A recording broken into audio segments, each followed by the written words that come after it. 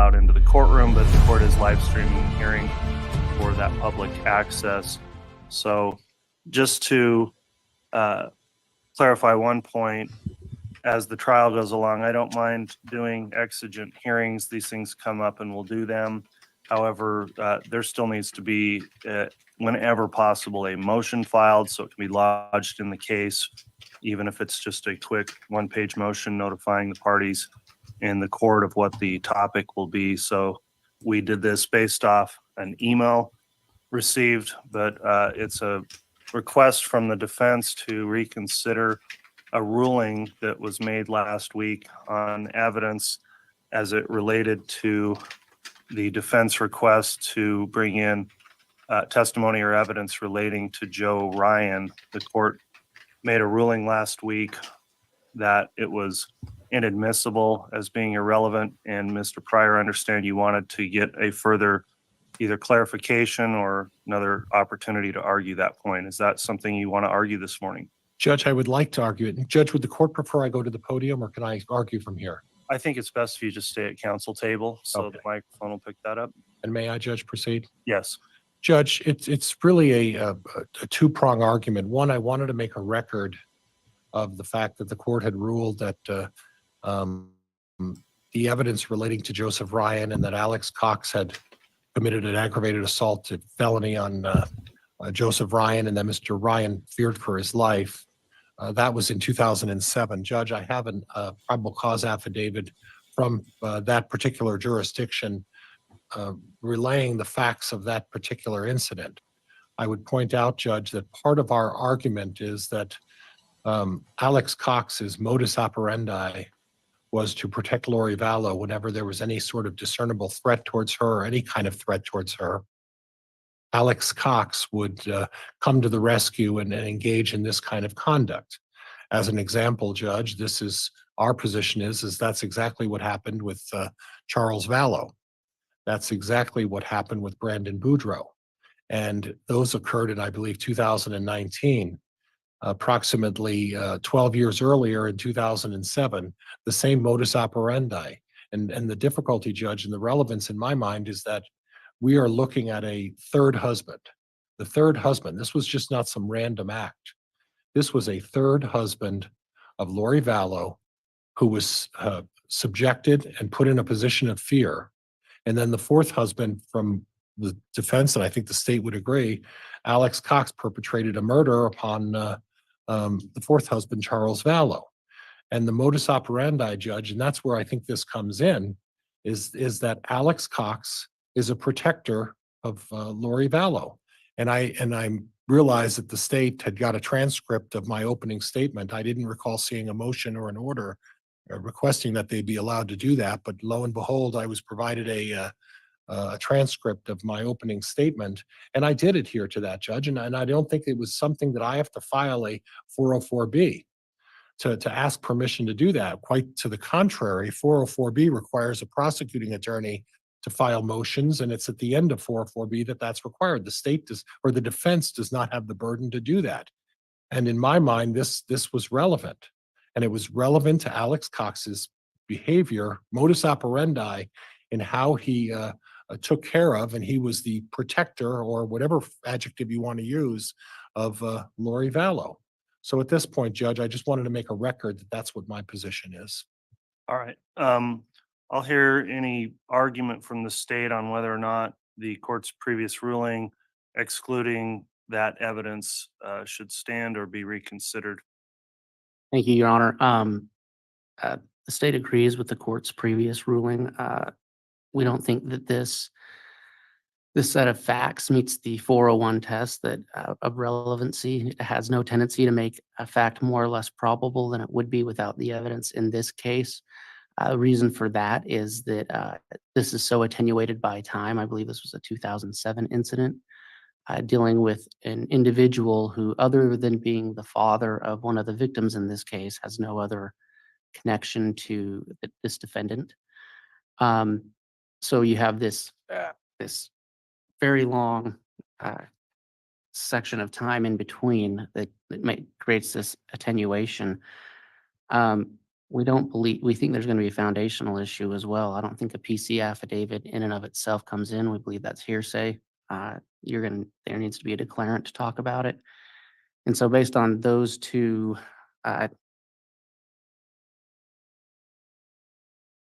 based on that, and on just,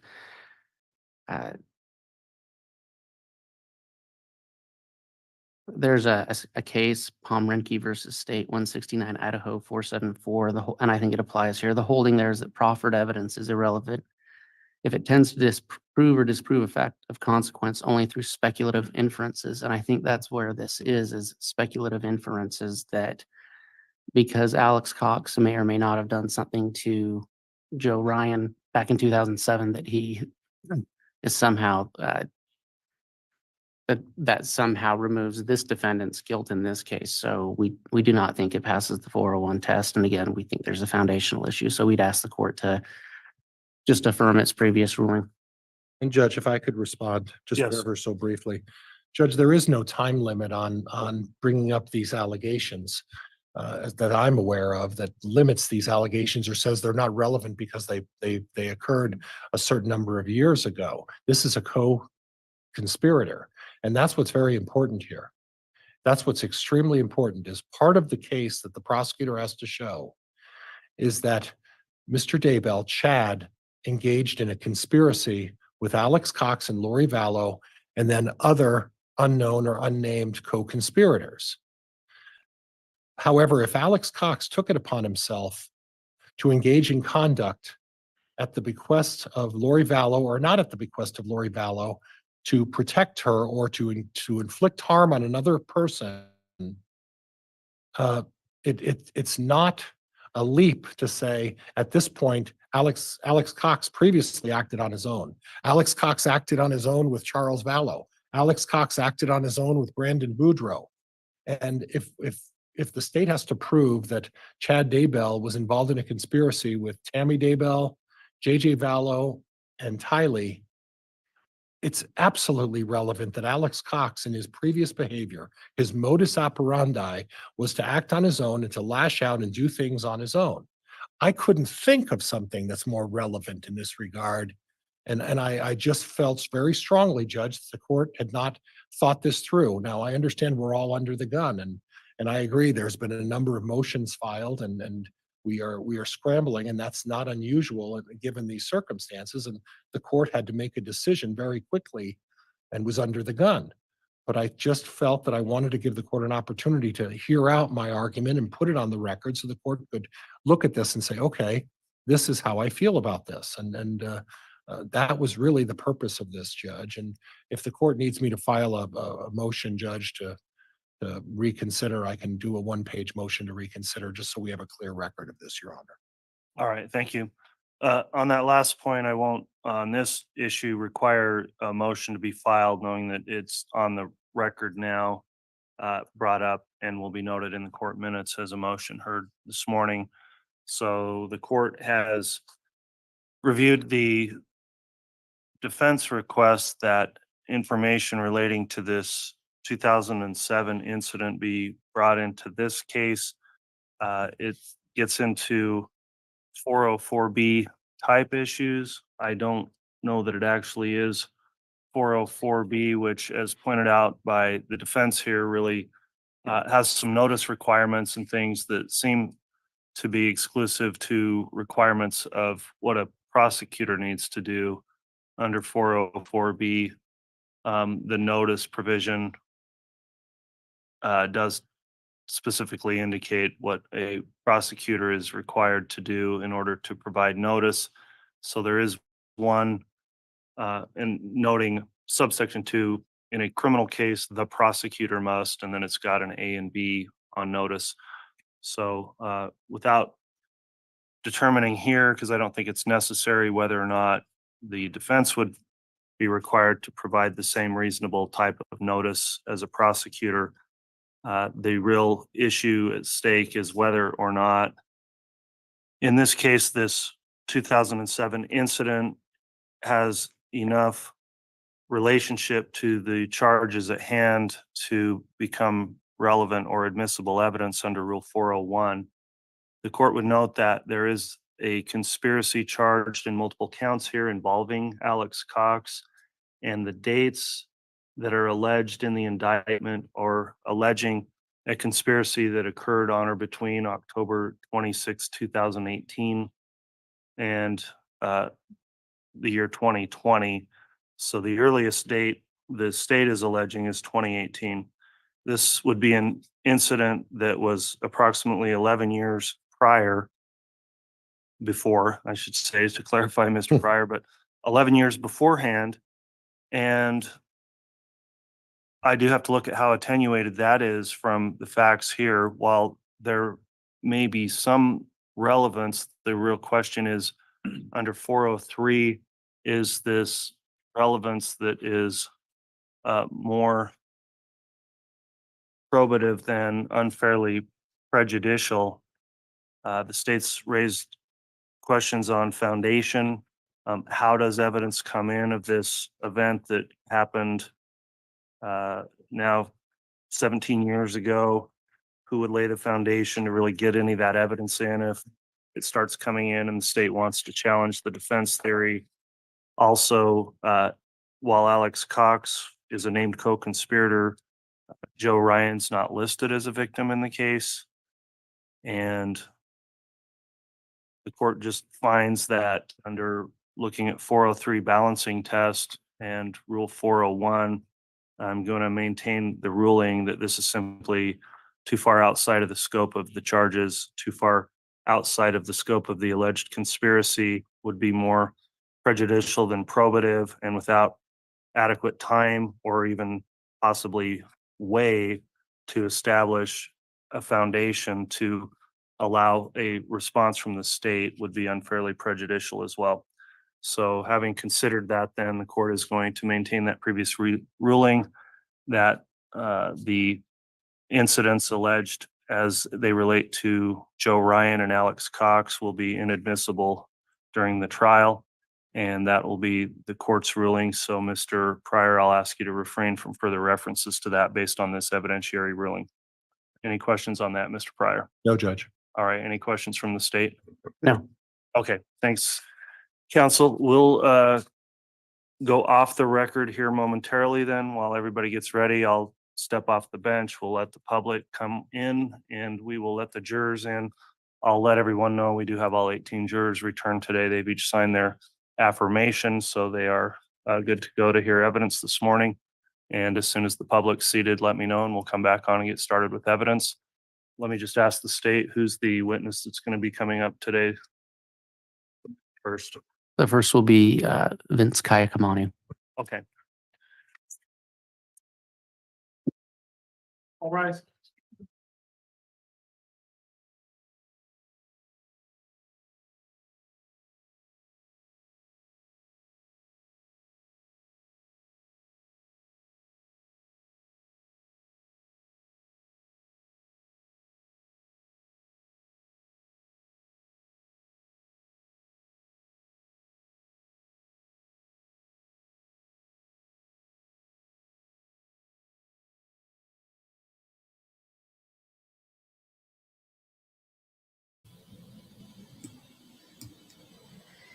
It looks like that caught me off guard. As soon as I logged in, I saw they were starting the hearing. Hopefully my mic is okay. I didn't even get a chance to check the mic or anything. As soon as I pulled it up, the judge went live because John Pryor wanted to get this motion settled before the jury came in and before they even sat the let people into the courtroom. The judge seemed a little annoyed to get the notice by email and not have a formal motion to address, and he kind of like dealt with that. But we had heard this before, John Ryan being a previous husband and the father of Tylee, who had been threatened by Alex Cox in the past. It had been documented that had been out in the Lori Vallow trial, and I think some of that was tossed there because he was not a victim of the case. It wasn't something they were looking into, and Alex Cox being deceased is actually referred to in regards to some of the acts that happened in the scenario with Lori Vallow and Chad Daybell. Like we heard in the first witness, Ray Hermosio's testimony, that even when he went to question Chad Daybell, Alex Cox was there. So the name is going to come up a lot. But his actual prior bad acts, are they actually, something that can come up in reference because of hearsay rules, and also because he's not there to defend himself and we don't have both sides of it. And this was actually ruled on already in the past. I do remember this coming up before in regards to Daybell. I don't know why John Pryor was bringing it again. And I think, actually smartly so, that it was to get it documented on the record for appeal purposes, because it seems like they just want to make it as if Chad didn't know anything about anything that was going on, that this was all just Alex Cox being the only one not here to defend himself. But we'll see how it goes. It is a good strategy to have it documented there for appeal. And in death penalty cases, appeal is something that is definitely going to happen. Hello, Crystal. Welcome. So, does everybody have your coffee and stuff ready? Once they bring the jury in, we'll be right back. They have the cam muted right now. I'll be able to pop right over back to the screen as soon as I hear any rustling in the background. Well, right now they have everything muted. Liam made note that they have actually changed. Let me just pull it up for a second. They have changed the format. We now see Chad Daybell in the defense in the corner. They are pretty prominent. As Liam had noted, it looks like the chair differences have been resolved, and Chad doesn't seem to be as towering over everything as he was last week. We also noticed that with the judge, we now have the judge and the witness in the bottom corner there, because the evidence screen has been focused on above. Okay, and then we have the larger table over there where the prosecution sits. And remember, there are 4 prosecutors sitting on this case currently: Lindsey Blake, Rob Wood, Ingrid Bailey, and Rocky Wilson. Both one is the special prosecutor that was hired, Ingrid Bailey. She replaces Rachel, who stepped down. And then there is Rocky Wilson's from Fremont County as an assistant there. We heard from Rob Wood is for the opening statements. And in many of the hearings, we have seen Lindsey Blake take the lead and speak on the motions. Well, hey, you know what? It looks like Chad is wearing a blue shirt instead of a white shirt today. Or is it just my eyes? Like, I can't really. It does look like it's a light blue. Morning, TK.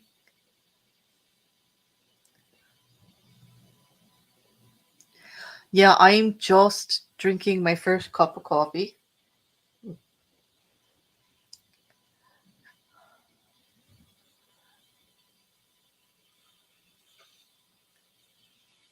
Oh, he's toned down the white a bit. Yeah, it's like a muted light blue, isn't it, Liam? I mean, it looks that way to me.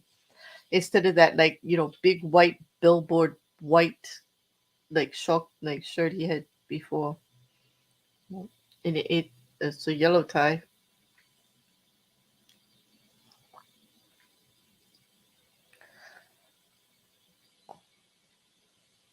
What? That brief little hearing thing is going to delay everything a little bit, because this judge likes everybody there.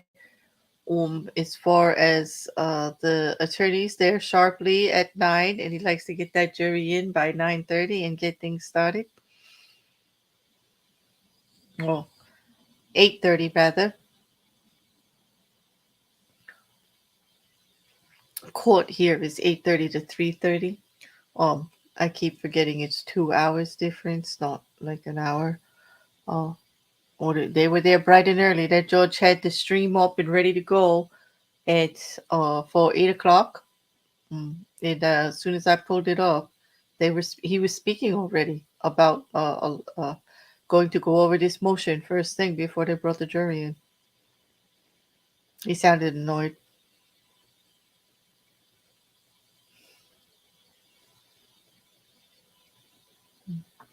So I hope everybody had a good weekend.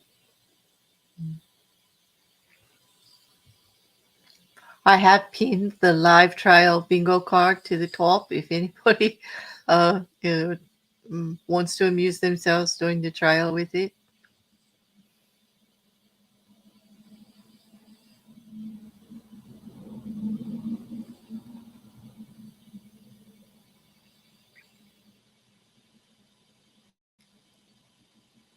Yeah, Liam, it's never going to be perfect. I mean, I don't like, yeah, but at least, you know what? It's encouraging to see that they're trying to improve as they go. Which is like, you know, it's interesting. Like there's somebody's paying attention, you know? So.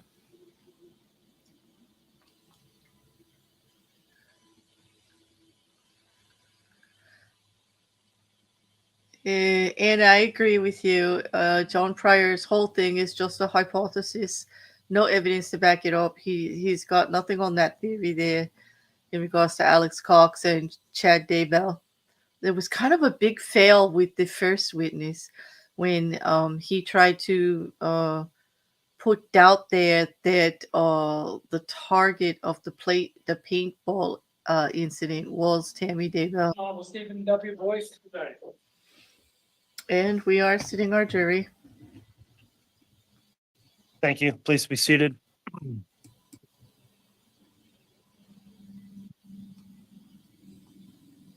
Good morning. We're on the record on case CR 22-21-1623, State of Idaho versus Chad Daybell. We're continuing with evidence today. The court would note I heard a motion argued this morning without the public in the courtroom, but that was an open hearing that was live streamed on an evidentiary issue. I understand at this time the state's ready to proceed with its case in chief and call a next witness. Is that correct? Yes, Your Honor. All right. I will note the state is here present as well as the defendant, and counsel for the defendant, Mr. Pryor. Is the defense ready to proceed with evidence? Very well. Please instruct the bailiffs then to have the jurors brought in.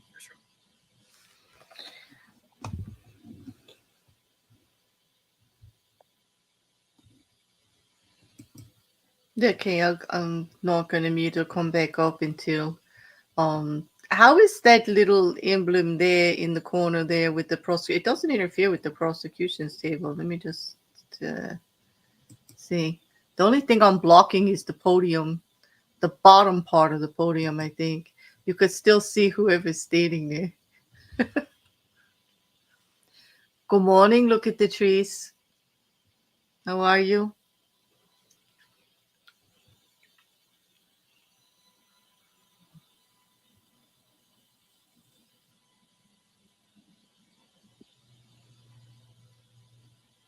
Are you on your lunch break?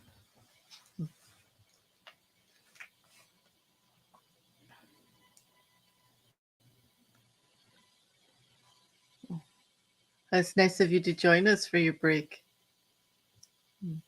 They're just getting started sitting the jury now. They had an evidentiary hearing about whether or not to lead this old incident with John Ryan in. Here comes the jury now, this time.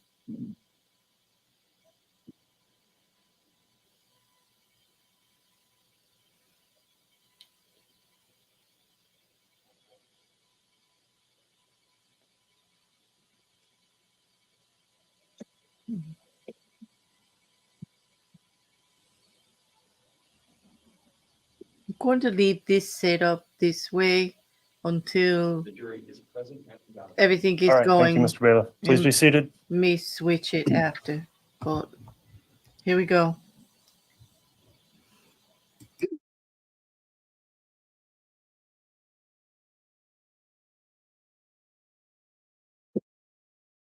All right. We are back on the record on case CR 22-21-1623. The jurors have all returned. The court has confirmed each of them also signed their declaration and acknowledgement that they followed the court's admonishment to not investigate or look into the case over the break. So thank you very much, each of you, for following that instruction during that long weekend break. The state is continuing with its case in chief and presenting evidence. I'll note the defendant and counsel are present, as well as the prosecution for the state.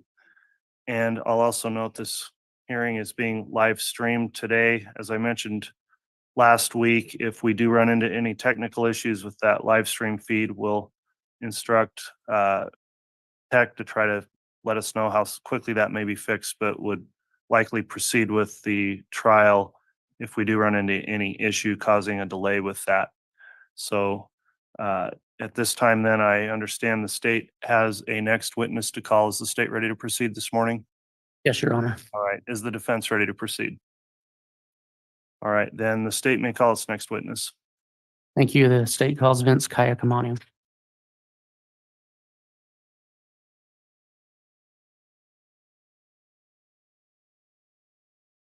We swear or affirm the testimony you're about to give will be the truth, whole truth, and the truth, so help you God.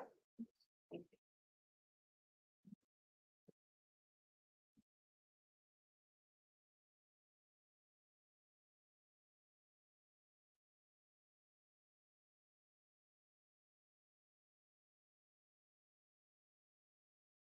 All right. Officer Kaaiakamanu, as you're answering questions, please make verbal responses for the record. Mr. Wood, you can inquire. Thank you. Can you state your name and spell your last name for the record? Vincent Kaaiakamanu. Last is Kaaiia. Officer, I'm sorry. Could you talk a little more loudly right into your mic? I think we're barely picking that up. Is that better? Is that loud enough? Is it quiet?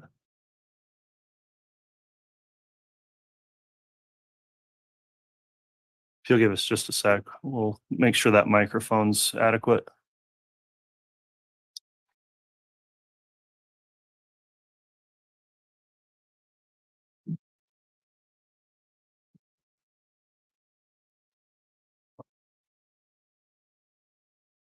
You want me to start spelling the last name, see if that picks up? I think the longer one will work better.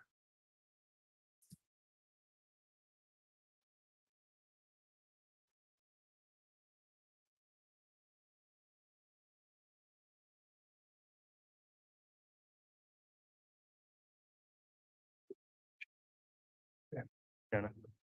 Gonna make a lot of noise. Can you shut it off for a second?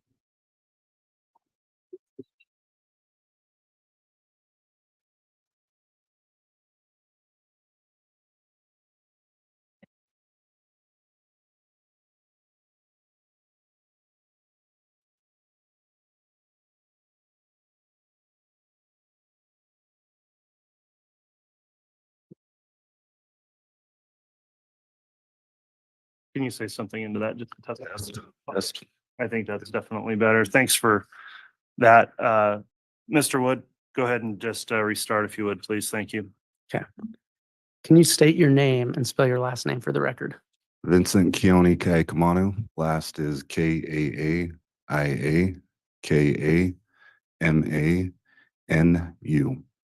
Thank you. What is your occupation? I am currently the Chief Deputy of Madison County Sheriff's Office.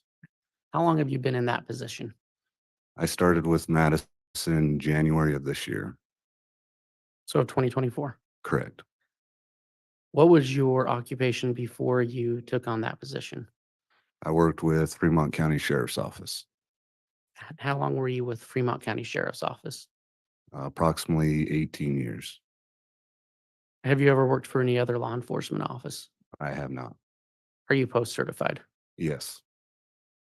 With the title Chief Deputy, is there a specific title we should refer to you as? Or That's fine. have you been involved in the investigation regarding Chad Daybell, Tammy Daybell, Tylee Ryan, and JJ Ballo? I have. In your current occupation as Chief Deputy of the Madison County Sheriff's Department, Is it part of your responsibilities to oversee the jail? Yes, So they report to you. the captain does, yes. As part of your responsibilities in overseeing the jail, do you have an understanding of the jail intelmate or the phone call system? Yes, I do. What is that system and how does it work?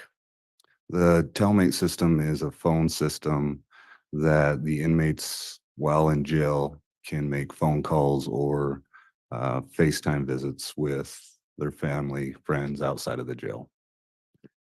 And how long have you overseen this at the Madison County Jail? Since I've been there January 2024, Right. Have you had experience with Telmate in other counties? I have. Did Fremont County use the Telmate system? Yes, And the Telmate system, does that include telephone and video visits? yes, it does. On video calls, is the camera always utilized? On video calls, the camera is utilized when the iPad is docked to the station. Once that iPad's removed from the docking station, the video camera shuts off and it goes into a phone call mode. How do you ensure that inmates don't make calls on behalf of other inmates? When someone's brought into the jail and booked in, they're given a specific PIN number that's to them. When they go to set that up through Telmate, they have to give their PIN number that they were given. They also take a face photo and they say their name approximately 3 times, so it's voice recorded. Whenever an inmate places a call or participates in the Telmate system, is any information recorded or stored regarding that call? Yes. What is recorded? The whole conversation, whether it's a FaceTime or a phone call, is all recorded from once it starts to when it ends. And is the outside party required to provide name and personal information? They can go on to what's called gettingoutofjail.com and put that information in. That allows them to put money on their books for phone calls or commissary. How do you access the information that is stored on the Telmate system? I've got a username and password. Is there any way for you to edit the information that is stored on Telmate? No, Are you aware of any other agency being able to edit it? no. Where are the phones and tablets located in the jail? In our jail system, we have what are called pods, and the pads and phones are located in the day room where all the inmates have access to that. The phone is connected to the wall, so if they're just doing a voice call, they need to stay out there.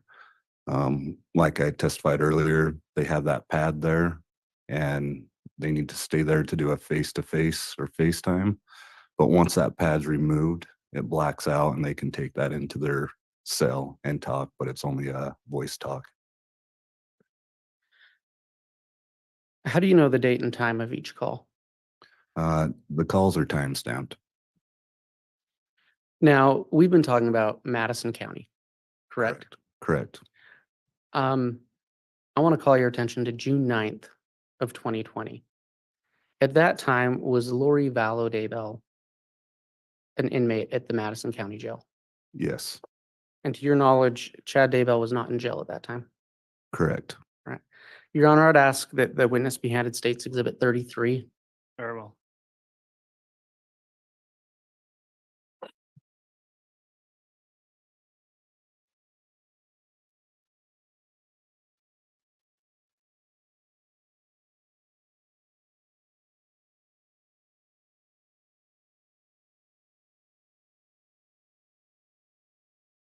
Detective, do you recognize State's Exhibit 33? Yes, What is it? this is the thumb drive with a call on it. All right. Do you know what day that call was made? The call on this thumb drive was made June 9th, 2020. All right. And who are the parties to that call? Lori Vallow Daybell and Chad Daybell. And have you reviewed the call on that thumb drive? Yes, Are your initials on that thumb drive? yes, Did you put your initials on that thumb drive after reviewing that call? yes, Is that call a true and accurate representation of what is stored on the Telmate system? yes, Your Honor, I'd ask that State's Exhibit 33 be entered into evidence. Any objection? All right, and just one more clarifying point. Is that the only file contained on that thumb drive, Mr. Wood? Yes, it is. Thank you. Exhibit 33 is admitted.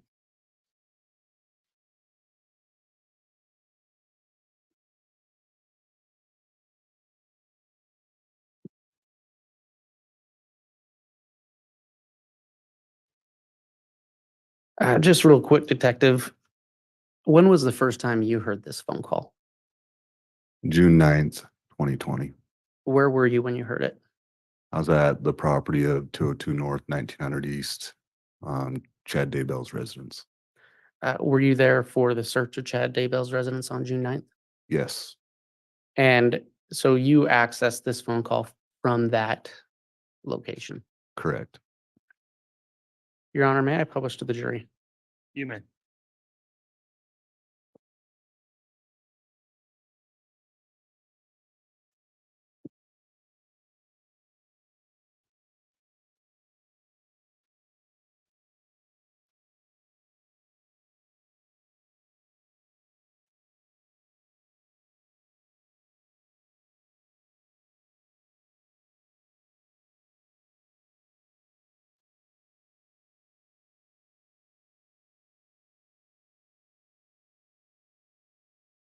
This is a call from and paid for by Lori. an inmate at Madison County Jail. This call is subject to recording and monitoring. If you don't wish to talk, hang up now. Thank you for using Telmate. Hi, babe. Hello. Are you okay? So they're searching the property. The house right now? Yeah. Yeah. I'm at MS.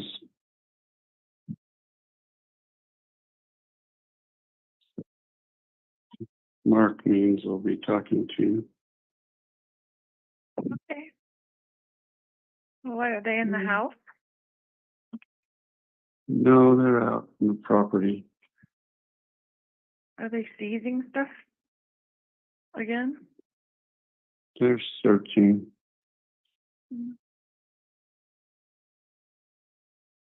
There's a search warrant, and so well, I just did MS with the kids. Okay. Yeah, I tried to set up a call. I'm glad you called. Yeah. And we'll see what transpires. Okay.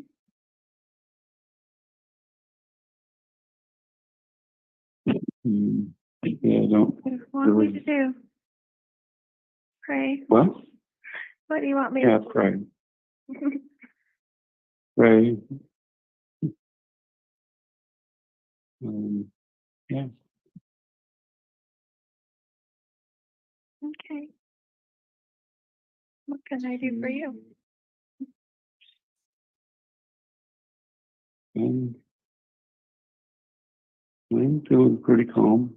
I would call Mark or Katie.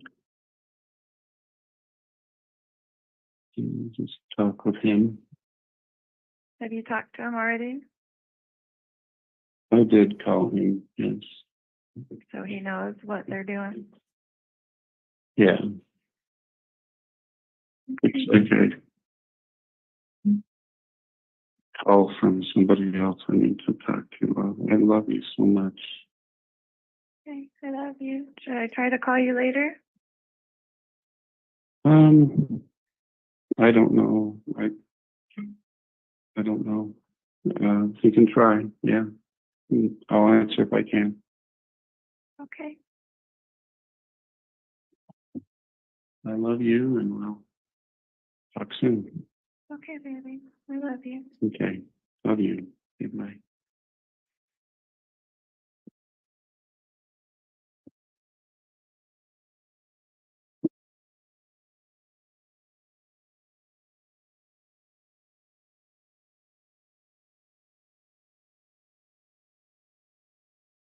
Detective, do you know approximately what time of day that phone call was made? Around 11 o'clock in the afternoon. Your Honor, the state will be recalling Detective Kaaiakamanu for other things, but at this time, we have no further questions. All right, Mr. Pryor, would you prefer to cross-examination or cross-examine at this time or save that for when he's recalled? Very well.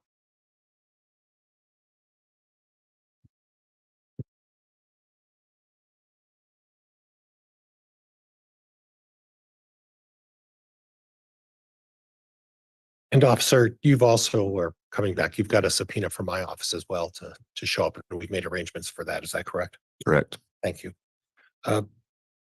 Officer, Prosecutor Wood asked you where you were on June 9th of 2020, Correct. and you were at the Daybell residence. Is that right? Yes. Any idea how many other officers were there at that time? I can't recall how many other officers and agencies were there. Was it more than 10? Yes. More than 15? Yes. Okay. So more than 30? Yes. Okay. So 30 police officers from various agencies, obviously. Right? Correct. Right. And at that point, I heard on the tape where Mr. Daybell mentioned that he was at Emma's. Now, do you know who he's talking about when he says Emma? His daughter. Okay. And in relation to the house, where does Emma live? At the time of this incident, Emma lived kitty corner, roughly from Mr. Daybell's home. That would be what, the southeast corner? The southwest. Southwest, excuse me, Yes. my southwest corner of the property. It Correct. was kitty corner, Yeah. relatively close to the Chad Daybell's house, right? Yes. Within walking distance. Yes. So he was over there and there were no restrictions on his movement. Is that right? Correct. And he could come and go as he pleases. At that time, yes. Right. And at that point, you overheard him talk about a Mark Means. On the phone call, yes. Right. Okay. And on the phone call, he said he was going to talk to somebody else. Correct. Okay. Did you ever learn who he was trying to talk to, that other person? I did not. Okay. Did you have an occasion to be present when Officer Wheeler and Officer Hope were recording the interaction with Mr. Daybell? I was not. Okay. Okay. And at that point, if Mr. Daybell were to be leaving at that time that this phone call took place, he would have the right to do that, and there was no restriction stopping him. Correct. And he could go if he wanted to meet somebody or meet up with somebody, he'd have that opportunity. Correct. Now, would you agree with me with 30 plus officers showing up at your house that would cause you a concern? The average citizen. To the average citizen, yes. In fact, you probably agree with me that you were were you a street officer at some point with Fremont County? Yes. Patrol officer? Yes. And when a police officer puts on his lights and gets behind you and pulls you over, that's an emotional or at least an unnerving experience as well, right? Yes. So you would suggest that when 30 plus police officers show up at your house and search, that would cause you to have some concern, right? I'd be nervous, yes. More than nervous, right? I'd be nervous. All right. Okay. Now, Lori Vallow made mention that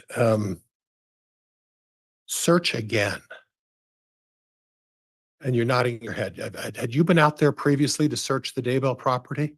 I have not been out there Are previous. you aware as the manager, and I don't want to use the incorrect term, you are the supervisor of this case. Would that be fair? Or is there a better term? Over the Fremont County. portion of it, yes. Okay. Are you aware as part of your investigation as to whether or not anybody else had been out in any of the law enforcement agencies on Mr. Daybell's property previous to that time? Yes, I was aware. All right. How many times are you aware that they've been out on his property prior to that time? Prior to that time, I believe they were out in January of 2020 doing a search of the house. Okay. Any other times? Not that I can recall right now. Did anybody from your agency ever go out to the Daybell property unannounced and search the property without a large group of officers? Unannounced? No. All right. How about announced and saying we're going to go out and just look around? With a search warrant, yes. Okay. And was that in the January occasion? Correct. There was no other occasion that officers went out there. Is that what you're telling me? I can't recall what other dates we were out there, Okay. but yes, But there were other dates that you were out there looking at the property. Is that fair? correct. Okay. A number of them? No, More than 5? no.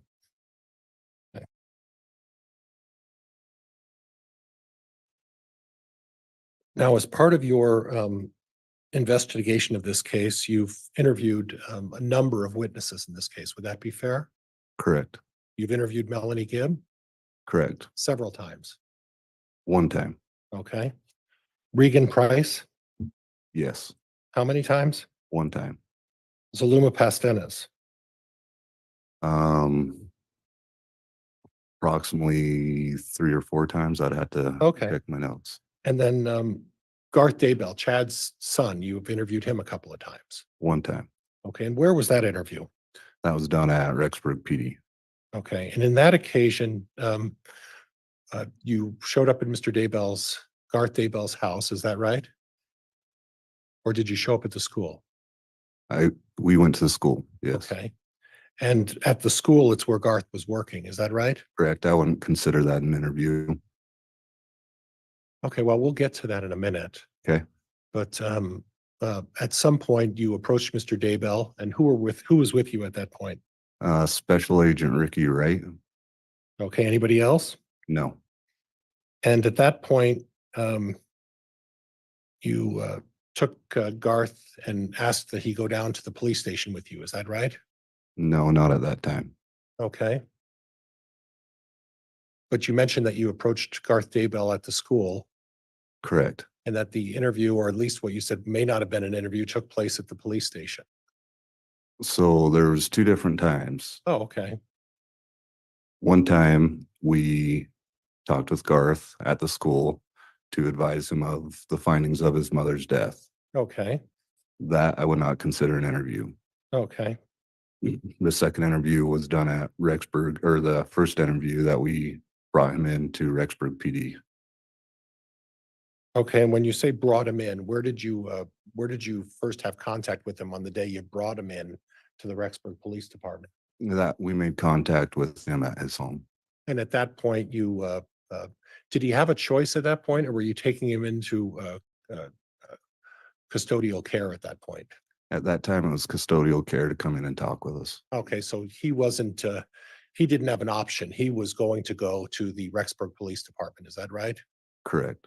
Okay, and then how long was he at the Rexburg Police Department on that particular day? I'd have to look. I want to say a couple hours.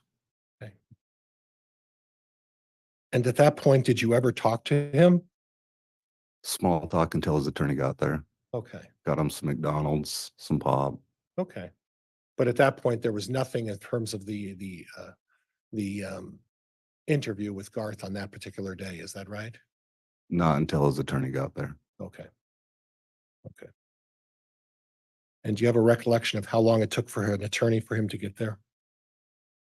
I don't off the top of my head. I'd have to look in my notes on that. Now, we're going to be revisiting that in a little while in terms of the audio or the videotapes of Chad on June 9th. Did you have an opportunity to review the audio and the videotapes of Chad and Emma on June 9th? I have not. Okay, so you don't have any information about those? I It do wasn't not. part of your investigation in this case? I do not. Okay, okay. Other than law enforcement on June 9th of 2020 and June 10th of 2020, other than law enforcement, was there anybody on the scene at the residence on either of those days who was not a law enforcement officer? We had the Fremont County coroner there, Okay, and a few cadaver dogs. okay, I believe that's it. okay. Nobody else. Not that I can recall at that time, no, And were you there the entire time or were you there just for a short period of time? the entire time. The entire time would have been from like 7 o'clock in the morning until when on the 9th? We finished up about 4 or 5 on the 9th. Okay. And the last part I want to cover, and we're going to revisit some stuff. I mean, we'll do this in pieces, obviously. When you were in there in January of what year again? I'm sorry. 2020. Okay. When you were there in January of 2020, you also brought cadaver dogs, right? Are you referring to the warrant that was done January 2020? Yes, that's what I'm referring to. I was not at that search warrant, so Okay. And I don't know why I thought you were. Do you have any knowledge as to whether or not they brought cadaver dogs that day? I can't recall if they did or didn't. Okay, Judge, that's all I have. Thank you, Your Honor. All right, thank you, Mr. Pryor. Mr. Wood, any redirect?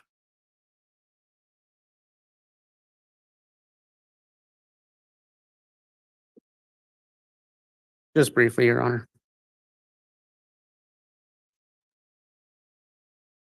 The defense spoke to you about nervousness. Correct. Correct. That's a normal reaction when you're pulled over by the police. Correct. Have you listened to multiple jail phone calls between Mr. Daybell and Lori when she was in custody? Yes. Was the tone of this phone call normal?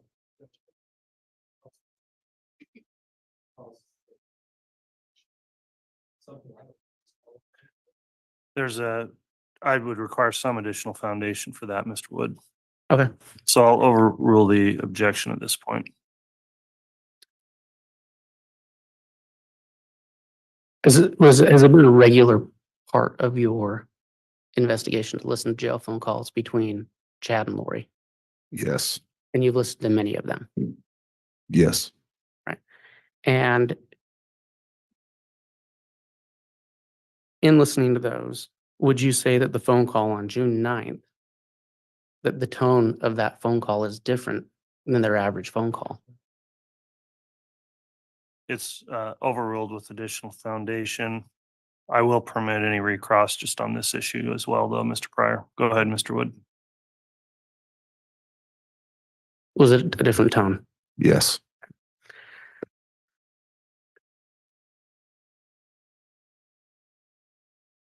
Were you present on Mr. Daybell's property when Mr. Daybell drove away? Yes. And do you know what was taking place around the time on Mr. Daybell's property when he drove away?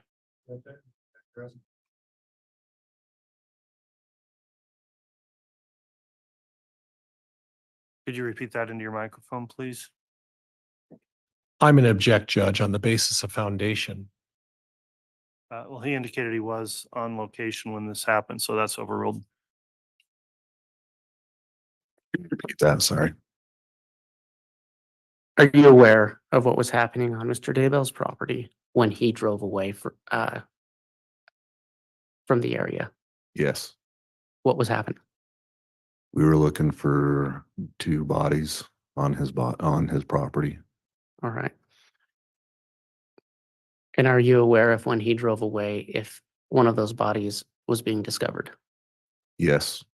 Who? JJ Val. Your Honor, I have no further questions. All right. If you'd like, Mr. Pryor, I'll allow recross.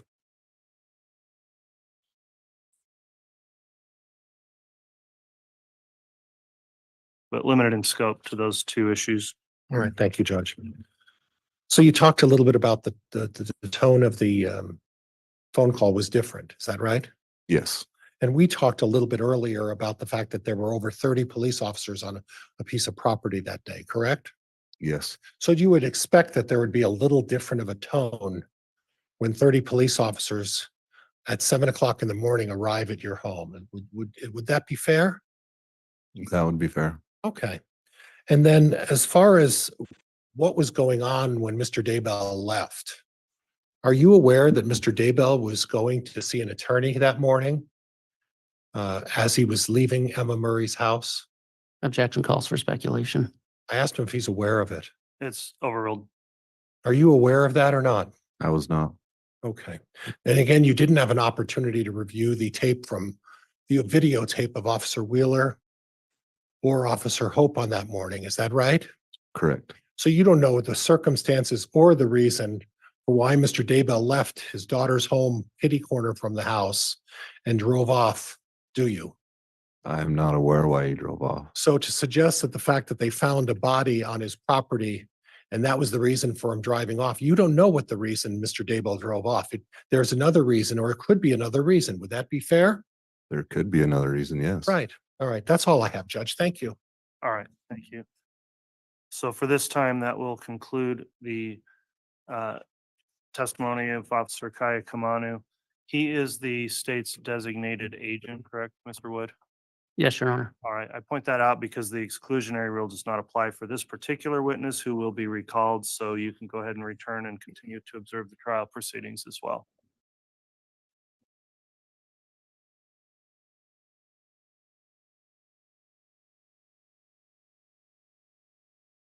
The state may call its next witness. We would call Detective Eric Wheeler, Your Honor.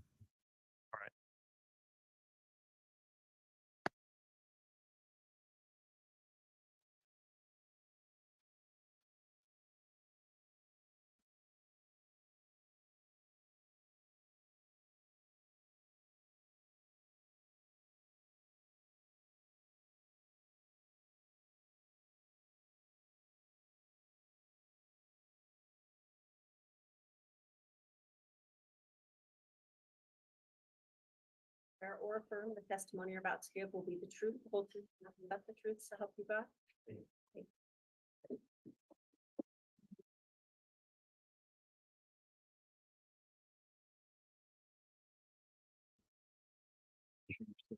Speaking clearly, please. You have a laser pointer right there if needed.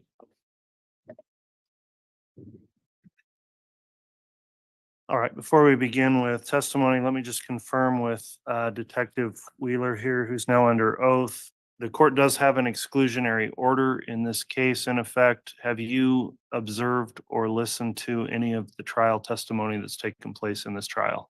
No. Okay, so you have followed that. You haven't discussed any of the testimony with anyone else or reviewed that with anyone from the state? No. Very well. Mr. Wixom, if you'd like to inquire on direct, you may. Thank you, Your Honor. Good morning, Detective Wheeler. Morning. Could you please state and spell your full name for the record? Detective Eric Wheeler, ERIC WHEELER. Thank you. And can you please explain to the jury, where do you work? The Rexburg Police Department. How long have you worked there? 18 years. And what's your current rank? Detective. And what was your rank prior to becoming detective? Patrol sergeant. And how long were you a patrol sergeant? Approximately 3 or 4 years. And how long have you been a detective now? 3 years. So prior to that, were you a patrol officer? Yes, sir. And just very briefly, for the jury's sake, will you please explain to them what's the basic post-training that law enforcement receives? So I've received my advanced and master certificate through Idaho Post, and so it's training that you have to go through, in service type training. You have to go through the Post Academy to get your basic certificate, and it entails everything from traffic, criminal code, search and seizure, laws of arrest techniques, firearms, those sort of things. Thank you. And I want to draw your attention almost 5 years ago, back to June 9th of 2020. Were you involved in any kind of search that occurred in Fremont County? Yes, I was. What search was that? It was the search warrant that we were asked to help with at the 202 North, 1900 East, Fremont County, Chad Daybell property. And what was the subject of the search? My role in the search was to maintain scene security, safety, traffic and crowd control while investigators conducted the search on the property. And just briefly help the jury understand more. Why do law enforcement need to maintain safety and security at a search scene? Anytime we're doing a search on anybody's property or home, there's a risk that's an inherent risk to the officers as they're conducting that search. And so whether that's agitated bystanders or the homeowners themselves. And so we just like to keep everybody safe by maintaining that control. And we'll come back to your role in that capacity, but I want to fast forward a bit. Ultimately, did you help find anything on the property as part of that search? Yes. What did you find? I found remains of Tylee and then I observed the remains of JJ. And very briefly, can you explain to the jury before we go back, describe where those remains were found for each of them relative to the property? Judge, I probably need a little bit more foundation. He was present at the scene. He just said he observed this on the same date. Overruled. So JJ was located by the pond area of the property, and Tylee was found near a fire pit just east of the property. And for the jury's sake, relative to the home on the property, where are the fire pit and where are the pond? So the fire pit's east of the residence, and the pond is northeast of the residence. Would that be in the front of the property, the back of the property, the To side? the rear of the property. So I'd like to come back now to your role in safety. So can you be specific with what you were assigned to do in that role as the search when you arrived? So when we arrived, I helped maintain traffic as they were in the process of closing the road down in front of the house because multiple vehicles were going to be showing up. So I helped maintain some traffic control at the beginning. And then I stood by as detectives went and served that warrant to the occupants inside the home. And then my role was to just stand by and observe the occupants and their coming and goings as they were free to move around as they wanted. And is that common in a search until something's found? Are the occupants allowed to remain on the property and sometimes move around? Yes. Prior to beginning your role on the search, did you have the opportunity to identify Chad Daybell? Yes. How did you do that? Prior to this, just through investigation, through tips that we were receiving, even in patrol, we were helping field multiple tips that would come into the agency as we were looking for the children. And so through that investigation, I'd seen multiple pictures and images of Chad Daybell. So is it fair to say that on June 9th that you were capable of identifying Mr. Daybell when you did? Yes. When you took your role, when's the first time that, let me withdraw that. Can you tell the jury what time of day, the best you can recall, that you arrived on scene to help with the search? We arrived to the residence, I believe I got there just after 7 a.m. on the 9th. And can you also let the jury know, were there other law enforcement agencies involved? Yes, there were multiple law enforcement agencies involved. Could you just briefly identify which agencies that were present? The ones that I knew were present at that time were the Rexburg Police Department, the Fremont County Sheriff's Office, and the FBI. Were there a large number of law enforcement present? Or a Yes. small number? Yes. So when you arrived, you were given this assignment. Please recall and then explain to the jury, when's the first time that you personally got eyes on Chad Daybell? So it was approximately 7:30 when I observed him leave the residence and walk over to his vehicle that was parked on the back driveway, the east side of his home. He got in the vehicle and then moved his vehicle over to the west driveway area and backed his car into that driveway on the west side of the house. And if I could have you explain to the jury, Detective Wheeler, when he moved the car to the west side driveway, can you explain to the jury what would his vantage point have been relative to the pond and the fire pit?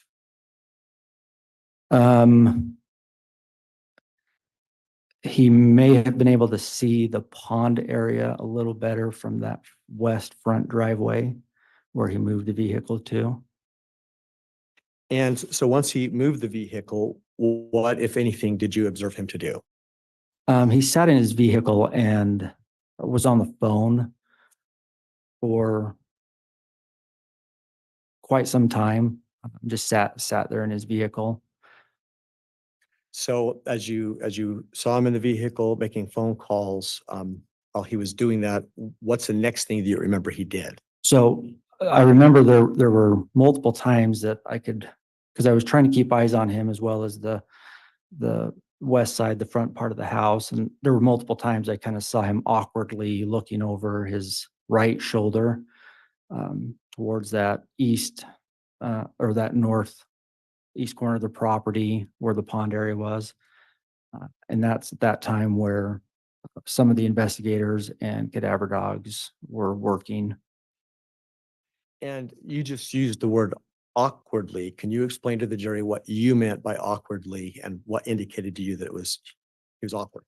The best way I can explain it is that for somebody to look over their right shoulder for, a long period of time. And the reason I use awkwardly is because there was one time that he did exit the vehicle and kind of walked towards the rear of his vehicle and looked in that direction. And that's when I figured that he was interested or suspicious of something going on in that area. And I had made note to one of the other officers that was close by of that behavior. And so when he got out and walked to the rear of the vehicle, based on your observation, would that have improved his vantage point back to the pond? Yes. What did he do next after he got out and walked to the rear of the vehicle? So he got out, walked to the rear, kind of passenger side a little farther on the passenger side of his vehicle, looked around for just briefly, and then got back in his vehicle. What did he do next?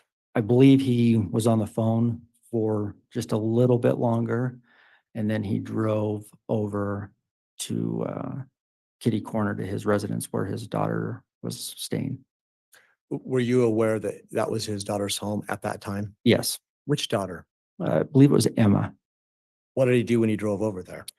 I know that he had a conversation briefly outside and then had eventually gone into the home. I assume, could you see him while he was inside the home? I couldn't see him while he was in the home, no. How long do you recall him being in the home? Approximately an hour and a half, maybe. Eventually, did you see him come out? Yes. What did he do when he left that home? I again was occasionally looking over to see if he was leaving or was needing anything and coming back to ask questions. And so I would look over there. And one of the times I did, I was talking to another detective and he came out of the home and appeared to be in a hurry. He went directly from the home to his car, had some items in his hand, and then left the property. And I remember at that time that there were assigned detectives responsible for following him if he went certain places and just kind of keeping an eye on him. And so Detective Schmidt was one of those detectives. And so I mentioned to him, hey, Chad's leaving. And about that time, other investigators that were in the back of the property came jogging over saying, hurry and go stop him.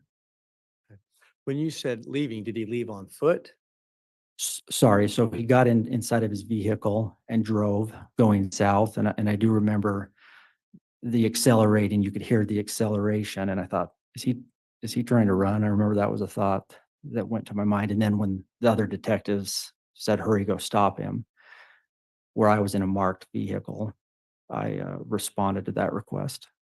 In your experience as a law enforcement officer, is it common for someone who is the subject of a search at a home when they believe something is going to be found or is being found? Judge, I'm going to object. This calls for speculation. It's training and experience, Your Honor. Judge, no, this is, Hold, Mr. Wixom, first of all, if there's an objection, let me think about it for a minute and respond before you start arguing against the objection. So please also for the court reporter, at this time, I am going to sustain that objection. So you went and stopped him. Can you describe to the jury, you said he was, in your opinion, going fast, is that right? Correct. How far away from the home approximately was he before he was stopped? It was right around the Fremont, Madison County line where he stopped. I couldn't give you an exact distance. Did you make any personal contact with him when he stopped? I did. And what did he say or do? So at the time, all I had was a request to stop him. I hadn't gathered any further information. The other detectives that had made that request were right behind me. And so I exited my vehicle and asked Chad to exit his vehicle and explained to him that that I had been asked to stop him and that the detectives were on their way to talk to him. At that particular point, did you notice any change in his demeanor at all?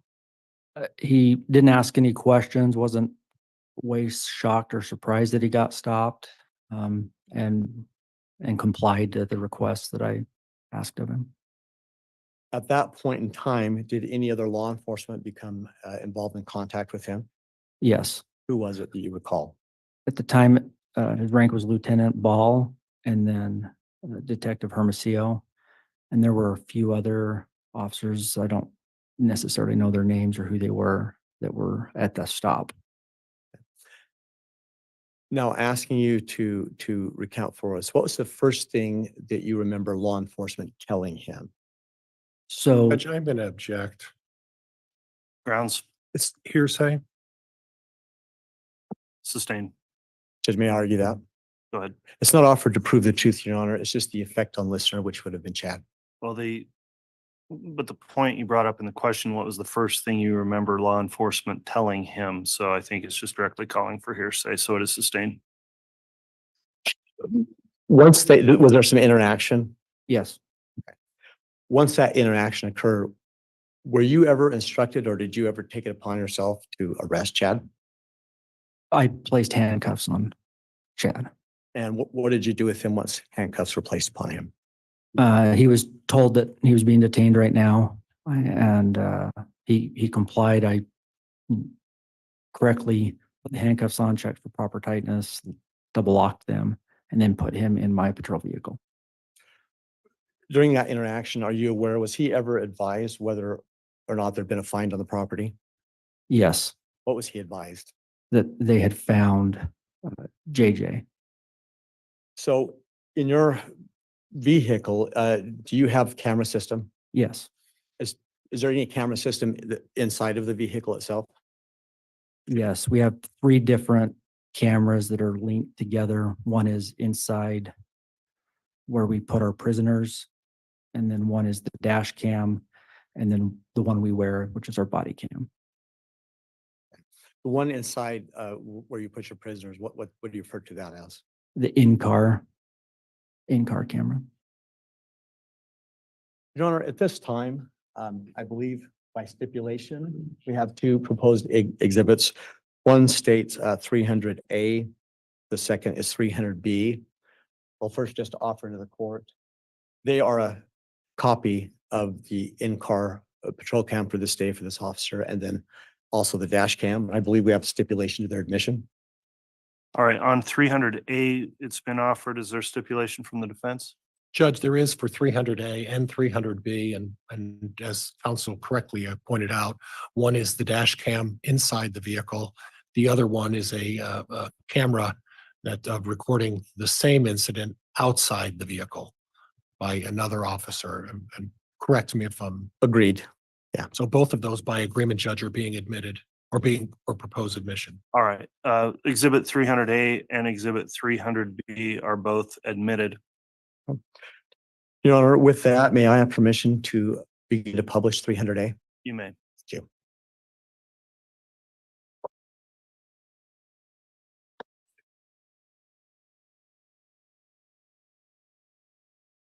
And Your Honor, while I'm preparing this, I would just further want to note for the record, we likewise have a stipulation. These videos are each an hour and 50 minutes. I only intend to play approximately 15 minutes. We have an agreement between counsel that the state can play what they wish to, and defense counsel can likewise play what they may wish to. All right, if you do that, Mr. Wixom, if there is some identifying marker on there, either a timestamp on the video itself, so we can identify in the record precisely what portions were played, then please do that when you publish. Will do, Your Honor. Thank you. Thank you. If I can have just a moment, please.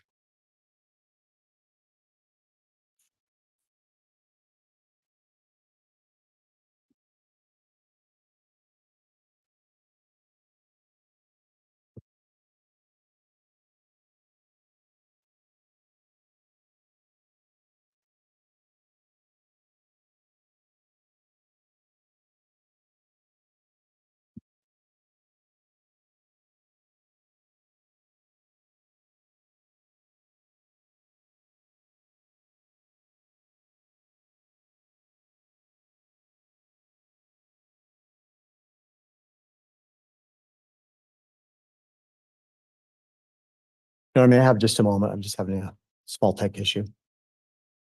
I'll be very quick. All right.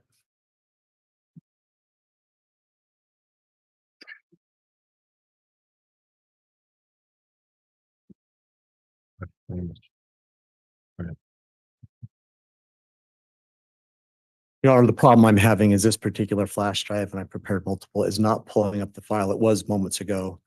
So if the court would like me to send this up, I have an alter original that I'd like to file, but it also is marked Exhibit 300A.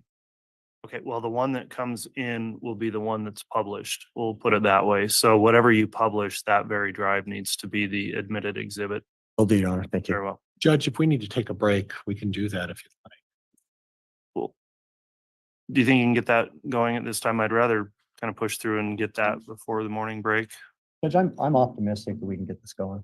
I just, Sure, we'll give you a minute here.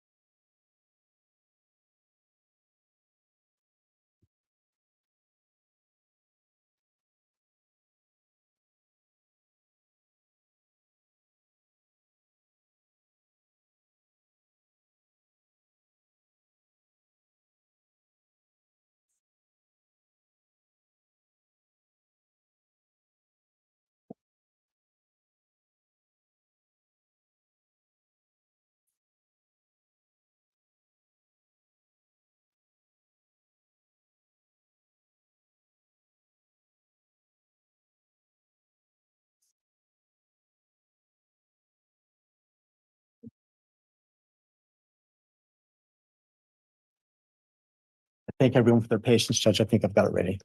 Okay.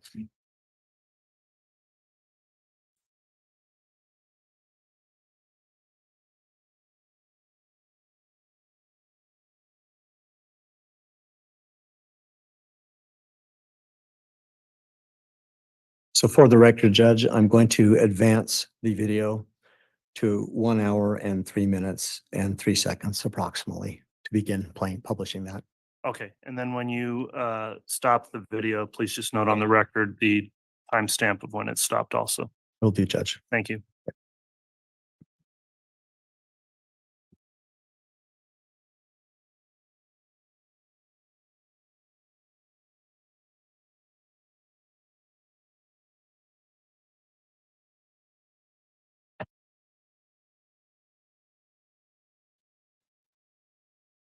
Before I play this, Detective Wheeler, you see on screen a video that's put in front of the jury.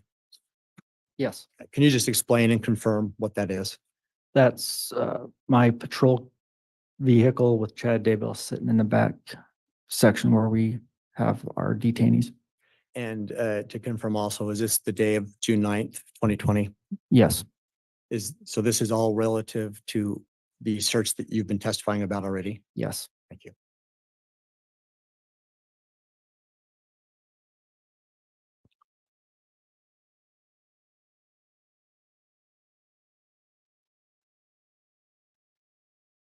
You understand why that happened? Yeah. So you just stay here with them? Okay.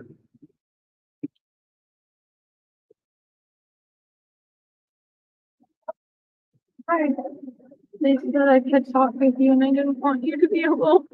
Judge, I'm going to stop at 1 minute, 1 hour, 3 minutes and 17 seconds and ask a question. Detective Wheeler, are you aware of who is the person that has just approached Mr. Daybell in the vehicle? His daughter, Emma. Thank you. I love you so much. I love you. Glad you came over. I thought they had taken you downtown already.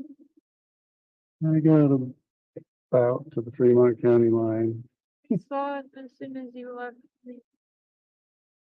Again, stopping at 1 hour, 3 minutes and 38 seconds. Detective Wheeler, can you just explain to the jury the positioning of your patrol vehicle relative to the Daybell property and vantage points that could be seen from where Mr. Daybell is sitting as he sits now? So we're parked on the south side of the residence. I believe the road is 200 north. So we're just south of the residence and facing west. And so if he were to look right outside of that open door, he would be looking at his house. And from his sitting position, would he have a vantage point to see the pond area on his property or the fire pit area on his property? From that position, he would just have to look over to his right shoulder and out that door, kind of towards the back of the vehicle. What would he be able to see if he did that? He'd be able to see the fire pit area for sure. And to be clear, whose remains were found in the fire pit? That was Tylee. I'm going to go ahead and play this continuously for a while, Your Honor. Chased you down and then they came back. Ron, Ron? just concerning the car, Huh? I know they, Yes. okay, What's that? just about the car. Oh, we'll take care of the car. We're gonna take it. Is she able and then to we'll- get it? Yeah, you can get that. We may have to go through the car, if you're arrested in it, Right. the things we gotta do, but then. She can have her bananas and her, I gave him First. food. We'll try to get a car before it's full. You can eat it.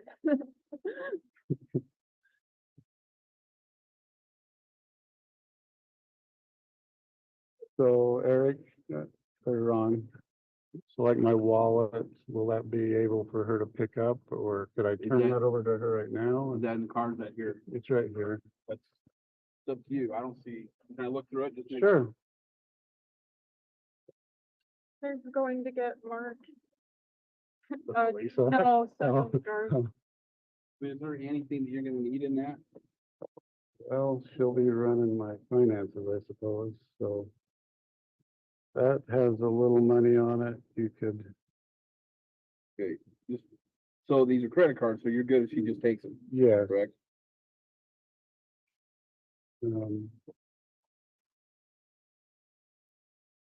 In the middle drawer on the left side in Mark's room, there's about $9,000 in 2 white envelopes. Okay. So get that.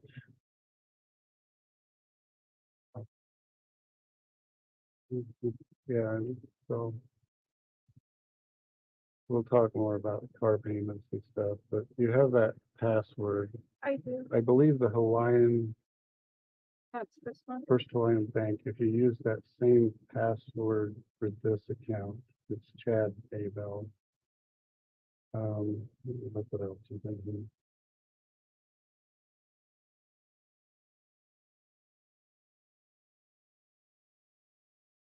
the producer there. This has nothing on it. It's like $6. That has to go away. So this, okay, in that same drawer, you can grab it, is a piece of this that would fit in here, and it's got the company card, company business card. And so just make sure you get that. And this is all in Mark's room. Yeah, I put that in there. There's like a pamphlet with a guy who's sitting in a car. It's for the Wells Fargo auto loan. That's the loan that they went on. Yeah, and so that we'll talk about. So this has, if you go to Telmate, this is the card that's used. Okay. And so all you really do, you could probably just sign in as Chad.Daybell or start your own. I have an account that I've been talking with Lori on. Okay. But you could use this To card, add money. yeah, and to her if needed. Okay. So, yeah, she'll need to still have commissary money. Usually puts 30 a week in there.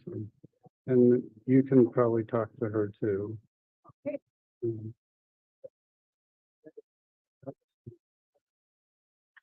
I'm sorry. I love you so much.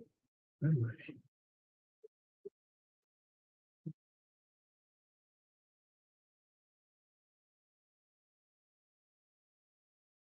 Cooperate with them as much as you feel. You know what I mean?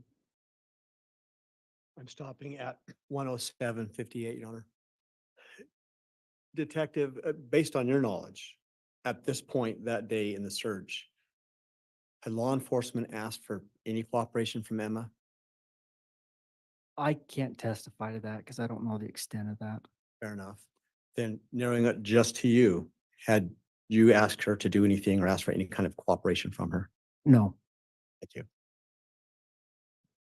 you. They've been kind to us today.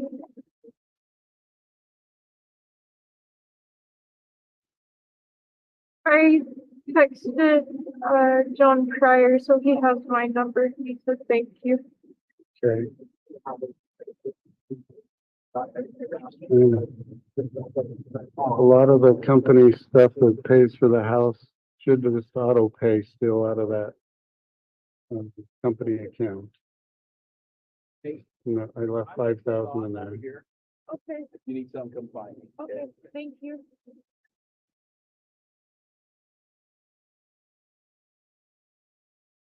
Any other questions you have?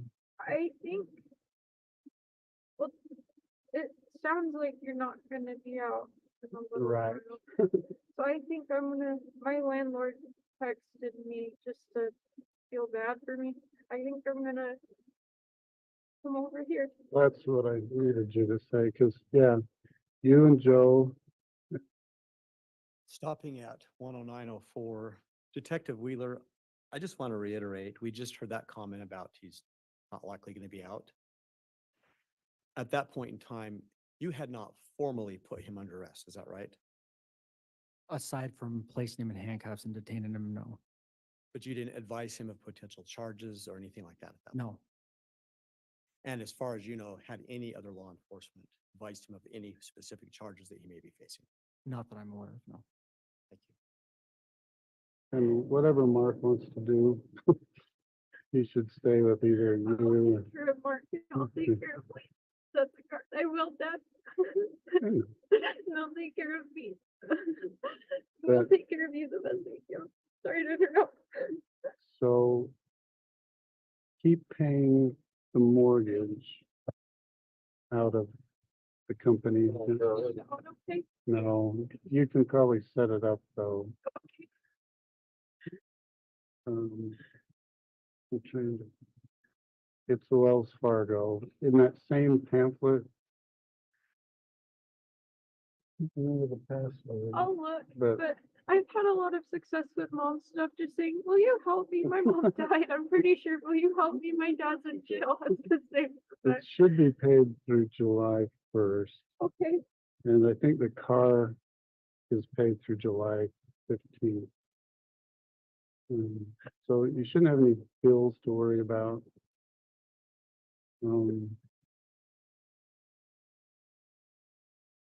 Yeah, I'm not coming back. So all that stuff that's in the baby room is Lori's and mine. The suitcases you'll see in the box. Just put it in the garage, I guess, after. store it, see what happens. You guys can, yeah, take that mattress from upstairs, I guess, do what you want, put the books back on the shelf. We're gonna make it through. I'm glad we could talk. I'm glad they let you come over. I started crying and Lieutenant Ball went, do you want to talk to him? And like, can I? He said, he's just over there. It's like, oh, that changes things. So you probably saw us out there. Yeah, I was watching. So,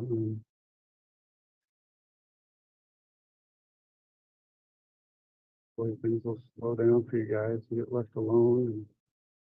But yeah, they'll let you move out of there. You just get over here. You know, get guard. Well, I It still feels better.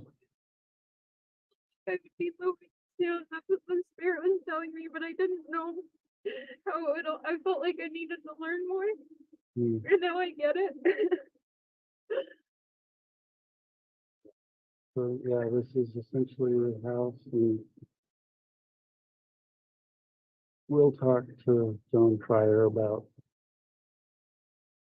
the financial arrangement, but you should be fine for a while. I think long enough to get on our feet. I have a lot in that account with the other attorney, so that will take care of me for a while. And maybe we just do a refinance on the house or a home equity loan.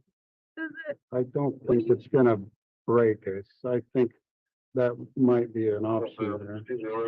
I might need to authorize putting you on the on the mortgage. account with you? And just probably leave Joe off it. Yeah. Yeah, keep me on it with you. And Do you have accounts like that when you're in jail? I don't know. I guess this is the part you get to, that there's someone else's accounts. Well, technically Spring Creek Book Company's office, so you can, we'll manage it that way and find a way.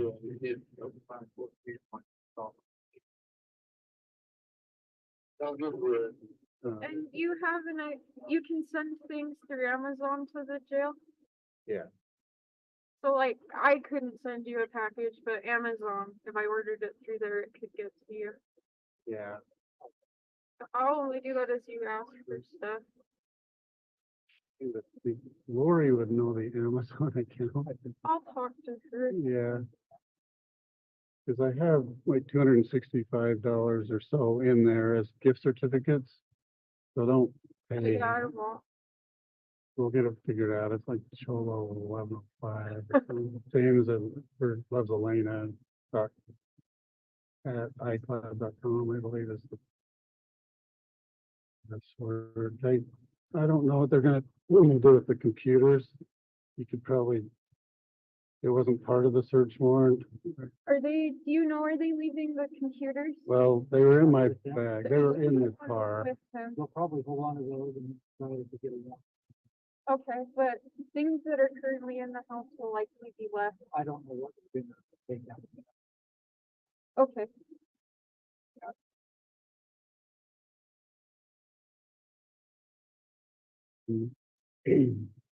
When we clear from here, whatever's in there. It'll be left, okay. I talked to them and told them the bedrooms and to not mess it up. And they didn't seem like they were gonna lumen all at all. Okay. But yeah, get Garth and Beth moved, and you guys come over here. It'll work out. It's all in the Lord's hands. Thank you so much. We'll talk. Use, You use always that have cellmate. I don't know if I'm Madison or Fremont. I think they're deciding that right now, but That's what it sounded like. Detective Ball wouldn't, or Lieutenant Ball wouldn't say because he didn't know.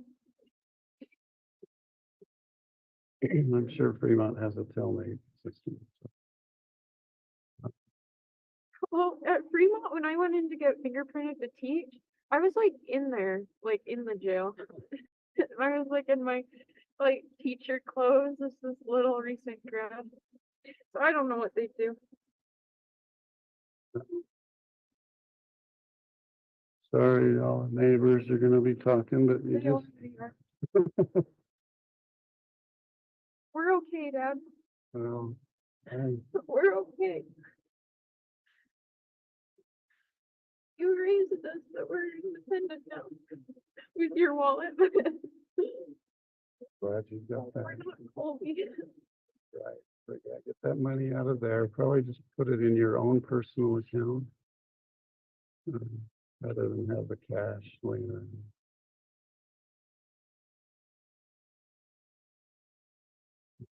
So you need some, I think they've been okay. Talking with her. I might not tell Joe about it either. about the money. Yeah, I have an account that's just in my name.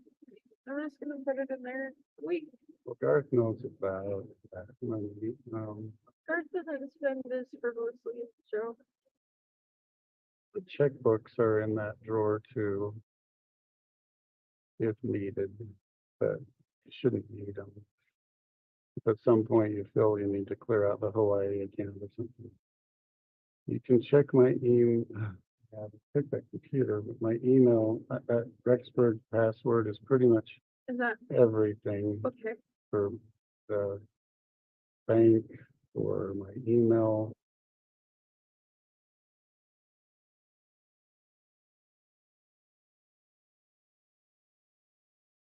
Cholo 1105, but I think I switched to all of those. Yeah, I talked to Lori just for like 2 minutes. So she's aware they were searching. Was she surprised? She seemed bothered or disturbed. I mean, yeah, but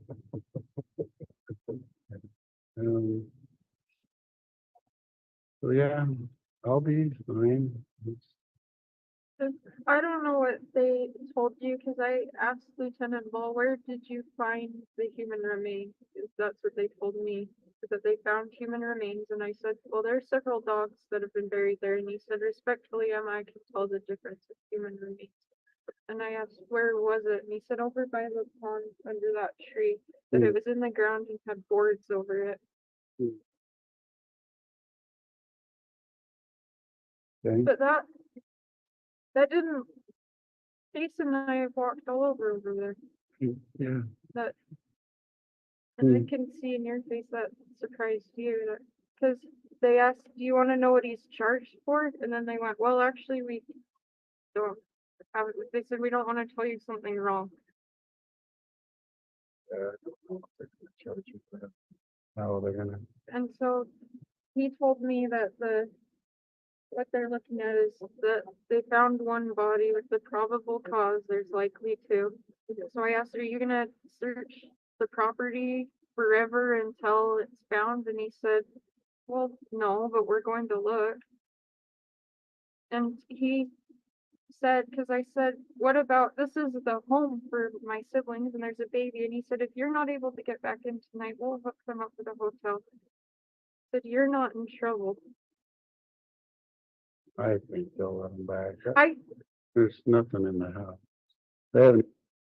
Stopping at 1 hour, 19 minutes and 17 seconds. Detective Wheeler, at that point, to the best that you can recall, was any of the search focused inside of the house? Not that I can recall. So the focus, as based on your memory, was all outside of the house. Correct.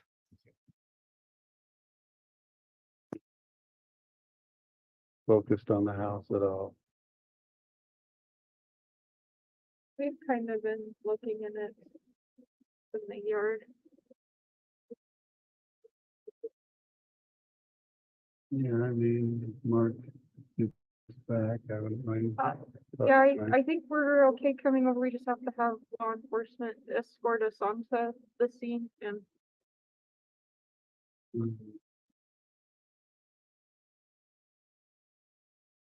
We'll make it through.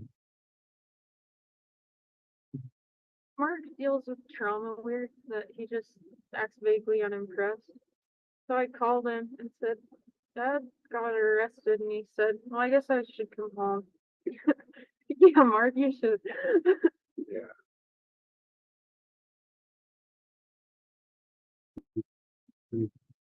Yeah, you don't need to go. Yeah. I don't want to. Joe is home. He's home and he has Chase. Garth and Seth went in Garth's car to pick up Mark. So if you can get Another that. couple seconds. Okay, okay. Um.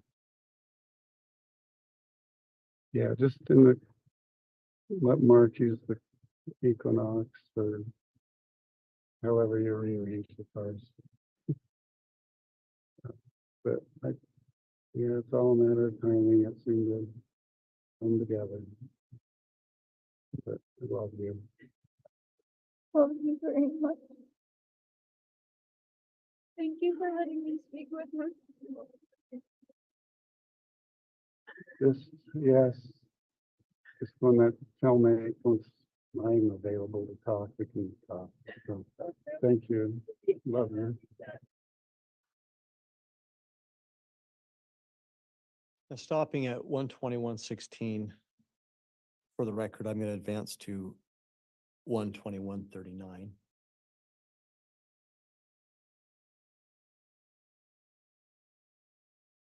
$121.36. Detective Wheeler, I just invite you to watch carefully what Chad does, and I'm going to stop and let you explain any significance to that.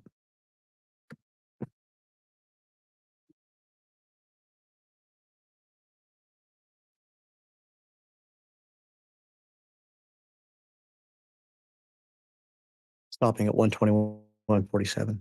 Detective, what direction is Mr. Daybell looking when he just turned his head and looked back? It appears to me he's looking over to the fire pit area. And that is in fact where Tylee's remains were found. Yes, And you were present when her remains were found, is that correct? I was. Can you just briefly describe what your observations were when you were involved in that process? So I had been tasked with helping carefully excavate around the remains. The odor was horrible. The decay had set in. We were trying to get pieces of flesh and bones as much as possible until we were able to get most of it out and laid out and packaged. Thank you. And to be clear for the jury, before you became involved in the actual search and helped find Tylee, what did you do with Chad in the back of your patrol car? So shortly after that, we were asked to transport him to the Fremont County Jail. So Detective Schmidt and I transported him to that facility. So then what did you do after you transported him back to the jail? I was asked to come back to the scene, and that's where I was informed that they'd also found an area where I'm going to object at this point. That's calls for hearsay. It sounds like there wasn't foundation for that, so I'll sustain that. So when you returned, what did you do specifically? I assisted in searching the area of the fire pit. And were you the lead investigator at that point? No. Was there a lead investigator? Yes. And were you following directions from whomever that was? Yes. As you recall, who was that person? It would have been either Lieutenant Ball or Detective Hermosillo, but I can't say for sure. There's no doubt you were a subordinate. Is that fair? No doubt.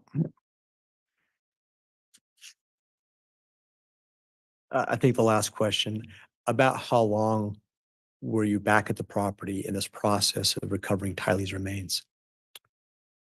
I had returned back to the property at approximately 1:30 or 2 in the afternoon after I dropped Chad off. And we were there the rest of that day and into the next day, the 10th. Approximately how many hours the rest of that day were you there? I had to estimate another 5 or 6. I also assisted in setting up light trailers and things for scene security overnight. Sorry, light trailers. Your Honor, at this time, I don't have any further questions. I might ask as a courtesy to counsel if he wants me to leave my laptop and the exhibit in case he wants to play from it. Judge, I can use my own laptop and I've marked as exhibit number 63 on my list, a copy of the outside video that Officer Wheeler was involved in. There's 2 videos that we stipulated to, just as a precaution, Judge, and it's not that I don't trust Mr. Wixom's technology, but I'd ask Mr. Wixom to stipulate to the admission of my exhibit number 63, which I'll make a representation is the exact audio video of the outside of the stop of Mr. Daybell. We do not object, Your Honor. We believe it will precisely mirror and should precisely mirror exhibit 300B from the state that you've already admitted. Let me be really clear on that then. So we've already admitted 2 exhibits. I really don't want a duplicate exhibit. And it sounds like 300B would be the same as 63. That's what I believe based on the representations of counsel, yes. All right, counsel, if there's a way to use the same single exhibit, I would prefer that to avoid any confusion in the record. Judge, for convenience, would Mr. Wixom permit me to use my video of 63 for demonstrative purposes with this witness? Counsel, why don't you work that out? I think what we'll do is take a mid-morning recess before you begin cross, Mr. Pryor. And if you'll talk just for a moment, we've already admitted 300B. And so again, I'm just hesitant to have a duplicate video showing the same thing. I guess I'm not, maybe I could be convinced, but I think it's best practice to have one exhibit for one video. Certainly. So if your file works in his computer, perhaps he can just use his computer with the admitted court exhibit 300B. It's fine with me, Your Honor. Okay, if you'll take a look at that on the break, let's go ahead and take our mid-morning recess. Let's try to reconvene again in 30 minutes. Your Honor, for the record, I wanted to turn in the exhibit that I just played because there was the issue with the other player, just so the court can keep track of what was just played. Okay, yeah, that'll be the one that will be the 300A. Thank you. All right, we'll be in recess. All right. So looks like we've got a 30-minute break. And I'll pull this over there. 30 minutes. Yeah, it's interesting. The audio is much better than it was. We've got better visuals also. So far, so good. Starting off the day with an evidentiary hearing first thing in the morning in regards to a prior incident with Joe Ryan and Alex Cox. And I'm starting to understand a little more John Pryor's style, which at first was so frustrating for me, but he's really just sowing seeds of doubt. Putting whatever challenges he can forward with the case as it goes forward. Especially with they made a point to say that Chad Daybell left the property as the bodies were being discovered, and that they went and got him and put him in the car. And he was like, well, he wasn't under arrest. Everybody was free to leave. Like, that's important distinction there that he was making. Like, nobody really knows what he was thinking. He could have been on the way to his attorney's office, or, if his property is being searched, he could just be on his way to a meeting. Nobody knows that he was trying to flee or anything like that. It's not like he wore a billboard that said so, or the vehicle was full of all of his belongings. I just, just made note of the subtle way, well, not so subtle way, the way he talks in circles with those long stories, making all these little scenarios for you to think about. John Pryor is actually putting little seeds of doubt everywhere he can on the evidence. Oh. Liam says he is looking out a window, so of course he will be looking at whatever is out there. You put the car facing the pit. I really don't know the relevance of where he is looking. I think what they're trying to infer, at least in my opinion, from the way they keep going back to it, is that he was acting nervous. If you remember, in the first detectives, in the first law enforcement officer's testimony, he also said that he left to make a phone call. He was outside. He kept looking at the pond area indoors, at the fire pit area. He looked nervous, that he was acting nervous. I think that is what prosecution is trying to get the jury to focus on, is that he had to crane, and it wasn't just a casual look out the window, Liam. He literally had to twist his body and to look out the window to see what they were doing. But then again, there is an active search going on this property. Of course, you want to see where they are and what they're doing. Anyone, whether they committed a crime or not, would be looking at what the officers are doing on their personal property to see what it is all about. So I get why, I get the comment is in regards to like, what's the big deal about it? Like, I get it. But I do also understand what the state is trying to infer, that he was nervous, that he knew the gig was up. And the reason they're playing this video, in my humble opinion, is to show that as soon as they put him in the car, he knew he wasn't getting out. He started to talk to his daughter in regards to where the money was and how to make arrangements and how to pay the bills and this, that, and the other thing, as if he was making plans or not getting out for quite some time. Like he knew what was about to happen. Yeah, I hear you, Liam. Like when the service guys are in the house, and yeah. Well, that does make sense. That he would be watching very carefully what they're doing on the property. But I did find, I guess it's just me, the whole conversation with his daughter. Even his daughter just assumed he wasn't coming home. Like he's not, like, this isn't like he's not in the police car just to talk to. Like they're going to be taking him with them. Now he did actually know that they found JJ's body at that time. So it is not really that far a leap. If you are the homeowner, you are married to the custodial parent of JJ Vallow, and JJ Vallow body has been found on your property. It's not that far of a leap to understand that you may be brought in for questioning at bare minimum, or actually be a lead suspect. I mean, I guess it's just common sense. Yeah. But it seems like the defense is leaning towards making it that he knew he would not be coming home.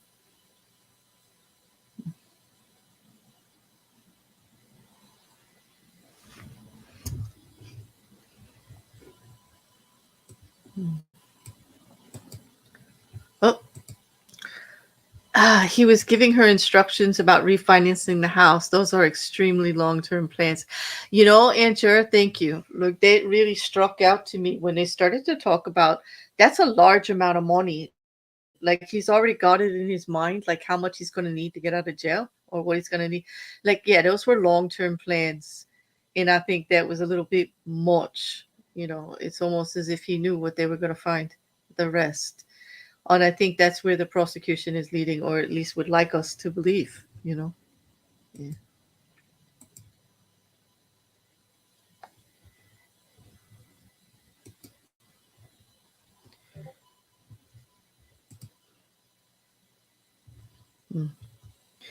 No, I totally, yeah.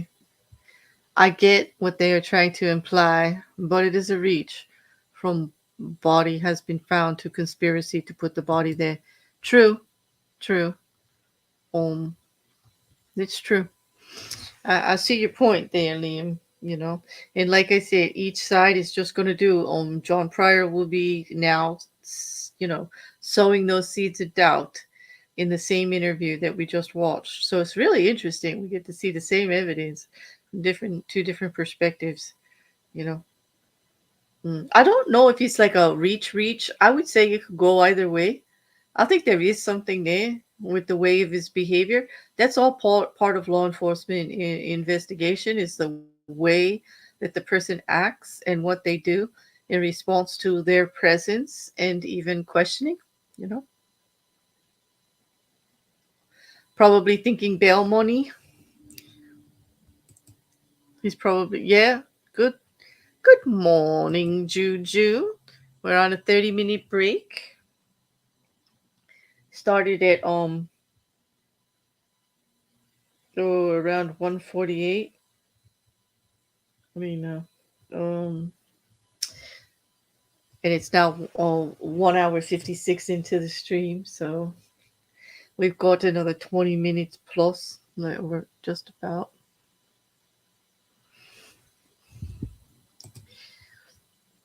I think even someone innocent would probably be nervous with so many cops searching for properly. Absolutely. John Pryor did good in saying how many officers were there. 30.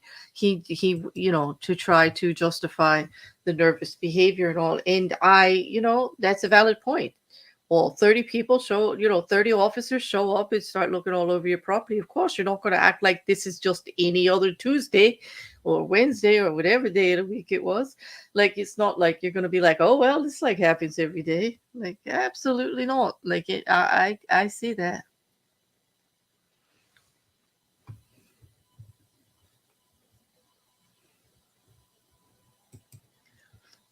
They need something stronger to clinch guilty than I felt it in my water. I get that, Liam.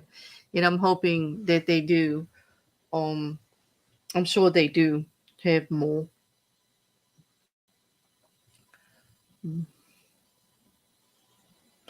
Well, remember, like they got Lori Vallow on 5 life sentences with the same evidence, although not this interview or everything with Chad Daybell, and it was found on Chad's property, not Lori, and she wasn't there.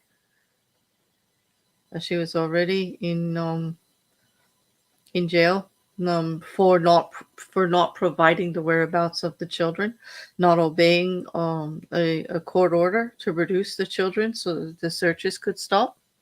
You know. My whole morning is a break. I just freaking woke up. I am behind for the day. Yes, oi. I hear you. Juju. Yeah, I did not get very much sleep. I'm looking forward to a nap after the stream, after the court today. You know, I'm normally sleeping like now, usually.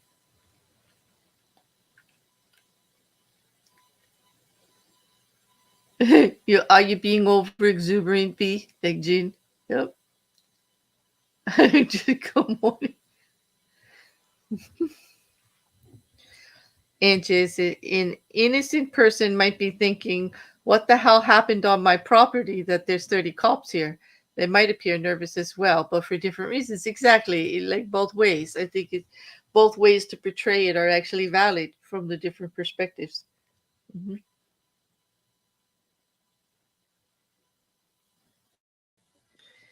Yep. Mm.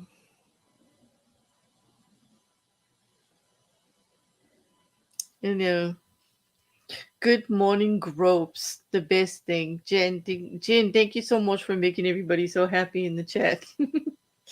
Yes, it is. I don't know. The audio has been much better. The video, the way they have the video lined up for actually to see the evidence screen. And now the witness is next to the judge. Now the witness is very, very tiny. I agree. But at least we get good, clear names, in spelling, and we know who's who. There's a much larger image of Chad Daybell at the time.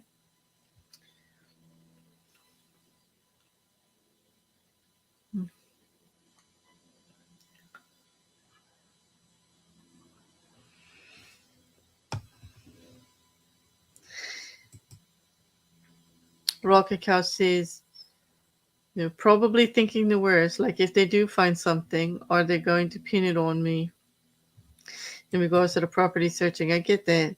Innocent of what, though? They are trying him for conspiracy before the fact. He could still be guilty of knowledge and collusion after the fact.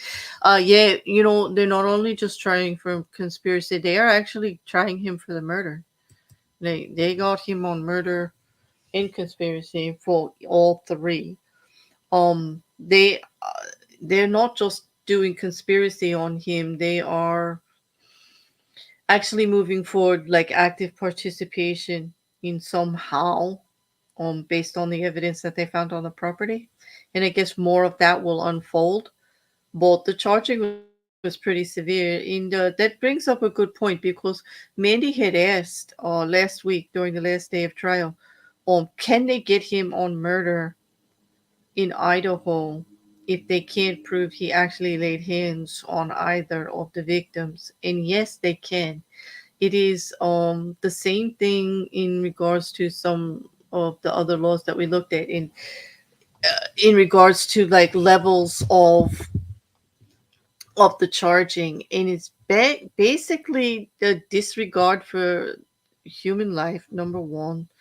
And I'm gonna pull up the actual, if I can get a hold of it, I'm gonna pull up the actual article while we're on break that I was looking at. I did a little bit of research in Idaho on it.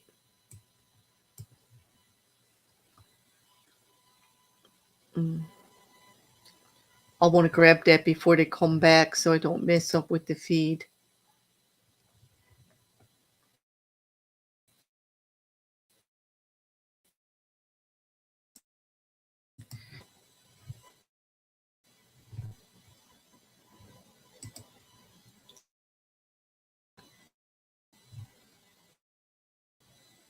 First degree murder, the felony, okay. And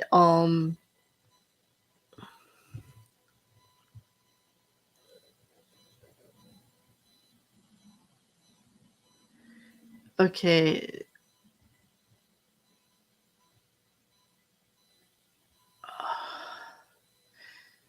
Okay, here's what it reads. On count 4 of the charging of Chad Daybell, it reads first degree murder, a felony, Idaho Code 18-4001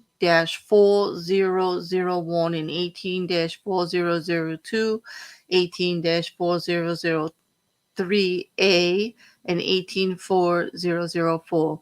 The defendants, Chad Guy Daybell and Lori Noreen Vallow, on or between the 22nd and 23rd day of September in 2019 in the county of Madison, state of Idaho, and as part of a common scheme or plan or continuing criminal transaction between Madison and Fremont counties in Idaho, was concerned in the commission of a first-degree murder and did aid and abet in its commission, or not being present, advised and encouraged its commission, or by command compelled another to commit the crime, and did so with malice aforethought, and did so willfully, deliberately, and with premeditation, which resulted in the death of a human being, to wit, did either kill JJ Vallow and or assist in the killing of JJ Vallow, and or did encourage in the killing of JJ Vallow, and or did commit another to kill JJ Vallow in violation of Idaho Code Section 18. Which means he that's all the long legal words on count 4. Now this one's on JJ Vallow. There's an exact same one worded the same way with Tylee's name inserted for all the same codes. Okay, but these counts are for the murder, and he does not have to lay hands. Someone else could have committed the murder, but with his assistance, albeit knowledge, or didn't stop it, and it's the same. It's the commission part, which I think Pryor is going after. Exactly. I had thought that also, Liam, but we're going, he did not actually contest any of that in the indictment itself, which would have been very early on in the charges. It wasn't done. However, let's see how that plays out, because that's a very valid point. Okay, commission does not necessarily mean to pay in like dollar amounts or anything like that. Commission is like, I think in the legal terms, means to set forward, to put forward, to get, to start the process.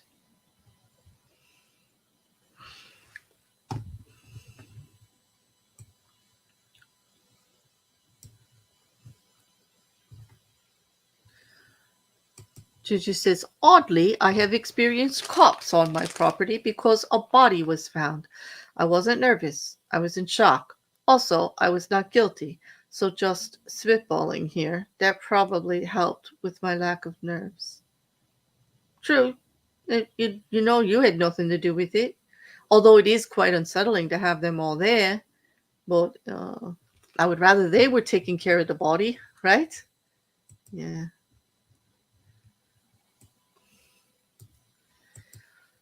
Now we know why there's been no further news on the raccoon with the broken nose. Ah, another body, huh, Liam? Okay, Juju. Everyone reacts in their own way. Honestly, I'd probably be the same. But that goes to show that having them there isn't a minor thing.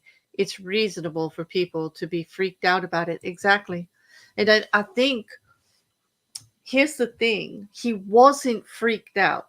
He was nervous, but he wasn't freaked out. And to me, and this is just what I'm gathering from what I'm seeing, he seemed rather calm, as if he knew what was coming, and he accepted it. Even when he spoke with Lori Vallow, he was calm. He's got a very calm demeanor about the whole thing, kind of laid back, kind of resolved to it. But he is checking to see what they are doing, and he is planning with his daughter on taking care of finances and everything when he's gone. That may just be pragmatic and reasonable. He just may think that way.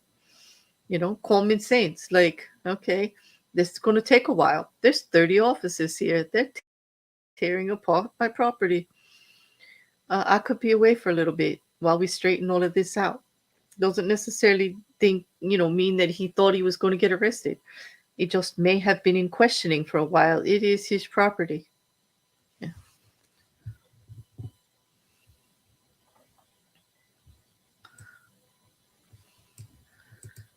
Also, Gigi says that, and an animal control officer moved in across the street. She parked her truck right out in front for all the critters to see. Oh, great. That's probably why we haven't seen that little raccoon. Yep. It's the commission part. I agree, Liam. And, I do think that that's what Pryor's going to focus on. I didn't even realize I was being questioned until later. I basically sat in a stupor. Frankly, I was so relieved that they were there. It was freaky, more than freaky. You know what? I can understand that. It must be quite unsettling to have something like that found on your property. Mm-hmm.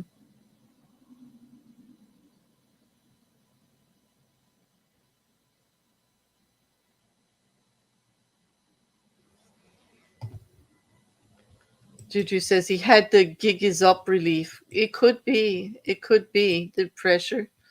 I wonder if they're laying this all out to show cause to investigate him further.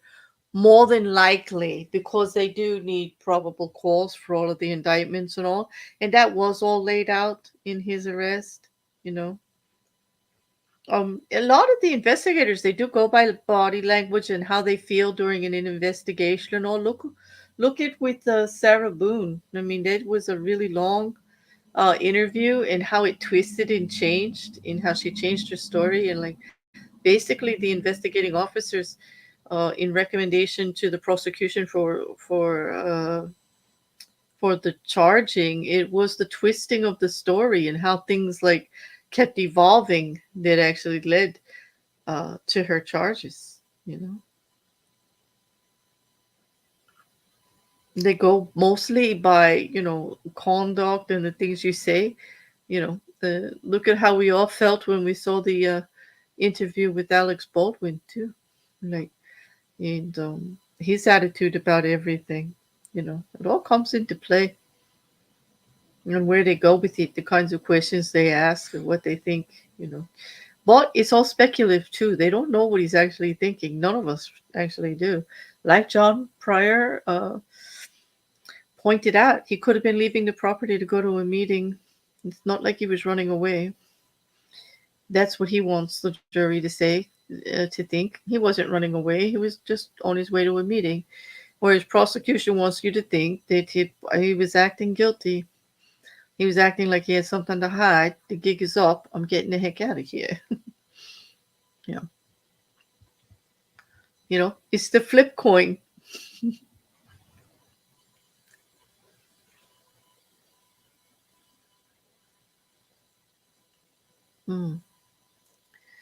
That had to be, Juju, I'm thinking about that now. That had to be quite the experience, I'm hoping you're going to continue the story and tell me they found the body and they do believe it died of natural causes and there was nothing wrong. Like, how did you end up with a body buried on your property, Juju? I guess I should have asked you what kind of body. Was this human or animal or what? Like, is there a story here?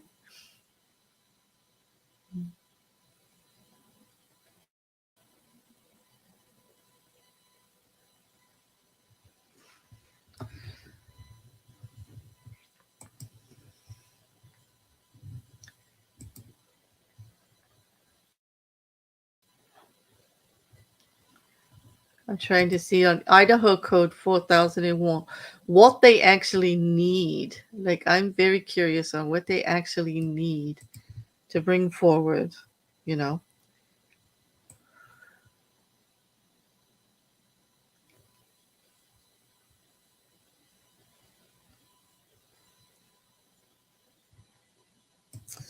Let's see. Liam might have something else for you to read from, actually, this is from Idaho's crimes or punishments from Title 18, if you're interested. Well, that's right from the website. Most of the charging clauses and everything in there, in order to convict him of murder along with conspiracy, they have to prove malice. Okay. Expressed and implied malice. Such malice may be expressed or implies. It is expressed when there is a deliberate intention unlawfully to take away the life of a fellow creature. It is implied when no considerable provocation appears, or when the circumstances attending the killing show an abandoned and malignant heart.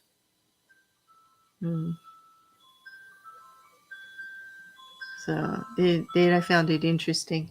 But this all came from a question that Mandy had brought up in the chat, or I believe on Thursday, or was it Wednesday or Thursday? And so I did some digging, and that is what I found. So I could share it with you guys and talk about it. And I like to do that. Like, if you guys have other questions in regards to, like, I'm not a lawyer, but a lot of this information is available. And of course, it's not the same as if a lawyer giving their opinion on it. But I'm not giving opinion on it. I'm just showing you the information and where I found it. And it's right from Idaho. It is in regards to the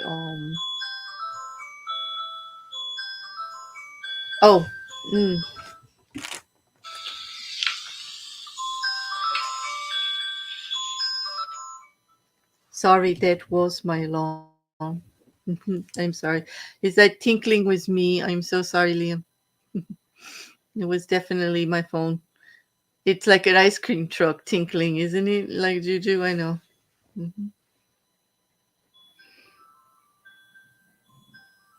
Yeah. Do you have the same alarm? It's like it's soft, right? It's not too annoying. Yeah. Oh, I like Green Sleeves, Liam. That's one of my favorite classics, actually. You know. Oh, there's more to the story, Juju, huh? It was not buried. Someone did die naturally. They searched the whole property, though, because no one was home when the person died. Oh, I see.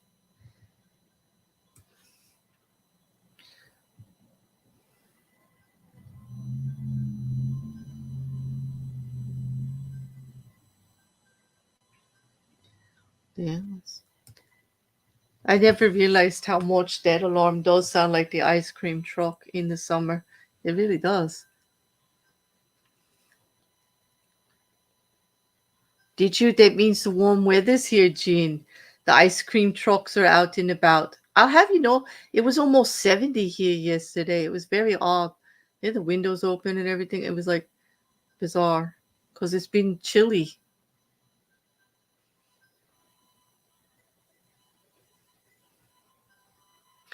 March of the Day theme. I'm not recalling that one. You know, Green Sleeves. I know, like the back of my hands. I like that one a lot.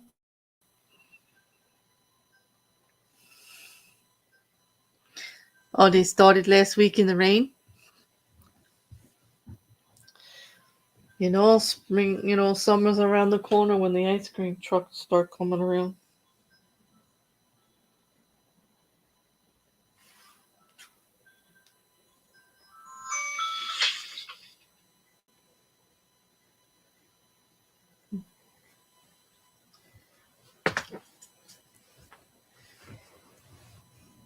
It's 83 there today. Sue, wow. That's warm already.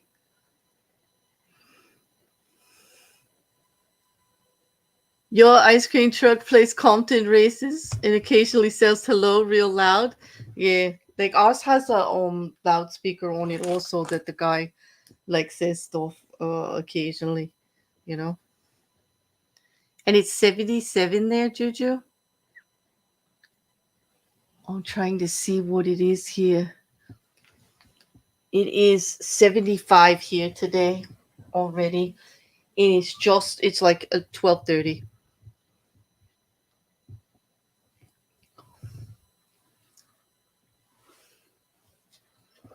They should be coming back any minute.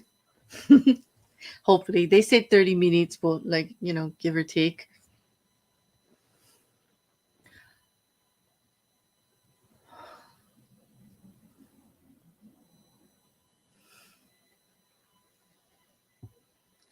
Oh, I see. That's it's a UK program covering the football games on the weekend and plays a complete Oh, I see. It's a complete okay, so that's probably why I'm not familiar with it, you know.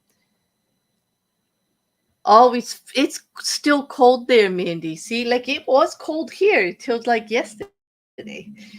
You know, I mean, just the other day it was 40. I was freezing. I don't like when it goes like cold and then warm and then cold. It's just not good for you, you know.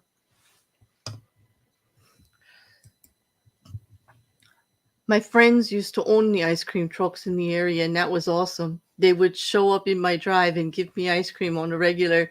Let's start an ice cream truck business. It's not a bad idea. I mean, I can't imagine not being happy giving people ice cream treats. You know, I love ice cream. Mm. Mm.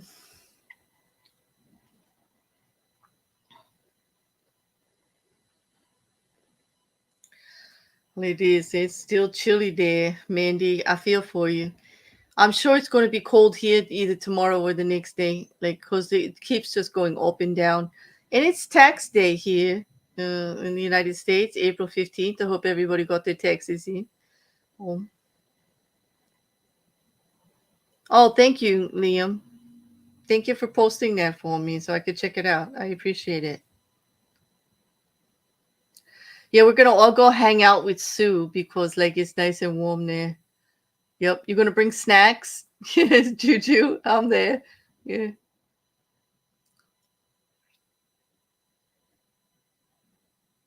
I know, Shelf. Being in Canada, I couldn't even imagine that it's warmer than where Mandy is, but I guess it's just the oddness of the spring, you know.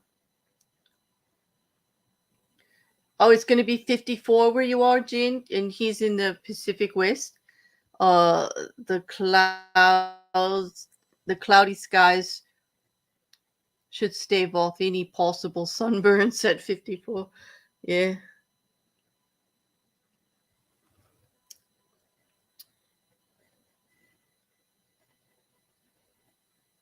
Exactly, Mandy. Like, Sue, get the rooms ready, you know. And she's even, yeah, Mandy's like taking the 6 a.m. pool time slot. Like, okay. I tell you, like we all gonna want to go hang out at Sue's. Yep. Exactly. So you're gonna have a house full.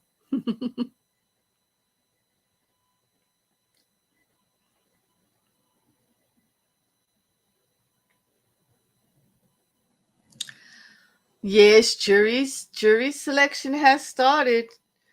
Did you see that he had to deal with motions first though? I heard that Judge Juan Merchon was dealing with another motion by Trump's team to try to toss the whole indictment, but also that the prosecution made a comment that they were going to file a motion as to why the defendant should not be held in contempt of the gag order over his posts for the last few days.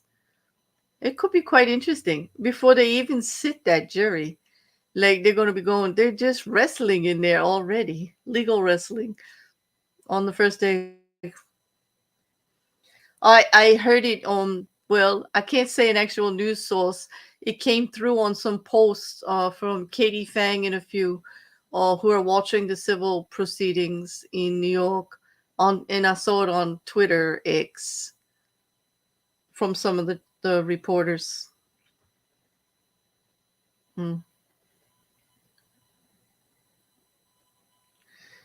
Swimming is such a good, healthy, all body kind of exercise. It's invigorating. Really get your system going. I do like pool swimming. Even though I'm on the shore here, I'm not big on ocean swimming at all. You know.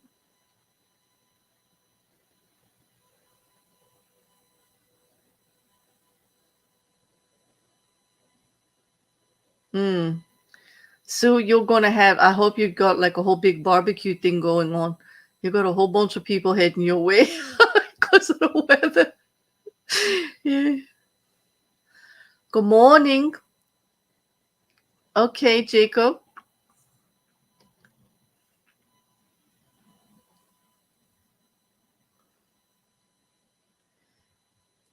Katie Fang in is surname escaped me from NSB Army Corps. Yes.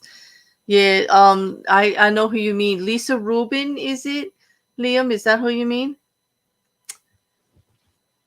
Jacob, just you know. Okay, there's not a like. Okay, if you have a serious question, great, Jacob. But like, yeah.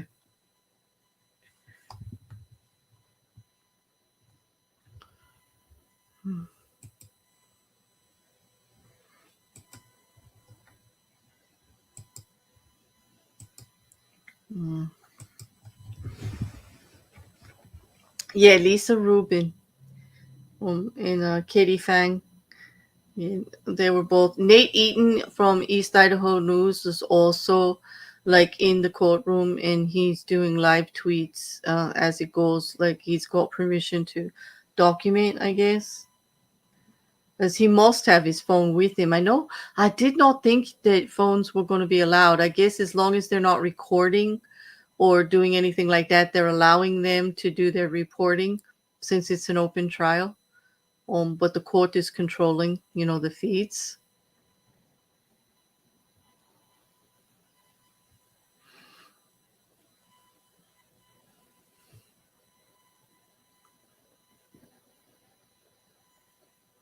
And Nate Eaton is going into great detail about what is discussed during testimony also for documentation.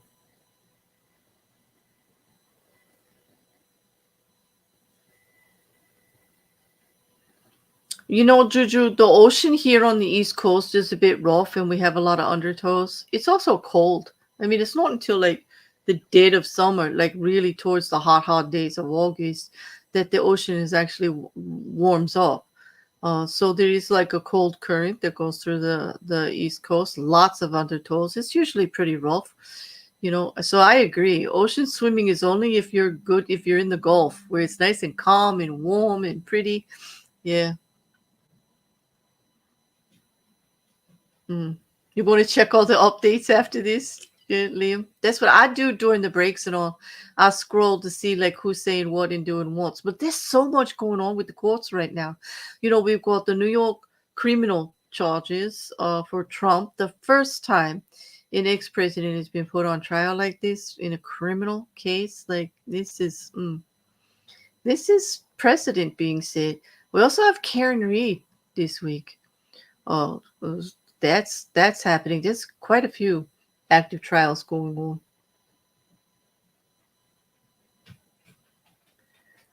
You're messing with color settings? What are you doing, Rocket Couch? I don't understand.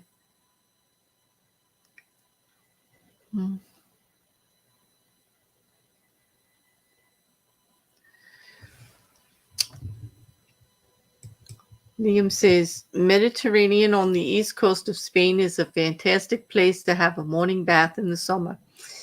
Liam, you are so well traveled. like it's like, do you?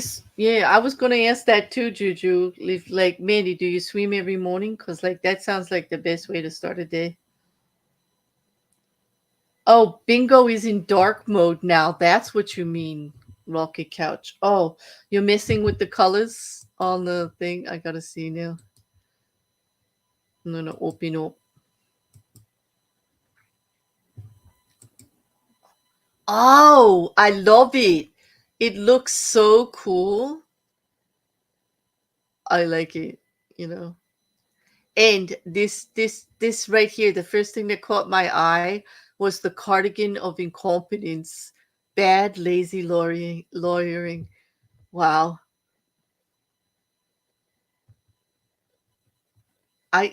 These are getting better and better, Rocket Couch. Like I do. It really looks good. Thank you for doing perfect.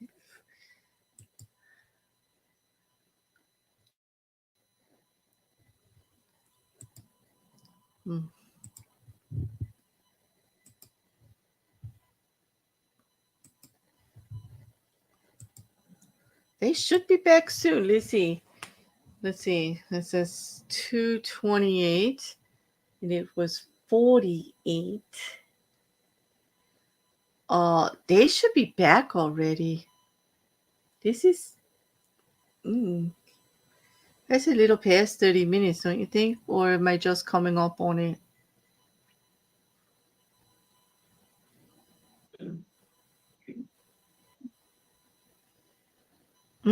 Thank you. Please be seated.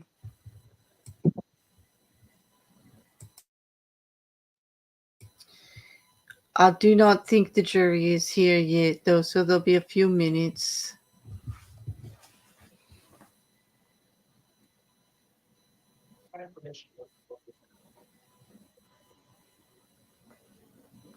You can go now.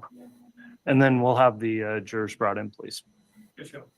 Okay, so there's always the delay while they bring everyone in. They bring the feet up first. John Pryor is going to be doing his cross-exam with the same video evidence, but apparently a different angle. Like, remember, there were 3 cameras in the detective's car, and I'm not even going to try to pronounce that last name. Although I believe it's Kaaiakamanu. Okay, but I tried anyway. Look at that. There were 3 cameras, and one was the dash cam, and there was one outside where Emma Daybell, or Chad Daybell's daughter, was speaking with him, and apparently the evidence that John Pryor wanted to use is the same videos all at the same time, but he wanted to use the angle from the outside. He's got that one time stamped or whatever to put up. And that's what they were going back and forth about. And they were asked to talk about it during the break to see, what would be used, because the judge doesn't want to enter another separate video into evidence in order to keep the record straight.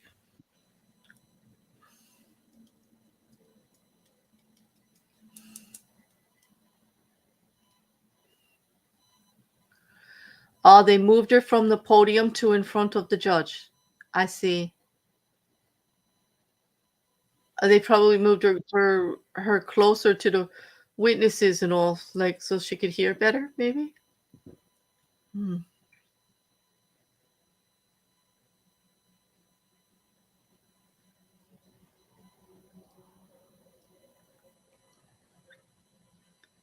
That would be a good birthday vacation to Spain, Mandy. Do you like it, Juju? And also the audio has been improved. Mandy was pleased when she came in. She noticed it. Lee and I noticed it first thing this morning. And the new layout is a bit better. We can see, especially when they were presenting evidence, we can see the screen much closer. Now, of course, the witness looks very, very tiny. But as long as we have clear names, it's good.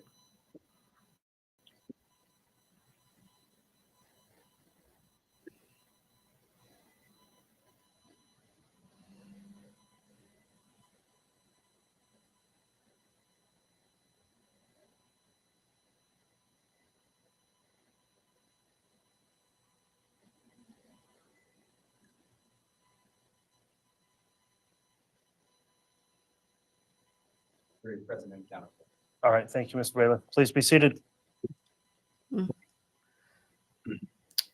Okay, I'm going to mute. Here we go.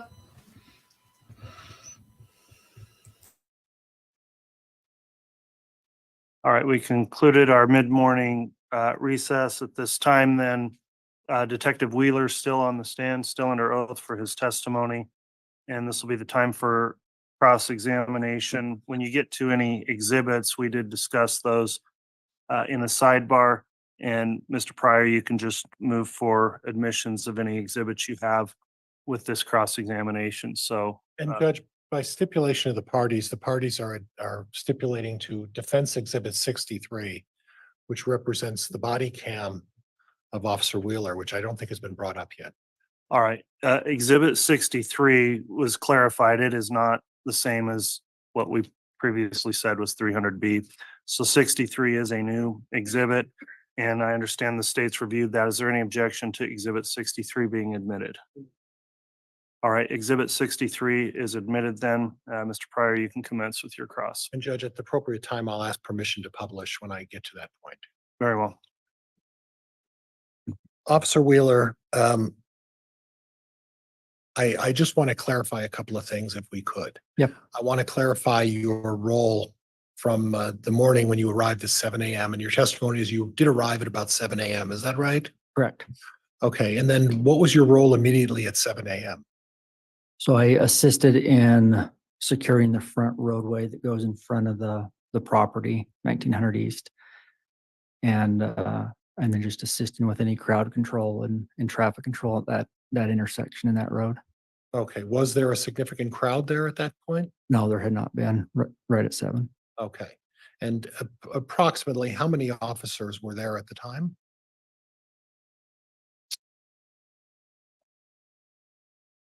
I can't testify to that. Okay. You did say multiple agencies, right? Correct.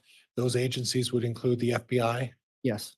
the Rexburg Police Department, Yes. the Fremont County Police Department, Sheriff's Office. Sheriff's Office. Give me Sheriff's Office. Yes. Madison County as well. I don't recall seeing any Madison County to my knowledge. Okay. Any other citizens there other than law enforcement who were present that you recognized Not on the property, no. on the 9th? Not on it. Nope. Okay. Okay. Now, your duties at the time back on this date of 2020, what was your primary job other than this, working on this case at that time? I was a sergeant in patrol, so helping with scheduling, shift coverage. So you would also go out on patrol and you would do, that was part of your role, is that right? Yes, Okay. Okay. And you're with, and at the time, you were, this is where I'm a little confused. At the time you were with the Rexburg Police Department or were you with a different agency? Rexburg Police Department. Okay. And as part of your duties, as part of your role as a sergeant, supervisory role, you had a vehicle with a camera inside, right? Yes, And the camera also videotaped outside, is that right?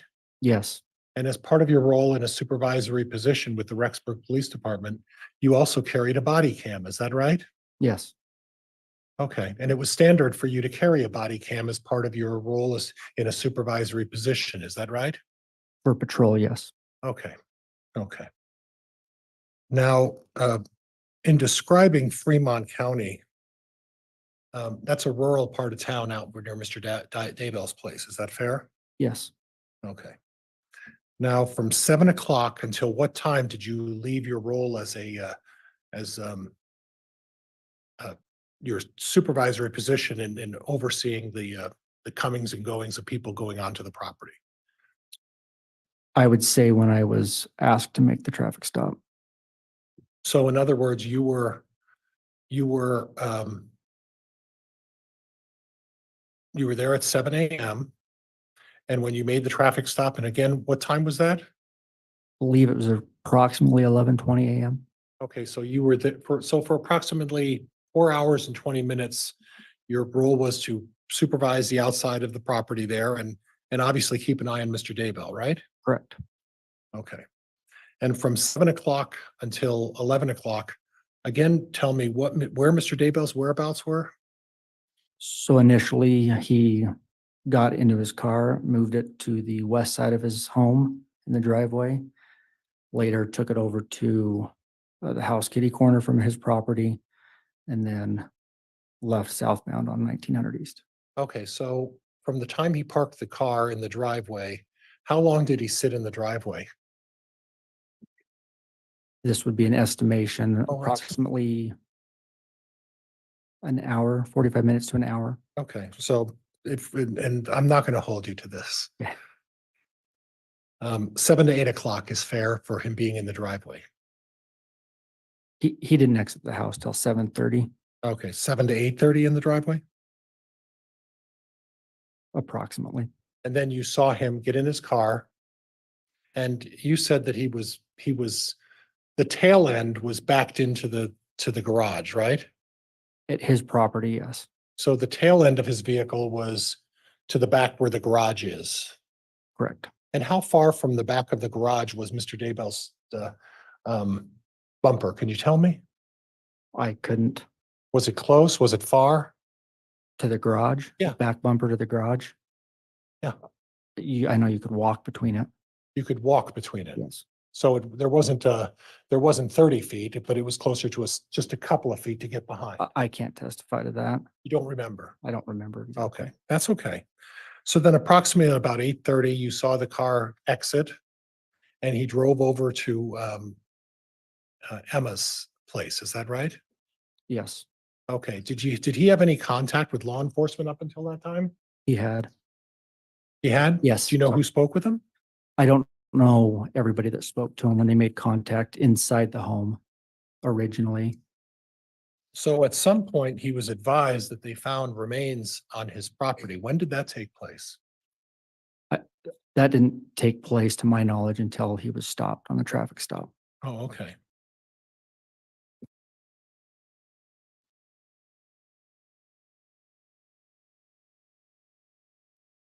So and this is where I'm kind of confused. And please, educate me a little bit. So you said that Mr. Daybell was in Emma's house, his daughter's house, for about an hour and a half, maybe 2 hours. Is that fair? Yeah. Okay. And while he was in the house, you didn't see him try to run away or flee or do anything like that, right? Correct.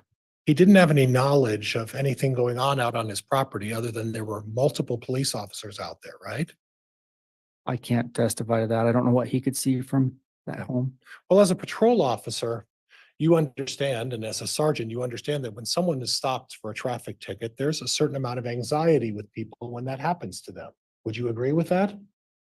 Yeah.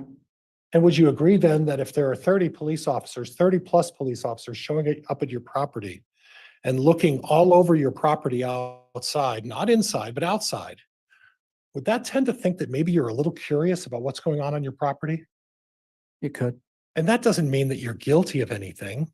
That doesn't mean you have any knowledge. What that means is you're curious about why are there 30 officers wandering around my property? Wouldn't you agree with that? That could be the case. Okay, thank you. So then when Mr. Daybell left Emma's house, it's your testimony that he sped off. Is that what your testimony was? I believe it appeared that he was speeding. It appeared he was speeding. Okay. So he doesn't have any knowledge about what's going on the property at that point, right? No, I don't know that.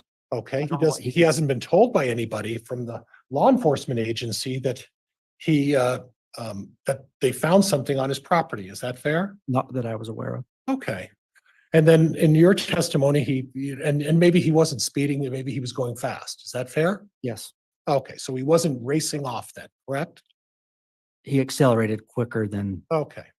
And the speed limit on Salem Highway, and I've been on there a couple of times, is about 50 miles an hour. Starts slow, but when you get right on Salem Highway, it's a 50-mile-an-hour road. Council's testifying. Okay, I'll ask him, Judge Instead. Hold on. Again, when there's an objection, I don't want an immediate argument back. I want a moment to rule, and that objection is overruled. Okay. So you can re-ask and the officer can answer if he knows, knowing he's a law enforcement officer in the Okay. area. Do you have knowledge of what the speed limit is on Salem Highway in front of Mr. Daybell's house? 50 miles an hour. Okay, so 50 miles an hour. So if you're pulling out of a driveway and Emma's where she used to live is right on Salem Highway, right? Correct. So it wouldn't be unusual for someone to pull into traffic and start accelerating into going down the road, right? No. Okay. Now, I saw on the body cam, did you have a chance to go look over your body cam? Yes. Okay, and when did you review that?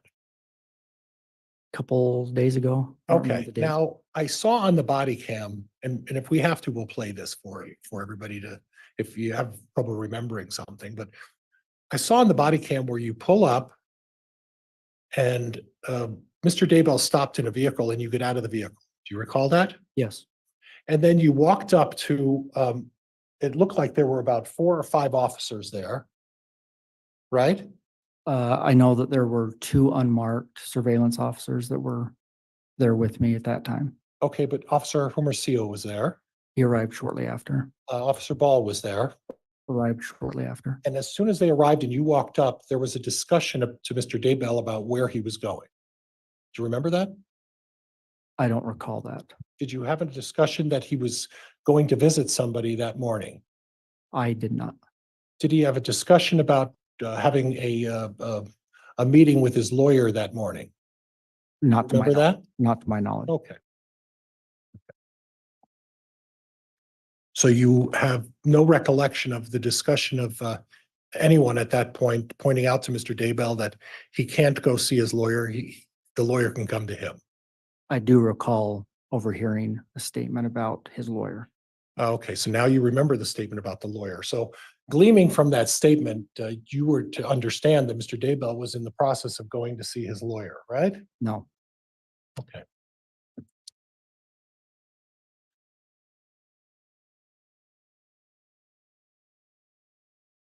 Judge, I'm going to ask to publish the body cam that's been previously admitted into evidence, and I'll see if I can get this to go. And that'll be exhibit 63. Yes, Your Honor. There's a pretty dodge coming through, I believe, with on the follow tape.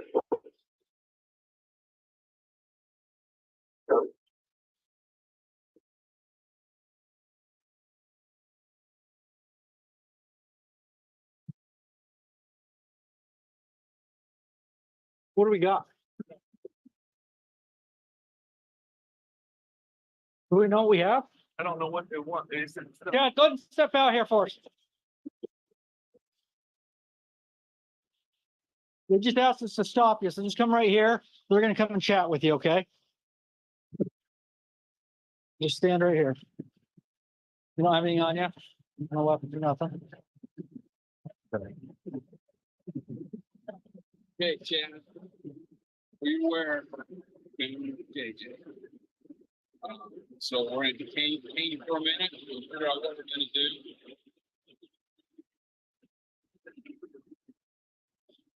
Well, your attorney can now come to you. Okay. So it's difficult to hear Mr. Daybell, but he commented to the officer when the officer inquired, what he was doing. Do you now recall that? I couldn't hear what he Okay. said. But the officer's response to Mr. Daybell was, now your lawyer can come to see you. Did you recognize that? Yes, Which officer, by the way, said that? I believe that was Lieutenant Ball. Okay, so Lieutenant Ball is the one who said, your officer can come to you now. Is that fair? Your Attorney, lawyer can come to you now. yes, Okay. So it appears that Mr. Daybell was in the process of going to see his lawyer that morning. I can't testify to that. Right. But according to Lieutenant Ball's comment, your lawyer can come to you now. It sort of presumes that, doesn't it? I could presume that he was trying to call or wanted to talk to his attorney first. Okay, and he was doing that in his car as he was driving away, right? I don't know that. Or he was doing that driving down the road instead of spending another hour in his house with Emma, talking to his lawyer on the phone. He chose to instead, well, I'll just get in the car and. Objection, Your Honor, it's calling for speculation. Sustained.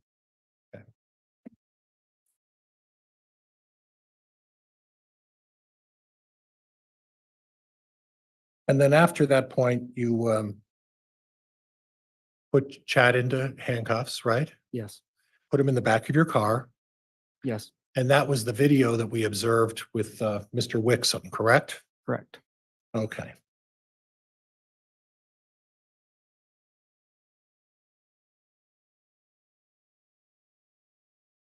Now, do you recall, Mr. Daybell, on the video that you looked at with Mr. Wixom, where Mr. Daybell mentions, I don't know what they're charging me with. Do you record him saying that?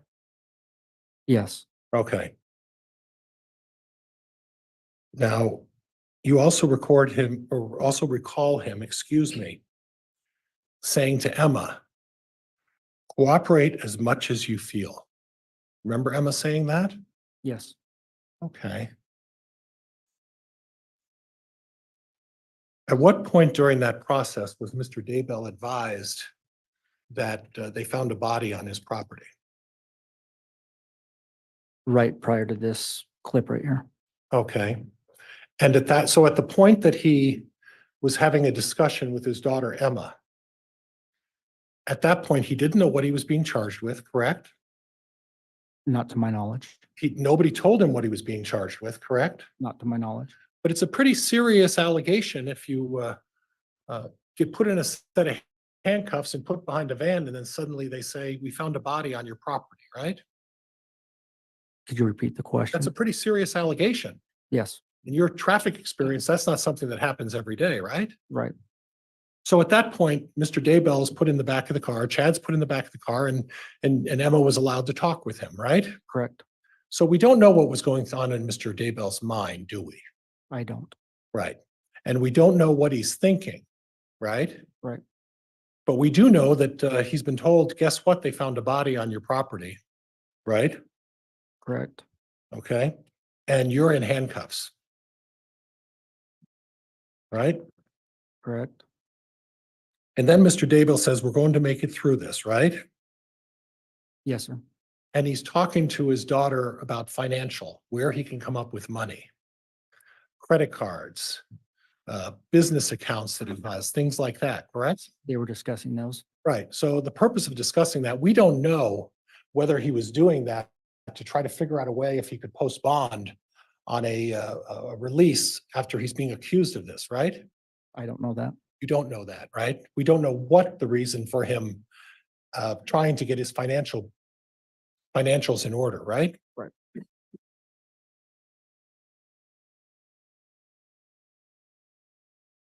Now, I want to go back to the driveway. And originally, Chad was parked in a driveway from the south side. There's a driveway that comes in through the south, right? Yeah, southeast of the residence. Southeast of the residence. A long driveway that gets right into the middle of the, what I would call the backyard, the lawn area of the yard, right? Correct. Okay, now that's where he originally was parked, correct? Yes. And would you agree with me that parked in that location gives you the best view of the fire pit and the pond? I don't know about the pond because there was a shed there, but the fire pit. Clearly the fire pit, right? Correct.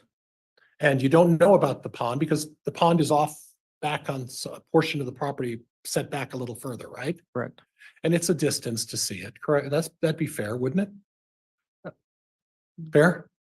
Distance is pretty relative, I guess. Okay. Well, how far from where Mr. Daybell was parked to looking at the tree where they found JJ's remains?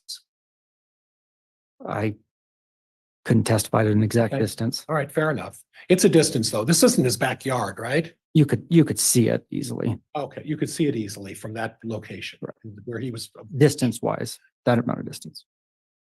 Okay, but the remains of both of these children were found in the pasture area, right? Yes. So if we say what I'm talking about, the backyard, would you agree with me that the backyard is where this driveway is and where the lawn is? That would be really the backyard. Would you agree with that? That's landscaped as grass, yes. Right, okay, and then beyond a fence is the fire pit, and then further down off in the far, which would be the northeast corner, is a tree with a pond back some ways away from the house, right? To the north of the fire pit. Right. So this is what I'm struggling with. This is where I'm having some difficulty. If you have such a good view of the fire pit and the pond with the tree where JJ was found, if your purpose is to observe and see what's going on for some nefarious reason, why would he move? I believe he was advised to, so they could get crime scene stuff in and out of that driveway. Okay, so he was told he had to get out of there. I believe so. Okay, do you know who told him that? I don't. Okay. So then he drives out and goes in front of the house in the driveway. Correct. There's no other place to go. He has to go in the driveway, right? If he wants to remain at the house, yes. Right. And it's your testimony that he was looking around a little bit at that point, right? Correct. Okay, so,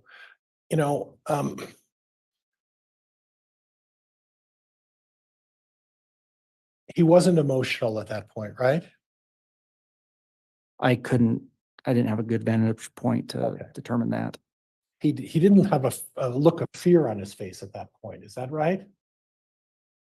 Not that I could see. Okay. He didn't have a look of nervousness or tension or anything like that, did he? I believe that he did You believe he did? Yes. Are you basing that on him turning his head and looking around? multiple times. Okay, how many times is multiple?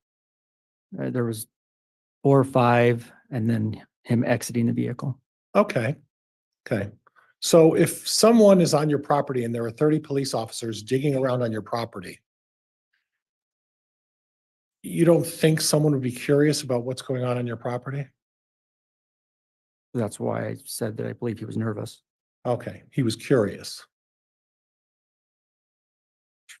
It could be both, yes. Oh, okay, okay. Okay. But then he didn't run at that point, right? No, He went over to his daughter's, right? correct. And he was there for an hour and a half, almost 2 hours. Right? Correct. And then we just saw the video. He got accelerated a little bit, 50 miles an hour on Salem Highway. And when he stopped, he was planning on going to see his lawyer. Right? I don't know that.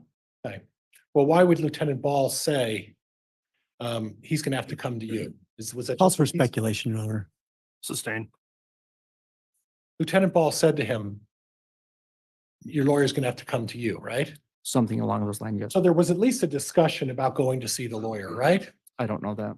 Okay. You just think that was a statement Lieutenant Ball would just throw out there? Judge, this has been asked and answered. It's a pure speculation. The witness doesn't know. I'll move on, Judge.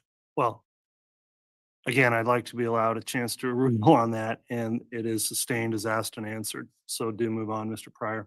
Okay. Now, after you put Chad in the back of the car and what we talked about with Emma, talking about the finances, and there was a time when Emma made a comment that I can tell by your expression that you didn't know what was going on out there, something to that effect. You remember hearing that? Yes, Okay, and you saw Chad's eyes when they talked about the body and his expression. So he had a reaction to that surprise. Would you agree with that? I couldn't see that. Okay, but obviously we have the video and we can make our own determination at some point, right? Sure. What the reaction was when he's told about a body that was being found. Okay. So then subsequent to that time, after Emma left, if you look at the outside camera of the premises, Chad, at one point, you talked about this, looked back, right? And you said that was towards the fire pit, right? There were multiple times that he looked back towards that area, yes. But if he was looking back, if you look at the position of the car, isn't it true that he was actually looking back at his daughter walking away and Officer Dave Hope behind the vehicle? I don't know. You don't know where- what he was looking at? No, I don't know where Emma was at. She lives in front of the vehicle, so I don't know why she would be behind it. Okay, and then the video speaks for itself, though, as to what exactly Chad was looking at, right? It shows what direction he was looking at. Okay, on the outside body, the outside cam of your vehicle, right? In the front, I don't know what outside cam you're talking The about. camera that was recording the encounter from the outside of your vehicle. My body cam, No, there were two cameras there. the There was front car camera, a front car camera, and then there was the one inside the car as well, right? correct. Okay. But the cameras will speak to themselves as to where Chad was looking, right? Yes, Okay. Now, and correct me if I'm wrong, and I may be mistaken. But I thought you previously testified that by looking straight out the window, the way Chad's vehicle was positioned, that looking straight out the driver's or the passenger side window or the window he was in would be right directly at the fire pit. Isn't that what you testified to? his residence. Okay. So you're telling me that by looking behind or back, he's looking away from his residence. Is that what you're saying? Correct. Okay. So again, what time did you drop Chad off at the jail? Believe it was approximately 12:45. Okay. And I just need to clarify something else. How, have you been on that property before? Prior to that day? Yeah. No, Okay. All right.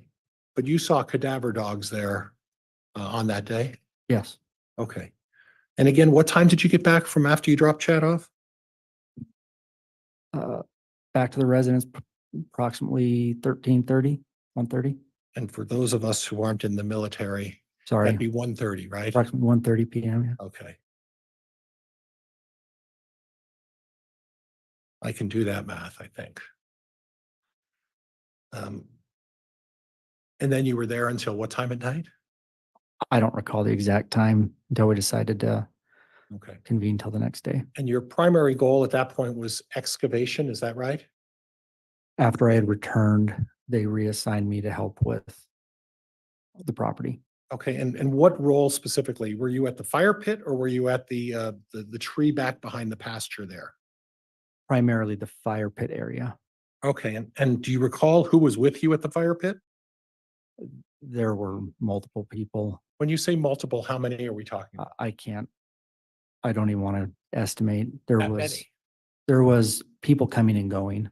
Oh, So I don't okay. recall who was there and when. And they were handing off the shovels and the tools used to do that? Not necessarily handing them off, maybe expanding areas to look at and sift through. And at one time, how many people would you say were digging around the fire pit with you? I don't want to testify to that. I don't know. You don't want to testify or you don't? I don't know. I don't know for sure how many. Was it more than 2? Yes, Was it more than 4? yes. Was it more than 8? I don't, no, I don't know. Okay, and were you using just shovels? No, they had sifters, hand tools, shovels. So shovels, sifters, hand tools, anything else, or is that it? Not that I can recall. Other than digging in the dirt in the fire pit, was there any other obstruction in the fire pit that you recall having difficulty with? Repeat that question. Any difficulty in digging in the soil when you were at the fire pit? Where we found Tylee's Yes, remains, where Tylee's remains were found. just how careful we wanted to be. Okay. So there were no boards, there were no obstructions, there were no rocks or anything like that. It was soil that you had to dig through. Is that fair? There was some clumps of rock or hard, Yeah, but nothing else, just small clumps? not that I recall. Okay, and were you there primarily for a significant amount of the time of the excavation? Yes. Okay, okay, good.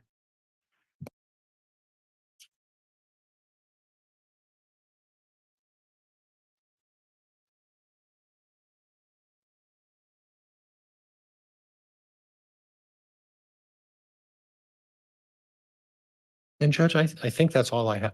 I think that's all I have at this point.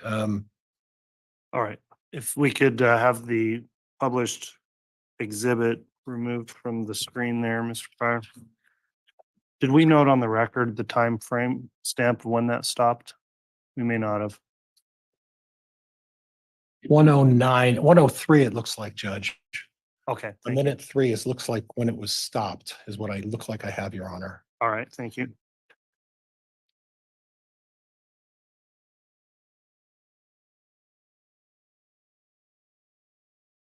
All right, I'll let council return then and we'll have redirect Mr. Wixom.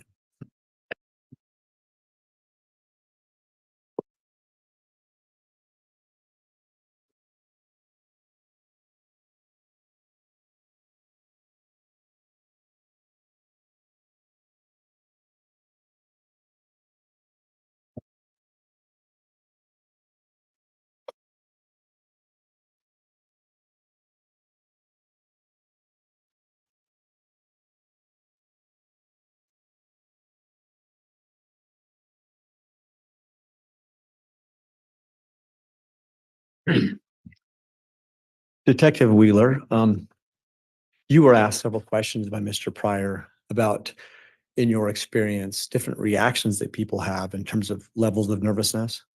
Yes. And he asked you a question about whether or not someone might typically get nervous with a simple traffic stop. Correct. Answer that. Can you just explain, is that your common experience as a law enforcement? Yes, I think that most people do get a little nervous when they get stopped by police. Yeah. In your experience, when someone's about to have a serious crime such as bodies on their property found, would they normally get nervous? I would assume, yes.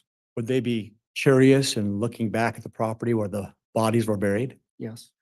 So if Officer, they I'm sorry to interrupt. Could you just speak more directly? I'm into your sorry. mic? You Yep. kind of moved over and we're Sorry. not getting your signal. in your experience, Detective Wheeler, if someone is about to be discovered in a crime, about to be caught in a crime, have you ever experienced someone just acknowledging that and just surrendering because they know they're caught? It is common for suspects when confronted with possibly getting caught to try to distance themselves from whatever they're getting. What, let me ask you a different way. So have you ever experienced a situation where evidence was being found immediately, and the reaction of the suspect was just to accept it and not resist or argue or react in any way. Judge, this, Overruled. go ahead now. Re- Answer the re- question, We please. repeat that question. Have you ever, in your experience as a law enforcement officer, ever been in a situation where evidence was about to be discovered that incriminated the suspect and they just reacted calmly without any nervousness and just basically acquiesced? Very few times. But it has happened? Yes. Mr. Pryor asked a question about when Mr. Daybell was looking back at the property and he was looking curiously. Do you remember that question? Correct. Would you say that another reason why someone might be curious about all these law enforcement digging on your property could be that you were aware they're about to find bodies that you knew were buried on your property? Could that cause curiosity? Yes.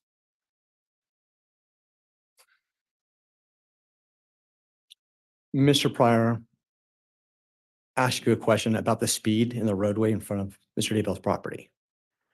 Do you remember that? Yes. Yeah. And again, what was the speed on that road? 50 miles an hour.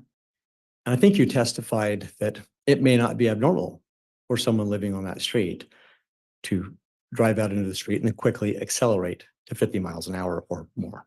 Correct.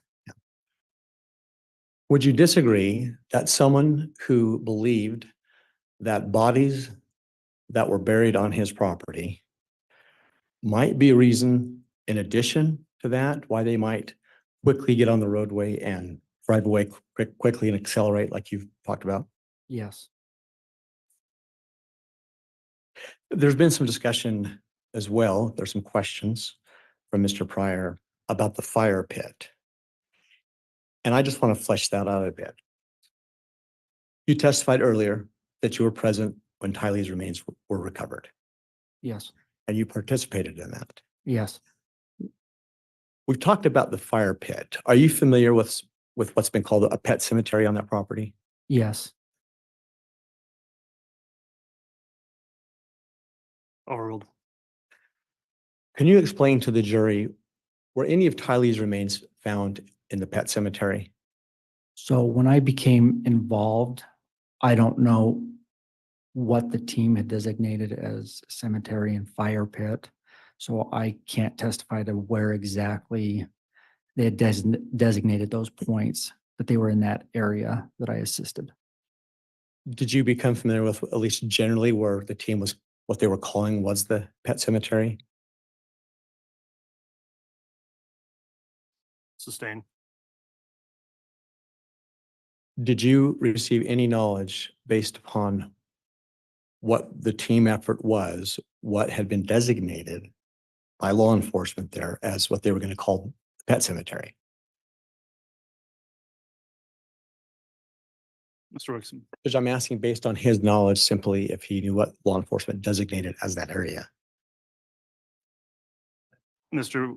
Pryor, please enter the microphone. And in response to that, that knowledge would only be obtained through hearsay.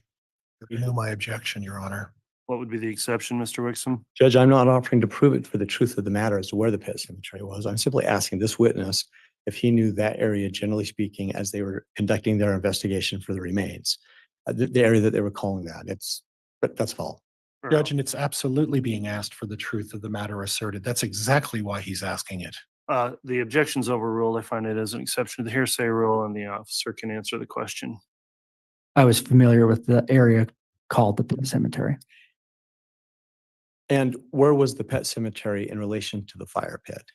It was to the west and to the side a little bit, not very far away. So in your earlier testimony, when you talked about the direction that Mr. Daybell was looking in the back of your patrol car, do you remember that testimony? Yes. And I think you testified you used the term fire pit. Yes. Can I just be clear for the jury? Was the pet cemetery in the same general direction as the fire pit where Mr. Daybell was looking? Yes.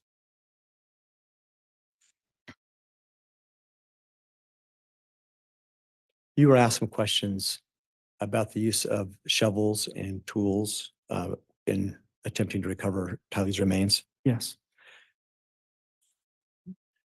Could you explain a little bit more to the jury what kind of cautions and efforts were made to uncover those remains? The majority of what I did, I was on my hands and knees with brushes and little hand tools, removing portions of dirt away from the mass that we had found. Without being too graphic, when you were removing those portions of dirt, did you personally find any portion of her remains? Yes. Can you describe those remains that you'd found? Judge, I'm going to object. Basis. He doesn't have the knowledge to identify remains, Judge. I haven't heard anything foundation-wise to allow him to make that kind of an assessment. Well, on the objection, Mr. Wixom, he can testify to what he found. I don't know that there's enough foundation to accurately identify who was found. Okay. Detective Wheeler, did you find what you believe to be human remains? Yes. Can you be specific about what you are finding? We found a portion of a skull and started to uncover that. Then there was flesh and other bones in a bucket, melted. And at the time that the search was being conducted, were you aware of the names of the people whose remains they were looking for? Yes. What were those names? JJ and Tylee.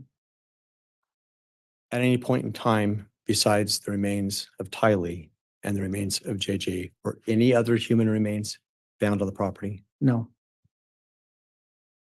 So going back to the method and the manner that you used to recover these remains, you said, I think you said, you used a brush at points. Brushes and hand tools. Why did you use those specific types of tools? To try to keep what we were uncovering together without falling apart.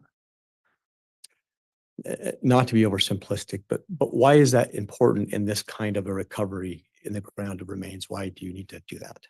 I think it assists in identification purposes and evidence collecting, so we don't lose anything. Is it fair to say that that's a careful process? Yes. You were asked questions about passing off shovels or different shovels and tools.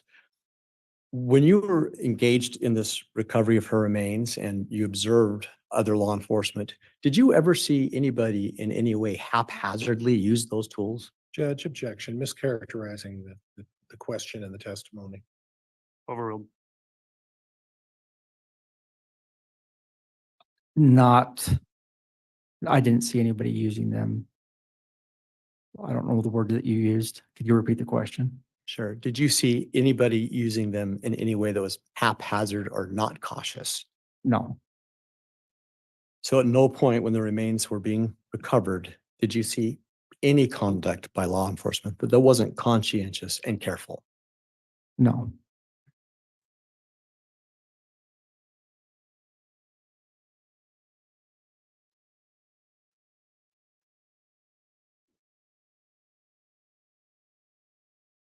I think you're a 17-year law enforcement veteran, is that correct? 18. 18, thank you. Are you familiar with the term consciousness of guilt? Yes. Judge, I'm going to object at this point. We're going well beyond the scope of cross-examination. I like a quick sidebar.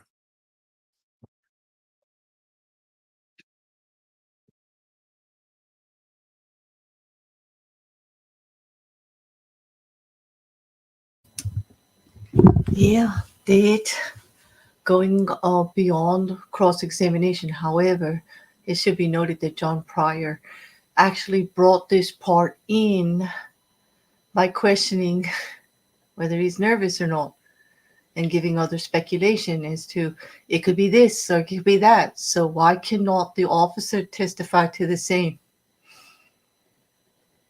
It doesn't seem fair that only John Pryor can do that, or Rob, or actually Rocky Wixom. They should be able to ask the witness. I'm curious to see where he goes with this. but it is kind of outside the scope of recross, no, or actually retestify.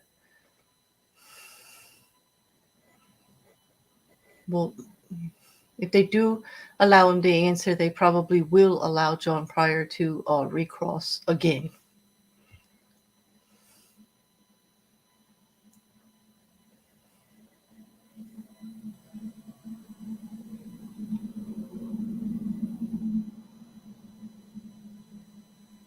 Yeah. Sometimes I really just want to go over all the sidebar after a case.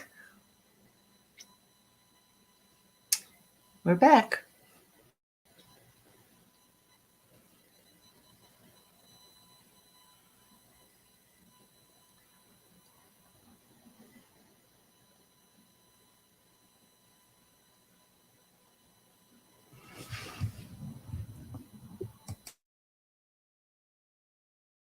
All right, thank you, counsel. After the sidebar, the court is sustaining the objection, and I'll move to strike that last question. So, Mr. Wixom, if you could ask a different question, please. Thank you. Detective Wheeler,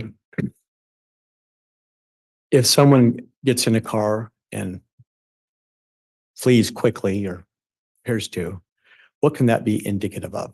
Judge, calls for speculation. Overruled. Could be that they have knowledge that something is going to be found or some sort of guilt. Would that go back to that term, consciousness of guilt? Judge, can we approach sidebar, please?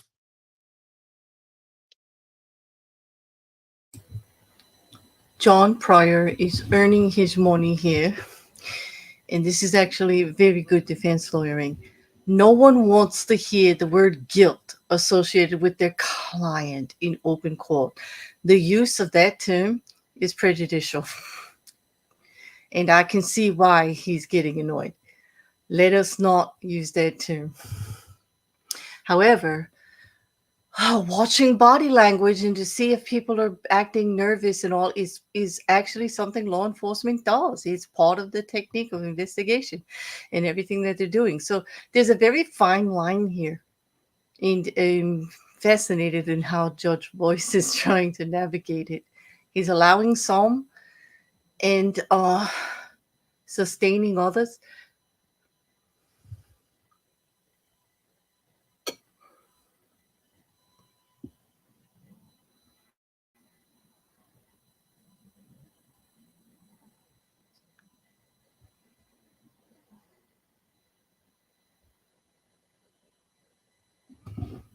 Okay, we're back again. Let's see where it goes with this.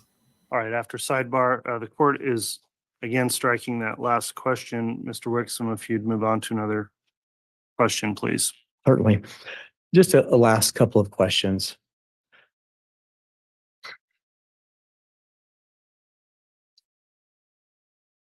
Can you explain again the timing of when Mr. Daybell had left the property and as to when you'd found out that JJ's remains had been found? Later, I had discovered that it was simultaneously, meaning as Chad was leaving, detectives were coming around the house and saw him leaving and advised me to stop him. Judge, I'm going to move to strike. It's hearsay. Response, Mr. Wixom. Your Honor, I can re-ask the question. Very well. Yep.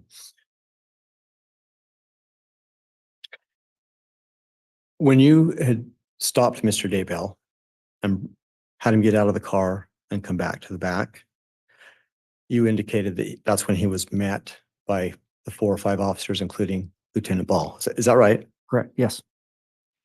And we just saw the video where the first thing Lieutenant Ball said was, "We found JJ's remains." Yes. Would you agree with that? Yes. That happened how long after Mr. Daybell had gotten his car and drove away? Just prior. Moments, seconds? What's your best recollection?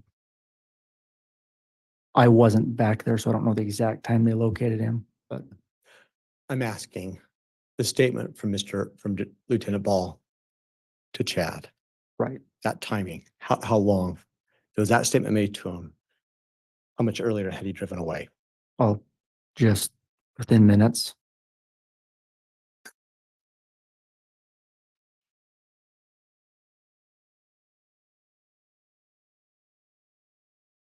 And when you were there helping with Tylee's remains, I think you testified earlier that you weren't directly involved with the recovery of JJ's remains, Correct.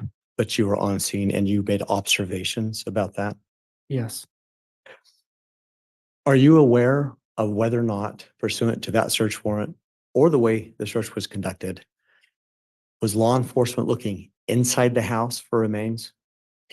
I'm not aware of that. Okay. I can't testify to that. The whole time were you there, did you see any law enforcement going inside the house? Just at the beginning when they made contact. And then after that, did they all go outside? Yes. So as far as you are aware, all of the search was happening outside on the property.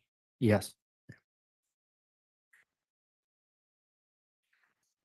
Is there any question that you have as to the direction that Chad was looking on your patrol cam when he looks back over his right shoulder? What direction was he looking? Judge, that's a compound question, and he's asking an affirmation from this witness. I'm going to object. Well, on the compound, it's sustained. What direction was Chad looking when he was looking over his right shoulder in the patrol cam? In the direction of the fire pit and pet cemetery. You were asked about this several times by Mr. Pryor. Is there any question that regardless of what else he may have been able to see or look at, that general direction was right out the pet cemetery? Judge, this has been asked and answered by this, by counsel. Sustained. Thank It's you. asked and answered. No further questions, Your Honor. All right. Judge, there were some issues that were brought up. I'd like the opportunity. In limited scope, all out, Mr. Thank you, Pryor. Your Honor.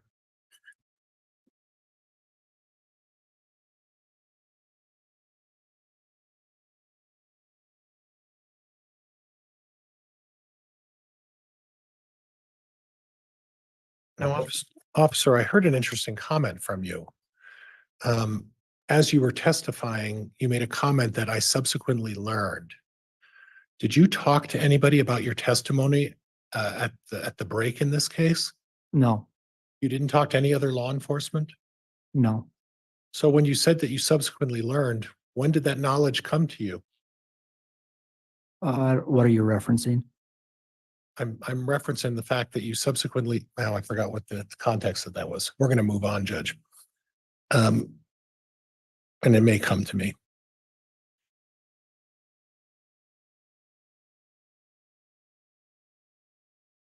I want to clarify a couple of things. When you say that Mr. Daybell left when he learned about finding remains on his property, was that when he was parked in the driveway? In his residence? Yeah. When he left Emma's residence in his vehicle, shortly after I learned that JJ body was found. Okay, so and that's what I'm trying to clarify a little bit. So Mr. Daybell was parked in the driveway, then he went over to Emma's residence, and it's unclear, and I understand that we don't know whether he was there for an hour and a half or for 2 hours in Emma's residence, right? Yes, And at that point, he didn't know anything about anything being on the property that has been located by law enforcement at that point. Would you agree with that? I don't know what he could see from there. Okay, but he wasn't told by anybody that they found anything at that point, correct? Not by me, Right, or anybody else. not that I know of. Right. And then when he gets in his vehicle and he drives away, the prosecutor eloquently used the words fleeing, but we don't know what he was thinking at that point, do we? No, And only after he was stopped by you and those other several officers and notified what was going on, that's when he learned about it, after he drove away and after he had driven down the road, correct? I can't testify to what he knew. Okay, but he was told about the remains at that point. Wouldn't you agree? Yes. All right, I have nothing else, Judge. Thank you. All right, that will conclude the testimony of this witness. Is this witness going to be recalled by either side? I may recall him, Judge. We may call him later by the state, Your Honor, but he can be excused for today as far as the state is concerned. All right. Well, Detective Wheeler, if you are to be recalled, again, you're still under an exclusionary order, so you are not permitted to view any of the footage of the trial, the testimony that's being live streamed, or discuss your testimony further until you return to testify. Otherwise, you may be excluded from testifying. So please keep that admonishment in mind in between now and when you may be recalled in the case. With that, then that will conclude this Detective Wheeler's testimony, and let me inquire from the state. Do you have another witness we can get started with before we take lunch? No, we could. We could begin with Lieutenant Joe Powell. Let's go ahead and get a next witness started and try to go till noon before we take lunch, please.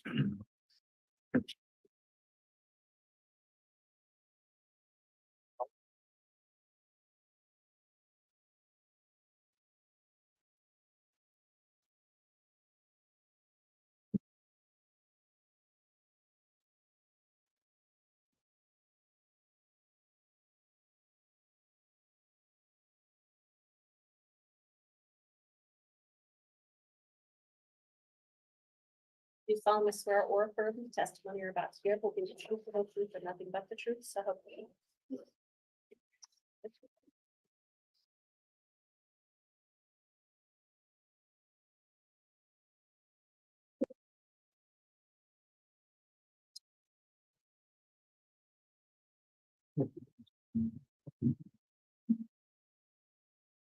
All right.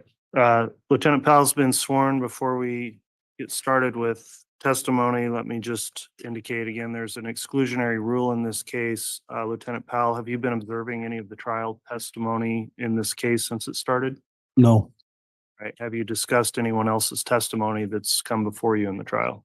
No. All right. With that in mind, Mr. Wixom, then you can go ahead and inquire on direct examination.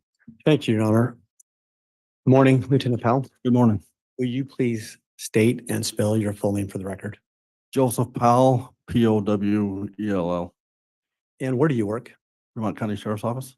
What is your your lieutenant, correct? Yes, How long have you worked for that office? 22 years. Have you ever worked as a law enforcement officer anywhere else? No, How long have you been a detective? I was a detective for about 4.5 years. What was your prior rank? Patrol, And have you been post-certified? yes. Could you briefly explain to the jury what that involves? You go to the post academy. When I went through, it was 12 weeks of training. Have you ever received any additional training or certification? Yes, they require 40 hours every 2 years, so that continuing education. So over the last 22 years, roughly 11 times you've had to get 40 hours of training. That just went in effect, but yeah, there's lots of hours of training.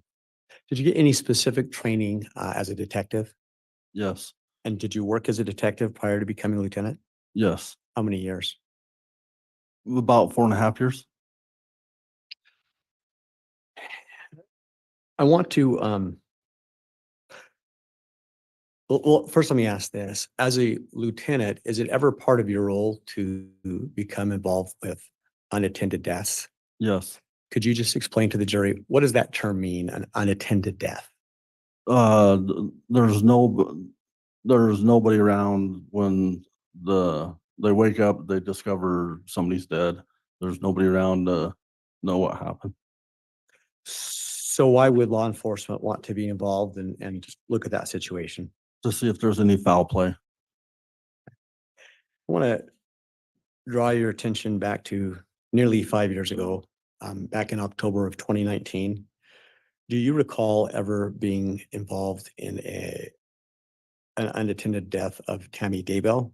Yes, I was notified of her unattended death. And who are you notified by? Detective Mattingly. Why did he notify you? When there's an unattended death in Fremont, they notify the lieutenant, the chief deputy, and the sheriff. What's the purpose to have your subordinates notify you about that?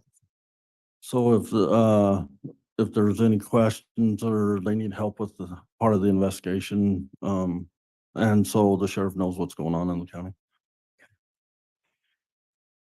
Excuse me. What was the date of that? Do you recall? October 19th, 2019. At that point in time, what was your understanding of as what the investigation had determined about Tammy's death? Natural causes. Shortly after the 19th of October, were you ever contacted by law enforcement from Gilbert, Arizona?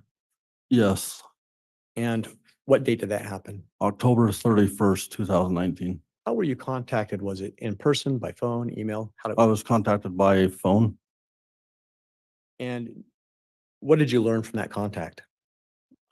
They was inquiring about Tammy Daybell's death, asked if they could get a copy of the report, and asking for assistance.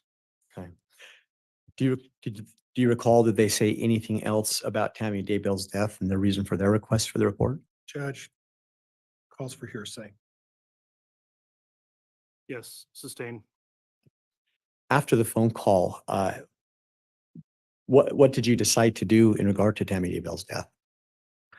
I sent him a copy of the report. And what about you personally? Did you take any steps to look at the case? Yes, I reviewed the report and then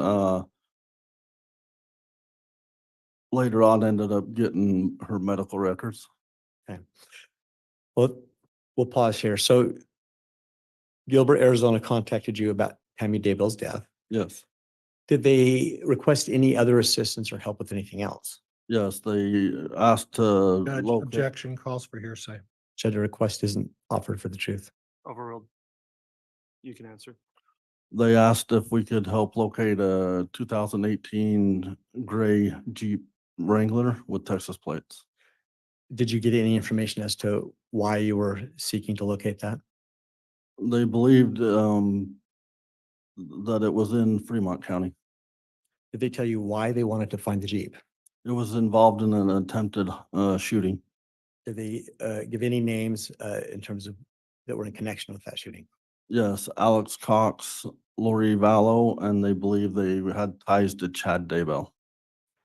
Did the name Charles Vallow ever come up I don't recall for sure. at that time? You At don't that recall? time. So they asked you to look for a Jeep. What did you do next? Drove out to, they gave me the address of 202 North, 1900 East. It's in Fremont County. I drove out to that residence. Did you determine who lived there? Chad Daybell. Did you find the Jeep? No, Do you recall what date it was that you drove out there? October 31st, 2019. What did you do after you determined that the Jeep wasn't there? I notified Gilbert that we couldn't locate the Jeep there, and if they needed more assistance to let us know. And did you in fact get more assistance from them? Yes, the next day, November 1st, I received an email asking me to check a couple more addresses. And did you do that? One was a PO box in Sugar City, so I knew it was a post office, so I did not go there. But the next one was 565 Pioneer Road in Rexburg, and yes, we did go there. And what did you find there? We surveilled the residence, but never located the Jeep. When you say surveilled, can you explain that a little bit more to the jury? What your We- process is? We sat a ways away from the residence and watched it and watched for vehicles coming and going, people coming and going. And did you observe anybody coming and going from that residence? Yes, Who did you observe? Chad Daybell and Lori Vallow. Prior to engaging in that surveillance, had you done anything to identify what Chad Daybell looked like? Yes, How did you do that? driver's license photo. Did you do the same for Lori Vallow? Yes. And how did you do that? Gilbert, Arizona had sent a picture. Did you eventually, let me withdraw that. Do you recognize Chad Daybell in the courtroom today? Yes. And what is he wearing? Blue shirt and a yellow tie Where is he seated? at the defendant's table. So you said at some point in your surveillance, you saw Chad Daybell and Lori Vallow. Is that correct? Yes. Explain to the jury when you first saw them. First, we seen Chad Daybell leave the 565 Pioneer Road, and we surveilled him out to 202 North, 1900 East. And Judge, if I could have some foundation as to time, date, place, year. All right, Mr. Wixom, if you'd like to re-ask with more detail. Sure. Lieutenant Powell, what date was it that we're talking about that you were surveilling and first see Chad and Lori? November 1st, 2019. These addresses that you were surveilling, where were they again? One's in Madison County and one would be in Fremont County in Idaho. And which address was it that you first saw Chad and Lori at? 565 Pioneer Road in Madison County. And what was the date that you saw them? November 1st, 2019. Recall what time of day that was? I don't recall time. Do you recall morning, afternoon, evening? Morning. Okay, thank you. So, forgive me, I forgot where I left off, but what was it that you first saw them doing? On the way down to surveil that, we also contacted Rexburg PD, so they was involved with the surveillance. Why did you do that? Because we was gonna be in their jurisdiction. Is that normal for law enforcement? Yes, Just to touch base with each other? yes, Did they come and assist at all? yes, they did. So you made that contact, then what did you do? We followed Chad Daybell from the 565 Pioneer Road to 202 North, 1900 East. And what did they do at that location? He went in the residence for a little while and then left. We surveilled him to Mountain America Credit Union in Rexburg, Idaho. And then we lost him after that, so we went back and surveilled the house again, the apartment. Back that same day or a different day? Same day. About what time was it that you went back? I don't know exact time. I'm guessing late morning. What'd you see next? We seen Lori Vallow leave and go to Sugar City to the post office office. Anything else? After there, she goes to Walgreens, and then after Walgreens, back to the apartment. What did they do at the apartment? Then they both go from the apartment to Idaho Falls. We surveil them to Mountain America or the Mountain Credit Union in Idaho Falls, and then the Hobby Lobby, and then the Cafe Rio. Excuse me. What did you observe them doing, if anything, at Hobby Lobby? Holding hands as they is walking in the store. And let me ask, did you take any photographs of that? I did not. Did any other law enforcement take photographs of that? Yes, Do you recall who it was? I don't recall. Did you later see the photographs? Yes, Do you believe that if shown, you might be able to recognize those? yes. Your Honor, at this time, the state would offer what's been marked as the state's Exhibit 36B. Got 2 copies for the court.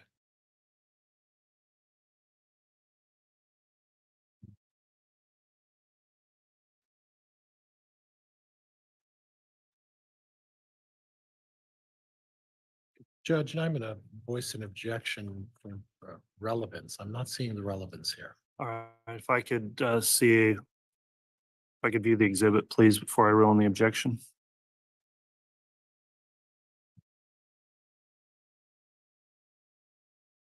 Objection's been made, Mr. Wixom, as to relevance.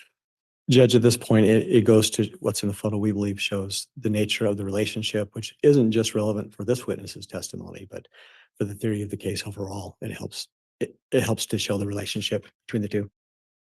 All right, I've considered the objection, given the nature of the conspiracy charges in the case, find there is relevance under 403 and will therefore overrule the objection and the exhibit 36B may be admitted.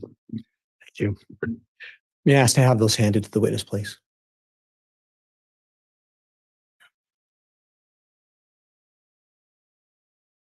And Lieutenant Powell, even though these have been admitted, just to give context, what do you see in front of you? Chad and Lori walking in the Hobby Lobby holding hands. Mr. Wixom, I want to be clear. You're saying these, is there one exhibit or more than one? I apologize. I handed two up to you. It's just one exhibit, 34 or 36B, Your Honor. Okay, thank you. Yep, you bet. They're holding hands. Yes, So even though you didn't take this picture, do you believe that's an accurate reflection of what they were doing? yes. Your Honor, at this time, would request permission to publish this to the jury. You may.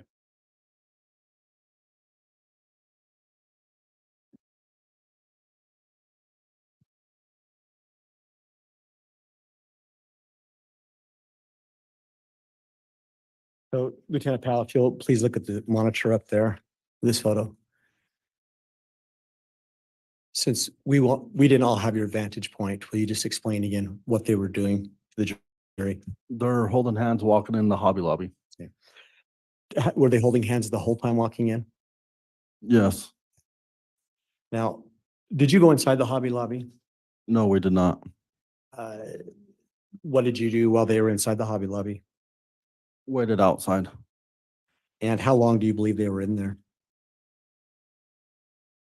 I don't recall. Okay. But did you wait long enough to see them exit the Hobby Lobby? Yes. And what did they do after that? Got in their vehicle and drove over to Cafe Rio. What happened then? Did they go inside? Yes. Did you happen to go inside? Yes, myself and Chief Deputy Gardner went inside. Did you observe them in there? Yes. Your Honor, at this time, the state would offer State's Exhibit 35, which is already been stipulated to be admitted, but 2 copies for the court.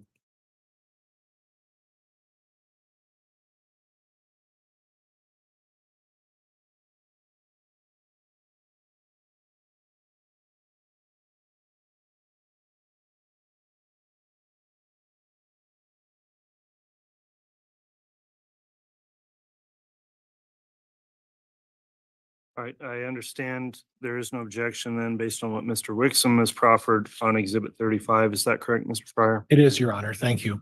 All right, Exhibit 35 is admitted. Here. You know, I may have permission to publish it. You may. And before I do so, could I just confirm, Judge, was that last exhibit admitted? Did I move for admission? It was 36B is admitted. Thank you.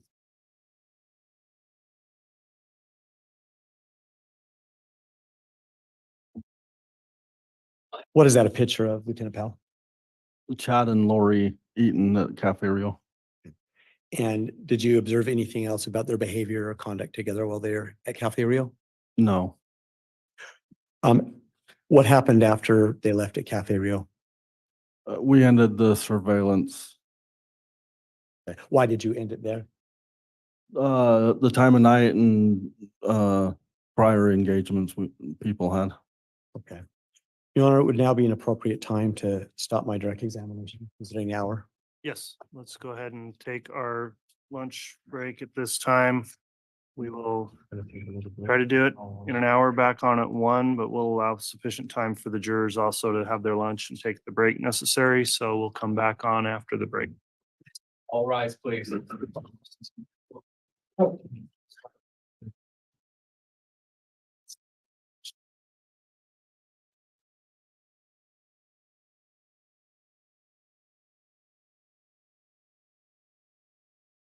There we have it. We have our hour break.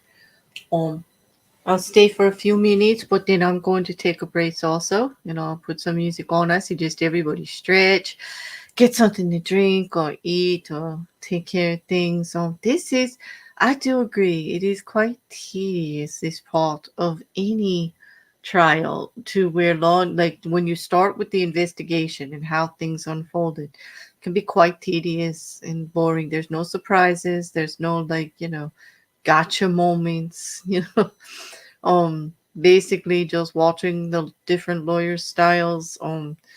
John Pryor likes to tell little stories and tries to get the witnesses to agree with him in regards to his little stories.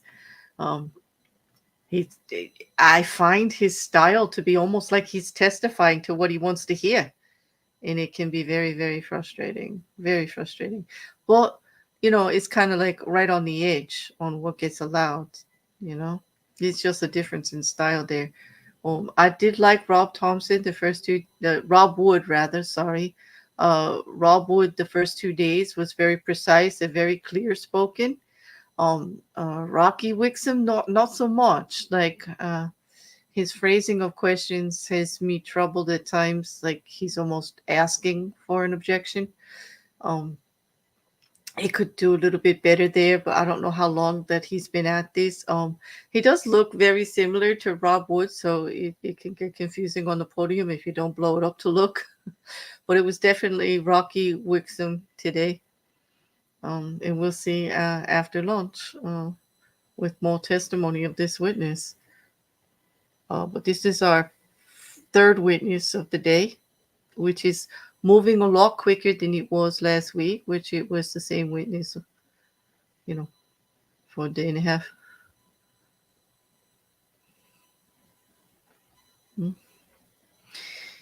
He's probably going to push that their level of intimacy would make him aware of what she was doing.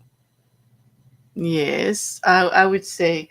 And I would say that their relationship, especially in relation to Tammy Daybell's death and the missing children, is all pertinent and relative. But of course, just like the word guilt or guilty state of mind, John Pryor doesn't want that. He's going to object to every visual piece of evidence that has anything to do to elicit that an affair was going on prior to the events, because it leads to motive in state of mind. And if he can get the jury not to see a reason why Chad Daybell would benefit from the deaths of JJ, Tylee, and or Tammy Daybell, I mean, that's the goal, right? Because if you can prove that there's some kind of motive there, then the jury's going to automatically be looking at the evidence in a different way.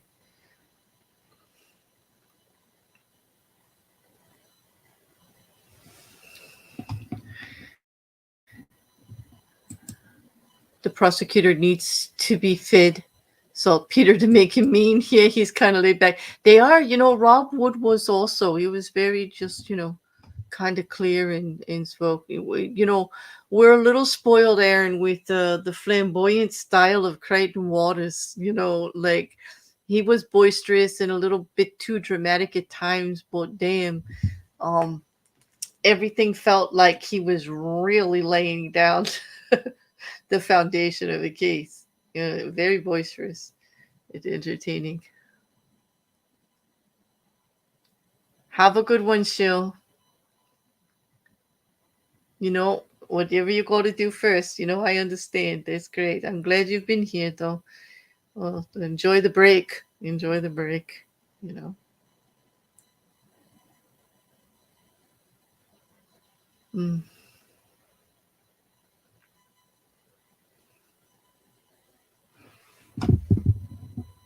I'm curious as to, remember the defense doesn't actually have to bring witnesses or expert witnesses or provide anything. Lori Vallow's attorneys did not bring forth a single expert witness.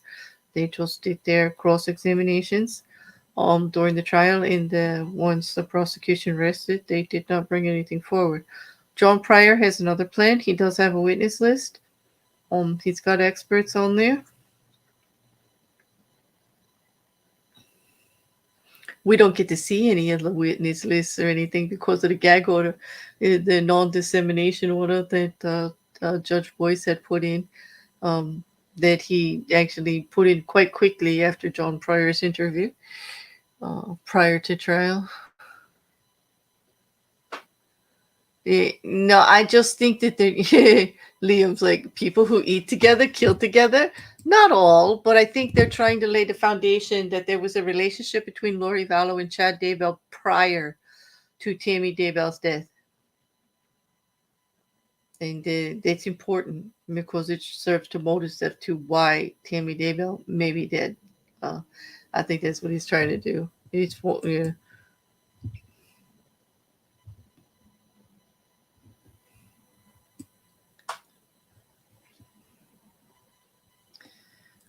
Hmm. Yeah, I know. Like it is a public opinion. It is a public political position. I agree, Aaron. DAs, you think they'd be on big on public presentation? You have to remember a lot of lawyering is case law and writing briefs and research. You know, presentation of your case is part of it, but it's a huge part of it. Yes. And not everybody has the same Creighton Waters commanding of a room. Which, you know, during that trial, although I was pleased with it because it was entertaining and he always got his point across, some people were so annoyed, like, you know, calling him overly theatrical and dramatic and just like being, you know, whatever. But it was like, I mean, even the defense team, Hart Pooley and Jim Griffin, their presence was actually, you know, felt in that courtroom when they were doing their cross examinations. Hello, Jasper. Welcome. Yeah, they are quite entertaining here. That whole Murdoch thing was like a circus, too. I do miss the judge in his stretches. I do. So, what do you think? Do you guys want to take a break? I think y'all should like take a stretch. I could put some music on. But I'm definitely could use a good stretch and a break too. I'm going to get up and make something to eat and take a little bit walk around and get some blood in my legs from sitting here. It's a good idea for everybody, you know. And I will be back. I will be back prior to them coming back, like about 15 minutes before. Okay, so you know that's what we're gonna do. Let's see. I've got my Chris Savinsky for the day, and I'm gonna put that on, and it'll be looping, you know, but it's better than some of the StreamYards, you know, canned music that's in here. I'll still got to get us a better playlist, you know. And the information that I dropped before in regards to the murder charge, because you know that has been a question that everybody has been bringing forward. Like they understand the conspiracy charges because Lori Vallow, you know, Alex Cox, the whole thing, and they think that everybody was involved in somehow. But what do they actually have to prove murder on Chad Daybell? And there's really not much more that they have to besides like the actual conspiracy. It's very similar in Idaho as it is in other states that I have been looking into.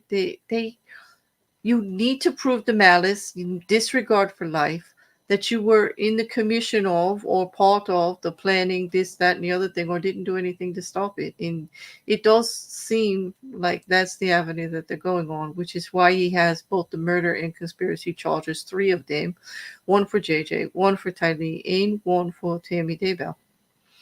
Plus the insurance fraud claims in regards to Tammy Daybell's life insurance policies, you know.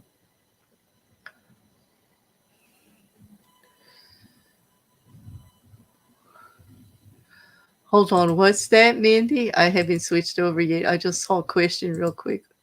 Let me just see. Or is it just a statement?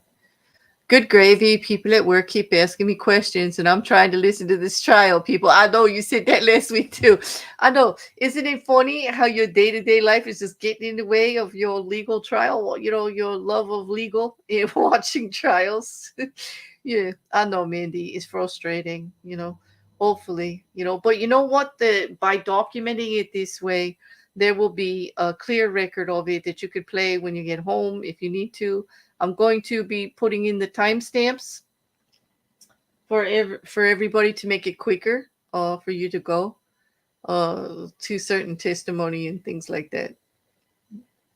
But it should be interesting. You know, on that, everybody, like take a good stretch, get something to drink, something to eat, and I'll see you back here in about 40. Okay? All right. I'm going to put on a little bit of music just for those of you that come by. Feel free to hang out in the chat and chat with your work, but I will be absent for just a bit to take a break, and then I'll be back.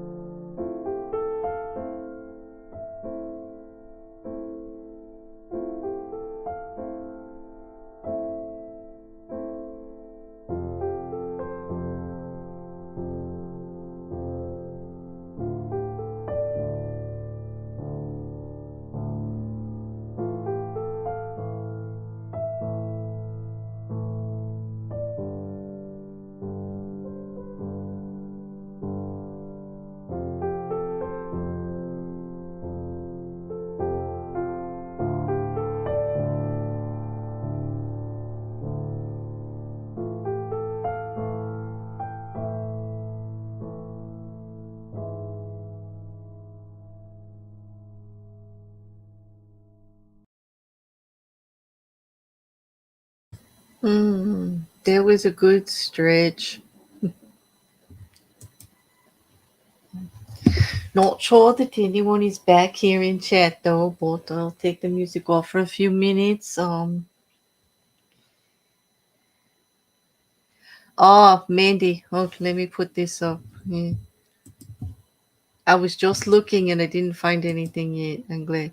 Hannah, 18 months, 80% with good time, out in 14-ish or sooner. Oh, did she get the fine also? And has to take she got the 18 months, which was the max on that sentence for manslaughter on that charge, I believe. I think the max was 18 months and a $5,000 fine. What did the judge say anything about? I'm wondering if the judge said anything about mandatory gun safety laws and stuff like that, or re-education or something. Yeah. So it doesn't look like she got the probation she was hoping for. And the difference being that David Halls actually took a plea agreement and didn't have to go to court. So, of course, they were more lenient with giving him probation. He didn't actually have to serve any time. He was allowed to be out to do it, monitored, of course, and everything, and had to take public safety, gun safety classes. He had a fine to pay. I'm wondering if she's going to have any community service when she's done. Yeah. Hi, Mandy. Yeah. Are you slightly here, couch? Just like a little bit here, a little bit there? Yeah. So I did post a link to an article from East Idaho News. Larry and Kay Woodcock, who are JJ's grandparents. Kay is also Charles Vallow's sister. They're going to be holding a life celebration. A celebration of life ceremony for JJ and Tylee on Saturday, April 27th. And I posted the article link there for you. I was searching around the socials, trying to catch up on Hannah Gutierrez, Karen Reed starting tomorrow.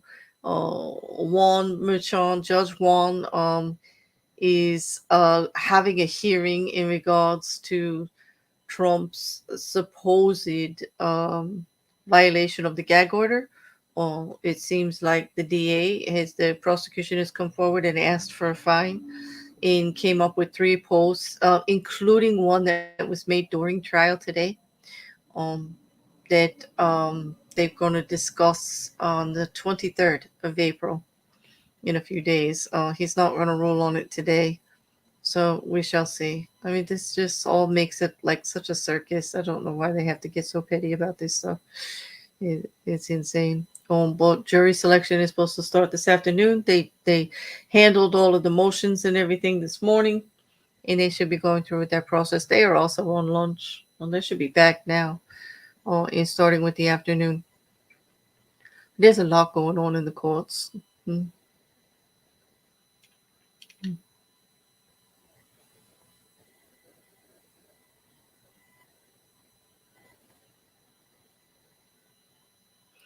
Oh yeah, Liam was a good Chris Durham. I do like him. Yeah, yes I do. I like when you work with him too. I like the stuff you guys do together. It's really cool. Well, thank you all for coming back. I hope you all did take a stretch and a break, and get something to drink or to eat. I did enjoy a little bit, and also was cruising the socials, of course, to see what else I could find out about anything.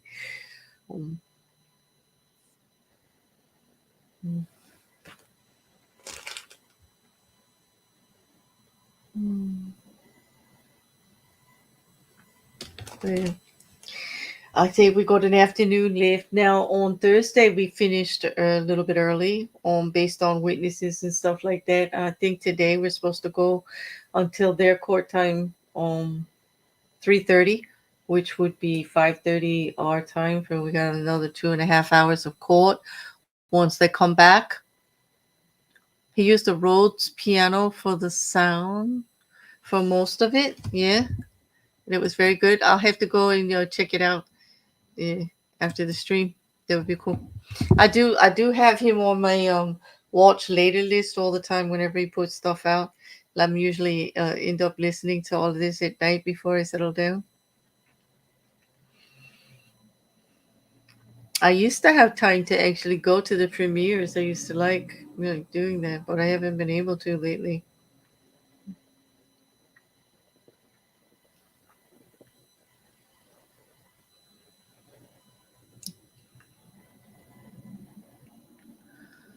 You just had some pistachios. I like pistachios. At least you're having a nice snack. Yeah. It's still early there for lunch yet, isn't it? Like, oh, actually, Mandy, isn't it noon by you now? Like, yeah. Yeah, it's almost time for lunch. Yeah. Yeah. Yes, he usually goes early in the day, right? Like lunchtime-ish. I'm thinking, Liam, like noon, anytime between noon and 2 or something like that. Like I'm usually used to seeing him early.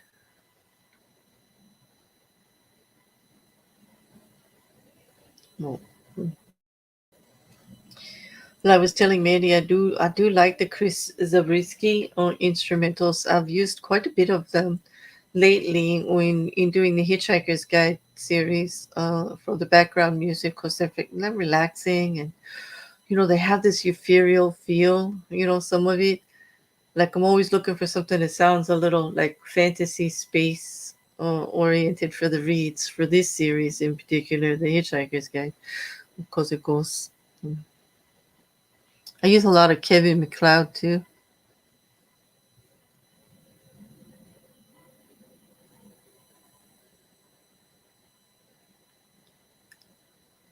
Oh, in setup, yeah. Yeah, I've done that myself.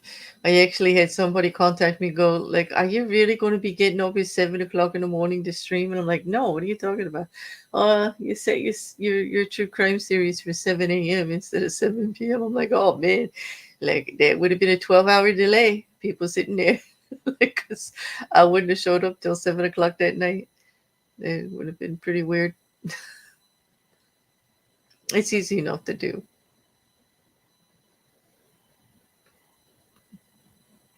It's definitely easy enough to do. Do you think the court's going to come back on time?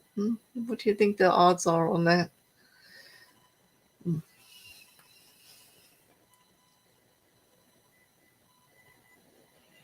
I did start the time stamping for anybody that wants to go back and watch the prison telephone call or the video. I did put where that evidence started, like so that you can tell. I didn't put also the secondary one with the prosecution, but it is part of the cross-examination.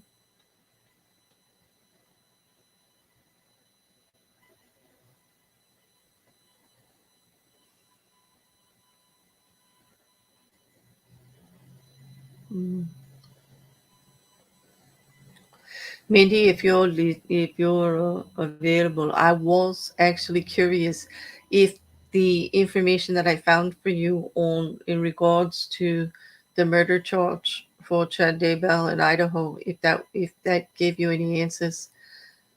I posted a couple of links in the chat too to the judicial site for the jury instructions on it and for the actual penal code that they have there,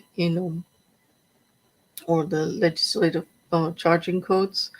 In the indictment, like I read that earlier today, it was pretty clear that he doesn't have to actually lay hands on to be convicted under that charge of murder.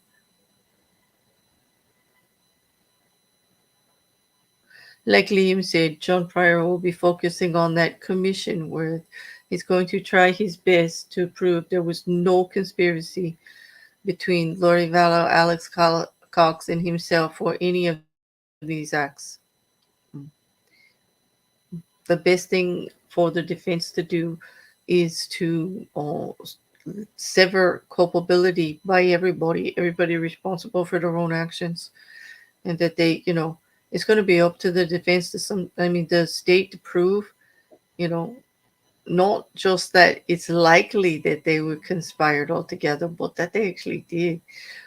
I'm waiting to see all that. I mean, so far we've seen the foundation laying there, that he was acting nervous, that he knew that something was going on his property, or they're trying to allude to the fact that, his behavior was indicated, guilty conscious kind of thing. Standard for law enforcement to watch all of that, and then also that they proved that Lori Vallow and Chad Daybell were in a relationship prior to his wife's death. They're trying, like, the hand holding, the havings of lunches and stuff. None of that equates to murder, but it does actually lead towards motive or state of mind. Yeah, Mandy, that's what, like, so I like searched like right for the Idaho one, and there was also quite of interesting parts in regards to jury instructions, in especially in death penalty cases. So like that was all there too. Jury instructions in regard to homicide, jury instructions in regard Thank you. Please be seated. to conspiracy, and we're back already. Here we go.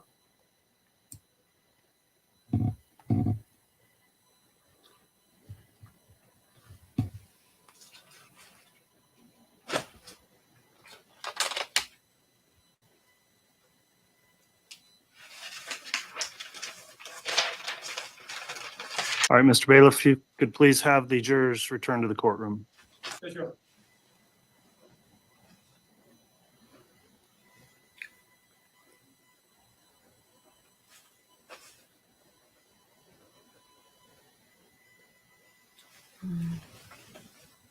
There's always the delay as we wait for the jury to come back in. So I didn't mute yet. The text message from Chad to Tammy about the raccoon pretty much proves he knew. In your opinion, I agree, Mindy. And when they put that in there, like, hopefully we're going to see a lot of that. Actually proving that there was some, like, in case she noticed there was any disruption of the land at all.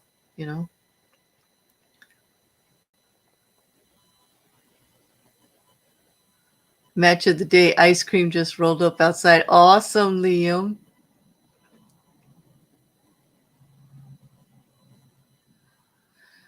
Liam, I'm glad you're doing collaborations with Christopher. It is cool. I'm curious to see what you guys are going to put out next. Not jazz, though, huh? The bonfire at the fire pit. Exactly, Mandy. We've got a lot of that type of evidence still to come forward, less tedious than just the statements of law enforcement, but actually with the documentation of everything they found in the investigation.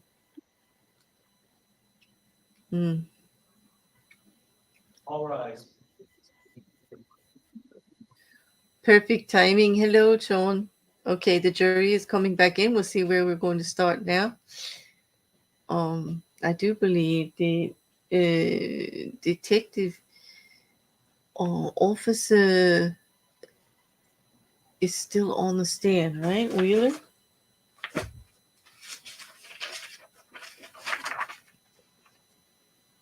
Yeah. All right, thank you, Mr. Bailiff. Please be seated.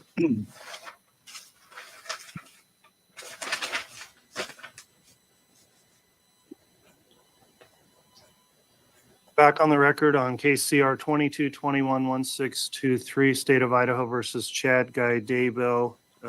Lieutenant Powell was previously placed under oath. I'll note the parties are all present after the lunch recess, as well as the jurors are all present and properly seated, and the defendant and counsel. Mr. Wixom, I believe you were still in direct examination. I was, Your Honor. You can continue with your direct. Thank you. Lieutenant Powell, I think we left off at your surveillance at Cafe Rio. Yes. I want to take you back now to the Gilbert phone call about Tammy Daybell's death. Yes. With respect to whatever was discussed there, did that cause you to feel like you needed to investigate Tammy's death? Yes. Why? Because of the ties with Lori and Alex Cox and the attempted shooting and then reviewing the report, Which report? the one the deputy wrote from first on scene. What about that report caused you to feel like you should reinvestigate? Chad said that Tammy didn't, Into the microphone, please, Mr. Pryor. Judge, I'm going to object. There hasn't been proper foundation. I don't know what report he's talking about. Who did it? What did it? When? I'll sustain that in terms of general reference to a report. Thank you, Your Honor. And to be clear for counsel, this is the stipulated exhibit 70 that was stipulated to. It's the report. Exhibit what, counsel? 70. Well, it's the stipulation number 70. It's that report. Mr. Wixom, has that been admitted formally in the trial yet? I intend to, but I haven't yet. I can stop now and do so. I guess that'll make the most sense since we've referenced the exhibit. I want to make sure it comes in before it's referred to. Certainly, Your Honor. Thank you. May I have just a second, please? You may. And Judge, that would have saved an objection if I had I known. understand.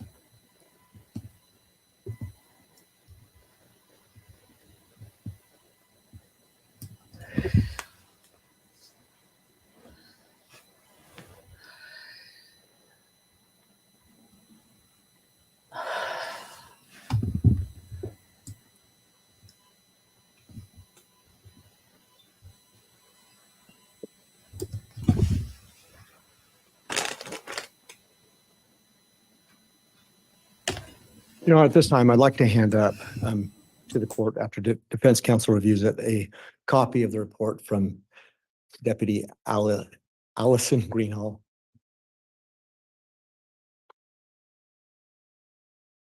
And it's reference 70. Is that the actual exhibit number for? Judge, that's the itemized number on the stipulation, as I recall. The state's proposed exhibit number is 418. 418. Yes, sir. All right. Would you please mark the exhibit then as 418 that you propose to offer? Certainly, Your Honor. This is Officer Powell's report, not Officer Greenhall's report. That's what he meant to give me. So, you.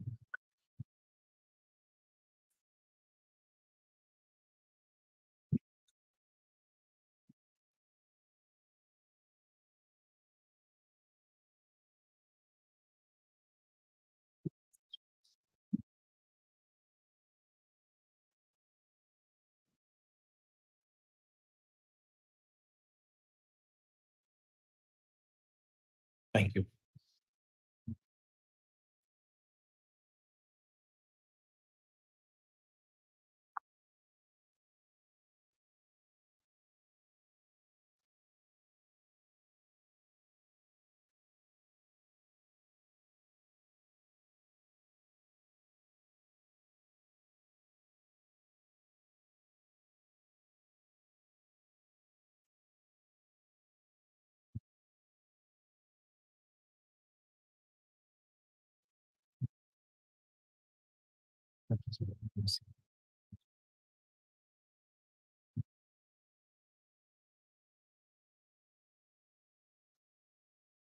All right. The state's proposed exhibit 418. It apparently is referenced in the stipulated exhibit list, but is there any objection to the introduction of state's exhibit 418? No, Judge. All right. Exhibit 418 is admitted. Thank you, Your Honor. May I ask to have that handed to the witness, please? Yes. Thank you. Lieutenant Powell, you were telling the jury what were some of the reasons that caused you to have concern to reopen the Tammy Daybell death investigation? Chad tells Deputy Greenhall that Tamara didn't have any serious medical conditions. Let me stop you there. If you're going to refer to the exhibit to refresh a recollection, I'm going to ask the court permission to allow you to do so, but you probably shouldn't read from that. Oh, is that, Your Honor? May he have permission to refresh from the exhibit? Well, it's actually an admitted exhibit, so Well, if he's got permission to read it, then we'll continue on. you can ask your question, but once it's an admitted exhibit, the jury will have that. Right. Thank you. So go ahead then, Lieutenant Powell. He tells Deputy Greenhall that Tamara don't have any serious medical conditions and that she don't go to the doctor often. Anything else in there that caused you to decide to investigate further? Last time she was at the doctor was 2 months ago for arm injury. Okay. So upon reviewing that, considering the other information, what steps did you take to then investigate Tammy's death? Ran a controlled substance, it's called PMP, Prescription Monitoring Program, where you can run a name and they'll tell you if they're on any controlled substance, medications that are controlled. Is that a law enforcement program? Yes. Okay. What did you find from that? She was prescribed tramadol. Anything else from that report? Not from that report, no. So what did you do next? Got with the prosecutor and got a search warrant for Walmart pharmacy. Why Walmart pharmacy? That's where it was prescribed to, picked up. What did you find as a result of the search warrant from Walmart pharmacy? She was prescribed fluoxetine and tramadol. And what did you do next? She was prescribed fluoxetine from Seasons Medical and tramadol from Teton Medical. So I got search warrants for those two medical records. Did you get records from both those entities? Yes, I did.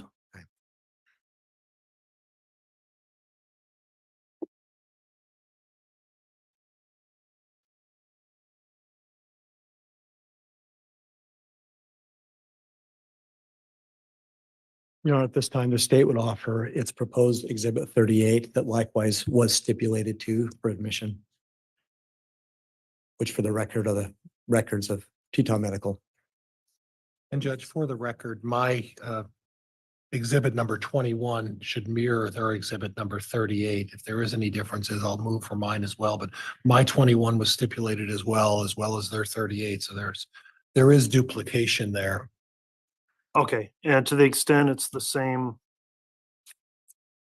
exhibit, let's make sure it just gets admitted once, but what's now marked and offered as states 38, I'll have the defense review that and ask if there's any objection.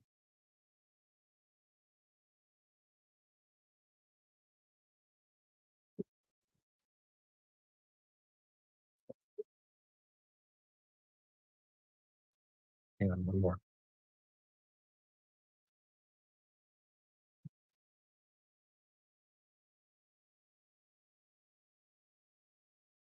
Thank you. Thank you. As to proposed 38, any objection from the defense? No, Judge. All right. Exhibit 38 has been offered and is admitted. Thank you, Your Honor. May I have permission to publish Exhibit 38?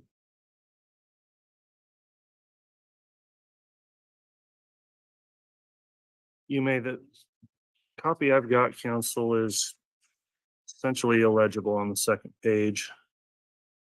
Judge, if I could suggest. Third page, I would say it's actually 3 pages. Judge, if I could suggest my 21, you might find that to be a little more legible, but counsel, if you would like to take a look. Let me sidebar with counsel because there's a photocopy so light that it's illegible.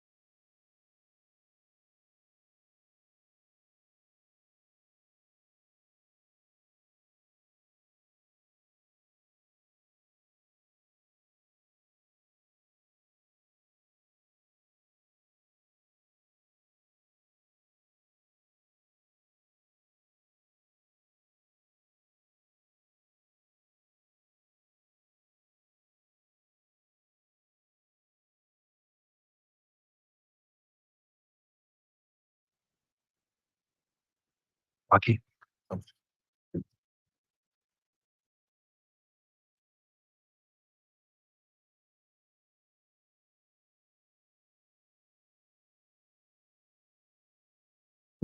All right, council, I've reviewed the admitted exhibit. However, it's again not very legible in terms of how it was photocopied, but there is a better version of it that was likewise submitted by the defense. So upon suggestion in the sidebar, the court will permit a substitute exhibit. So what was previously admitted 38 will not be admitted, and we'll have that referenced by the defense exhibit, which is the same document in a more legible copy. So what is the exhibit number, Mr. Pryor, that would replace our exhibit 38? Your Honor, Teton Medical Group records would be defense exhibit number 21.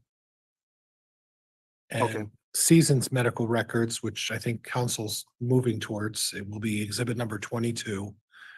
And my understanding, Judge, is that we've previously agreed that exhibit number 20 by stipulation is admitted as well, and I'll move for all three of those at this point. Okay, the defense has moved then for those exhibits 21, 22, and 20. Mr. Wixom, any objection from the state? No, we have no objection, Your Honor. We agree to the same exhibits, just with a more clear copy. Yes. Okay, then those will be admitted, and to be clear then for the record, exhibit 38 is no longer admitted as part of the record, being substituted by the more clear version. So you can proceed, Mr. Wixom. Just reference the exhibit number with those new defense numbers when you are referencing them with the witness, please. Will be, Your Honor. Thank you. Okay. Your Honor, may I have permission to publish exhibit number 21? Yes.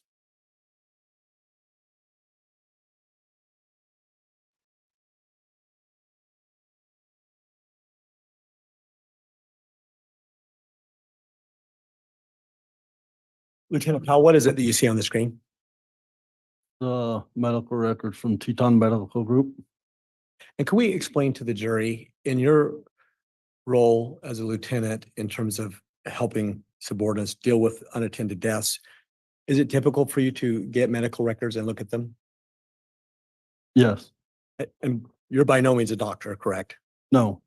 But you do review them to see if you can discern anything about the subject's health? Yes. Okay. What did you see in this Teton medical record about Tammy Daybell's health? The past medical history was just anxiety, depression, and anemia. Other than that, everything appeared to be normal. So when you, I'm sorry, when you sought a warrant for these particular records, how many years time span did you ask for? 2 years? Was this the only record that was returned? Yes. What's the date on that record? 9/6 of 2019. Does that indicate anything to you about Tammy's health status? She was healthy at the time that she was at that doctor. What about the fact that this is the only record? Does that tell you anything about her health status? It appears she's healthy. Your Honor, may I now have permission to publish the exhibit number 22? Yes.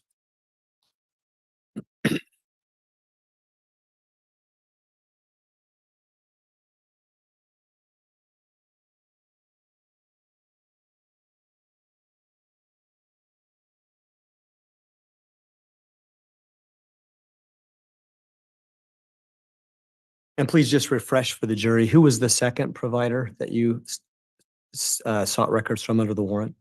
Seasons Medical. And I want to call your attention to the screen again. What is that you see? The medical records for Tammy from Seasons Medical.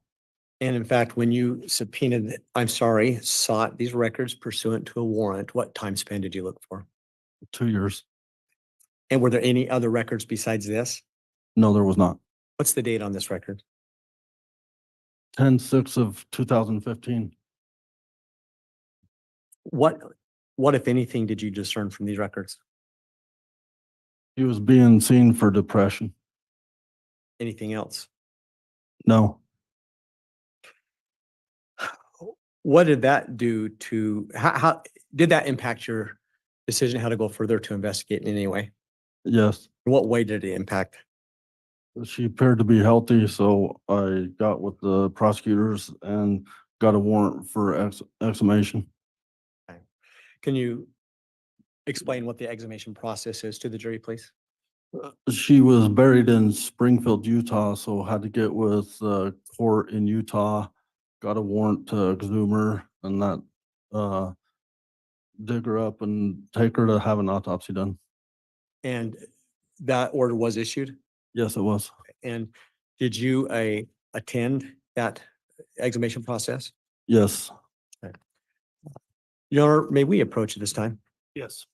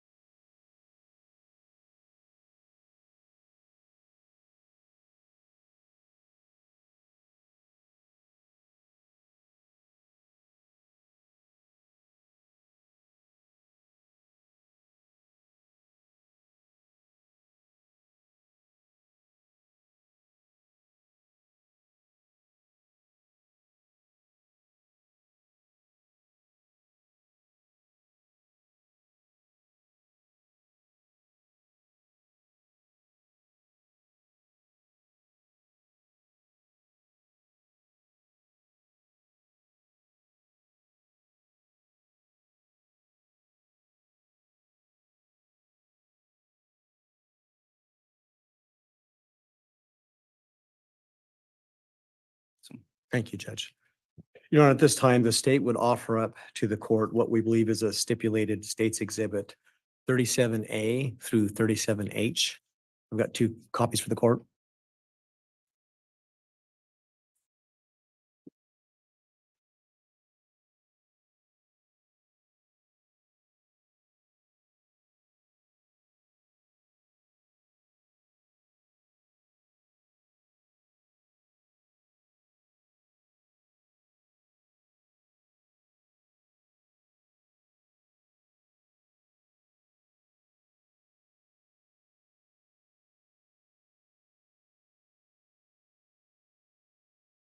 And Judge, these were by stipulation of the parties as well as other photos that will be published at a later time by way of stipulation.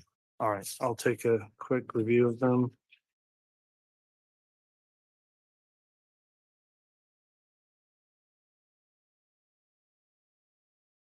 Judge, for the record, my exhibits in that regard will be item number 23, 23A, 23B, 23A through D. You'll be my corresponding, and if there's any that aren't presented. Okay, once you get there, Mr. Pryor, I'll have you offer them individually, so we keep track of the exhibits. Exhibits 37A through H have been offered, and I understand either by stipulation or no objection, the defense has no objection to these being admitted. Is that correct? That's correct, Your Honor. All right, exhibits 37A through H, all individually are each admitted. And Mr. Wixom, you can continue. Thank you. Your Honor, may I have permission to publish various parts of this exhibit? Yes. Thank you. Lieutenant Powell, I think we had left off with you explaining why you were going to do the exhumation. Could you please explain to the jury what's that process as far as law enforcement is concerned? Go and observe and make sure that nothing was tampered with. And what kinds of things do you look for tampering? Any marks on the casket, and the cement vault and things like that. And why do you look for tampering? To make sure I can say that nothing was tampered with and to obscure the autopsy. So is it safe to say that you were at the graveside when her body was literally pulled from the ground, or her casket was pulled from the ground? Yes. And you observed all that? Yes. Now, did you personally take photos of that process? No. But you were present the whole time? Yes. And you've seen the photos that were taken? Yes. And they've been admitted, but the photos, you'll be able to say if they were accurate depictions of what was happening? Yes. Now, if I may now publish. Yes.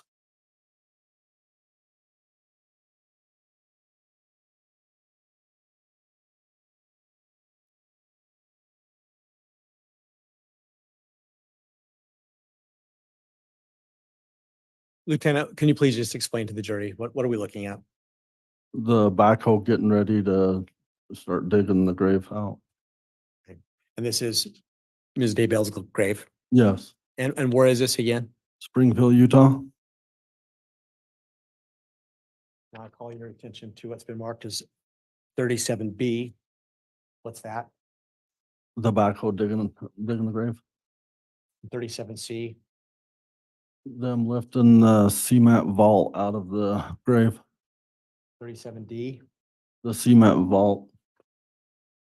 37E.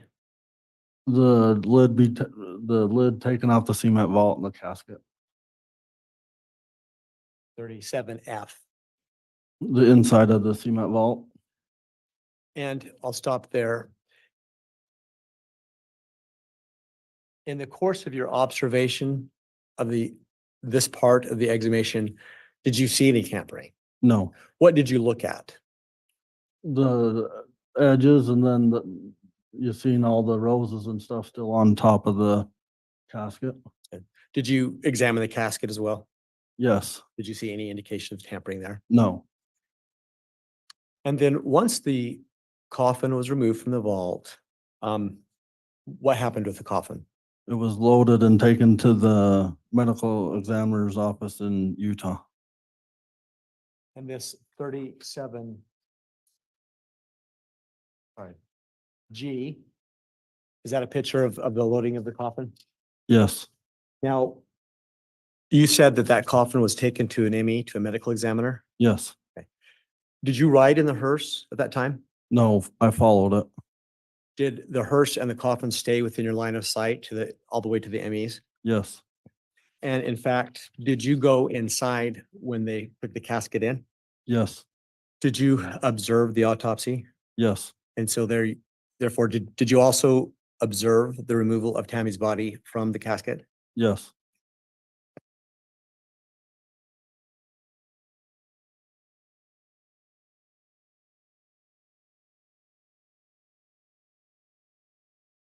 And what do we see here, Lieutenant?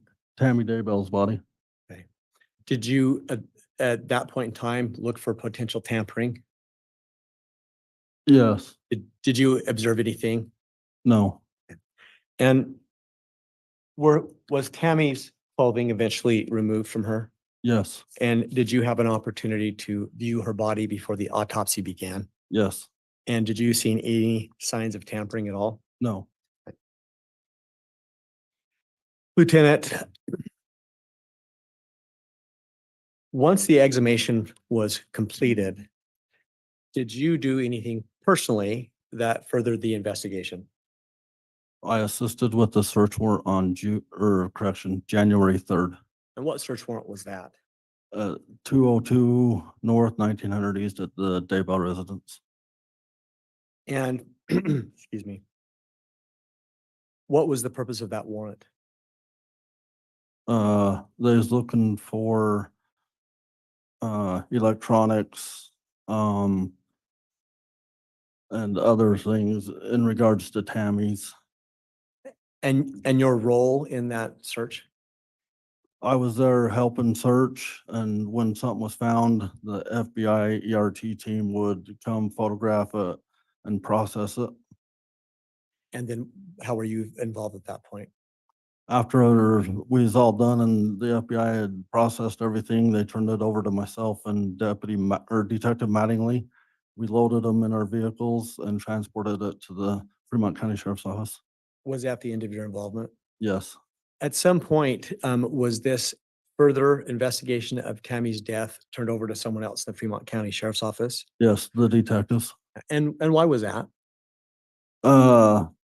Just, I had other things they wanted me to be doing and wanted it turned over to detectives. And to be clear, as a lieutenant, how many subordinates do you supervise? Approximately 24. Oh, no, it'd be probably about 27.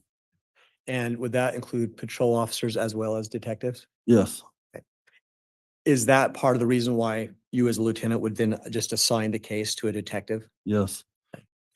From that point forward, did you have any other involvement in Tammy's death investigation? No. You know, I may have just a moment, please. Yes.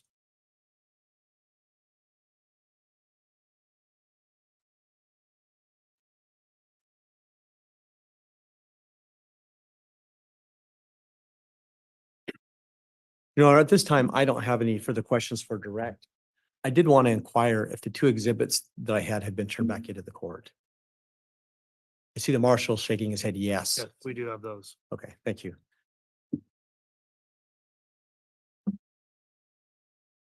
All right, Mr. Pryor, you can cross. Thank you.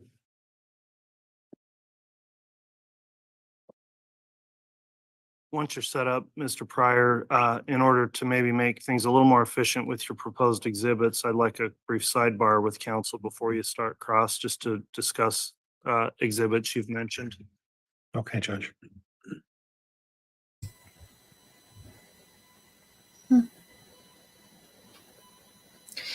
But I can unmute for this one if they're going to do another brief sidebar there.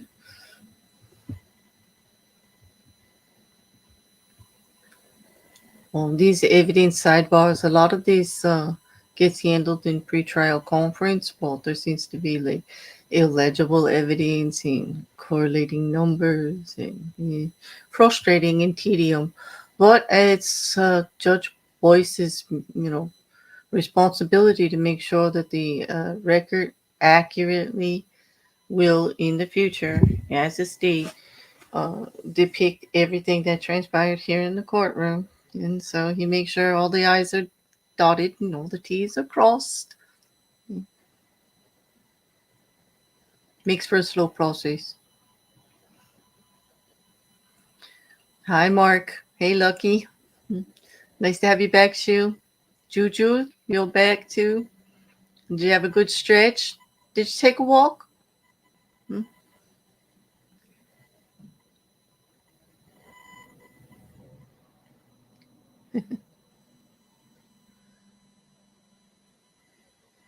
Yeah, the question before Liam was kind of rambling, like I didn't get it.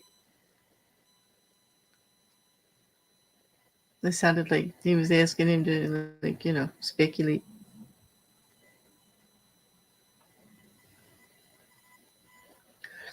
So the court deputies, they go back and forth with the evidence.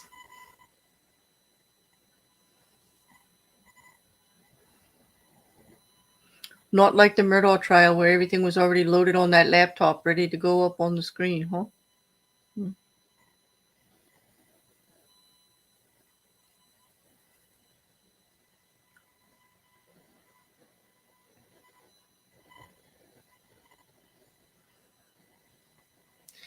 This part of the trial is a lot different than Lori Vallow because Tammy Daybell is being addressed in her death, the exhuming of her body, and what led to the investigation in regards from being thinking nothing, that it was just natural causes to perhaps there might be something there, and an autopsy might be necessary.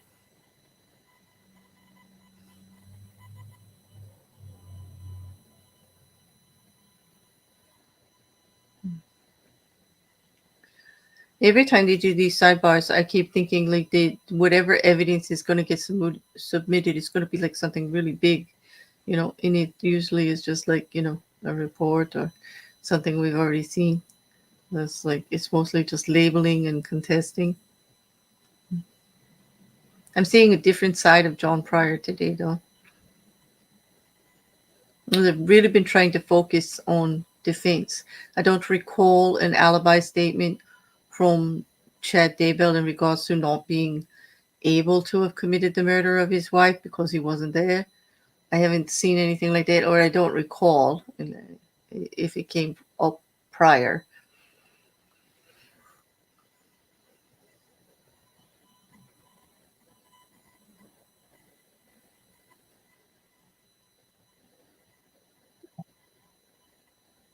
I did see some reporting that a few of Chad Daybell's adult children may be testifying on the defense list, but we don't have the actual list, so I can't confirm or deny.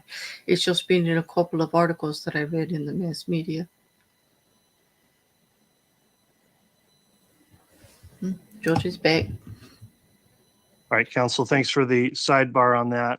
Also, just pointed out to the court before the state concluded direct, we did have admitted, not actually given to the court, Exhibit 20, which I think is a death certificate, and we need to get that to the bailiff for entry into the court record.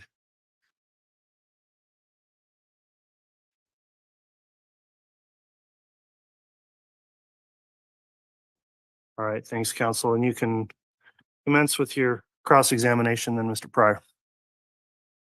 So officer, you've spent 22 years with the Fremont County Sheriff's Office, is that right?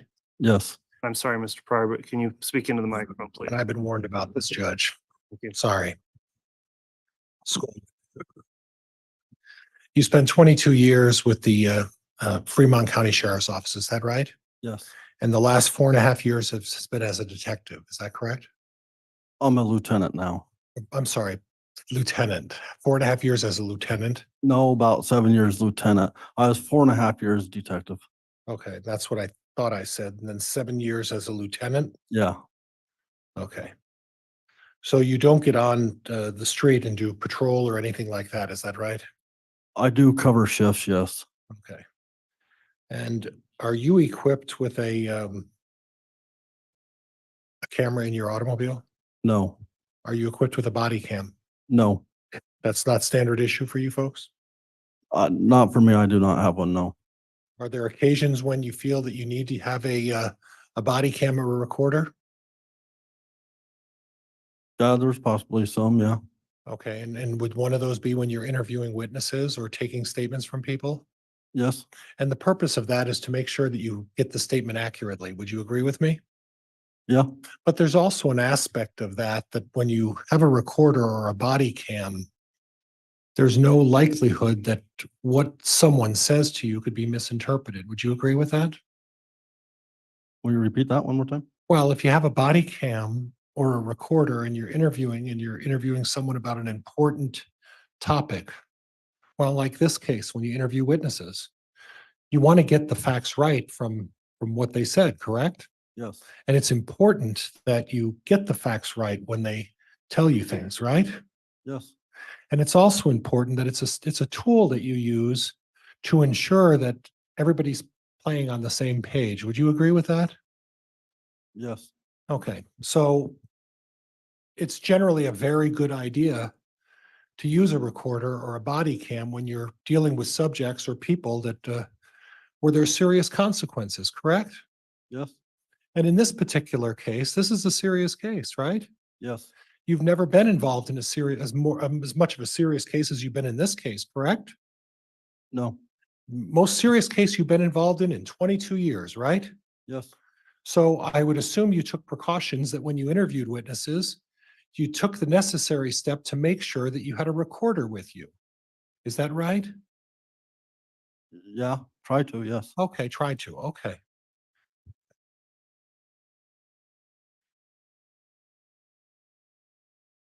Now, you received a call from the Gilbert Police Department, right? About this case with Tammy Daybell, correct? Yes, And I read your report. And I think you accurately reflected what they were talking to you about. Lori Vallow and Alex Cox were involved in an attempted shooting of Brandon Boudreaux. Is that right? yes, And Chad Daybell was not implicated in that, correct? no, Right. But he was someone of interest because he had been hanging around Lori Vallow, he was a known associate. known associate, but there was no implication that he had any involvement in the shooting of Brandon Boudreaux, right? No, That was Alex Cox and that was Lori Vallow. And when did that shooting take place? I don't recall a date. What year? Would have been 2019. Okay. Okay. You don't recall the month, right?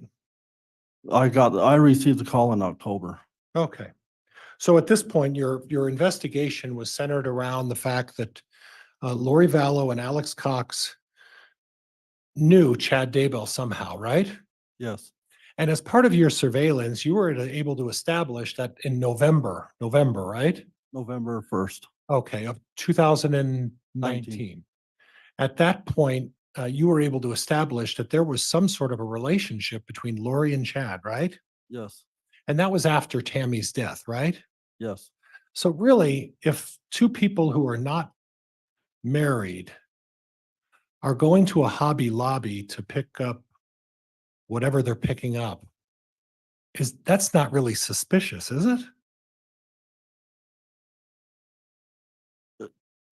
it depends, I guess. Oh, It ain't suspicious, no. well, you said depends. I want to know what's suspicious about two people who are single going to a Hobby Lobby. Why don't you tell me what that is? Well, it ain't suspicious, no. Okay. And then going out to eat at a restaurant.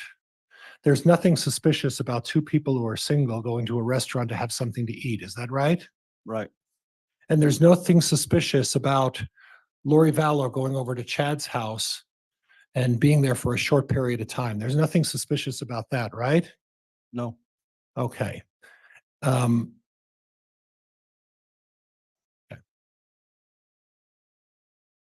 So I'm having some difficulty here. And the difficulty I'm having is that you get a call from the Gilbert police suggesting that Chad Daybell knows Alex and Lori, right? yes, And based on the fact that they know them, you get an order from a judge to dig up Tammy Daybell, right? with the medical records and everything, yes. Okay, with the medical records and what's the everything? Chad saying that she had no medical issues. Okay, all right. Judge, could I have, Judge, could I have exhibit number 21, please? Yes.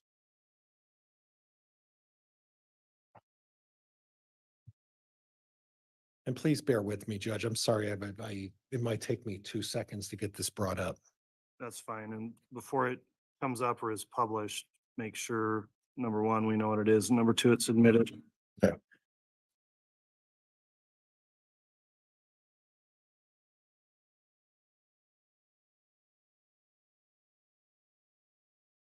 And officer, it's previously been admitted, Teton medical records, that's the medical records you subpoenaed, correct? Yes, All right. And 21 is already admitted. So It is, Judge, and I'm going to go through 20, 21, and 22. All All right, thanks for clarifying. Those are all admitted, so you can publish without permission, Mr. Pryor, if you'd like.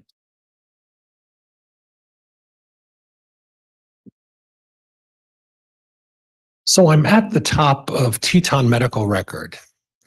And what I'm looking at on the left-hand side of the letter where it says past medical history, right? Yes. Okay, and the first thing at the very top is anemia. Right? Yes. Did you research what anemia is?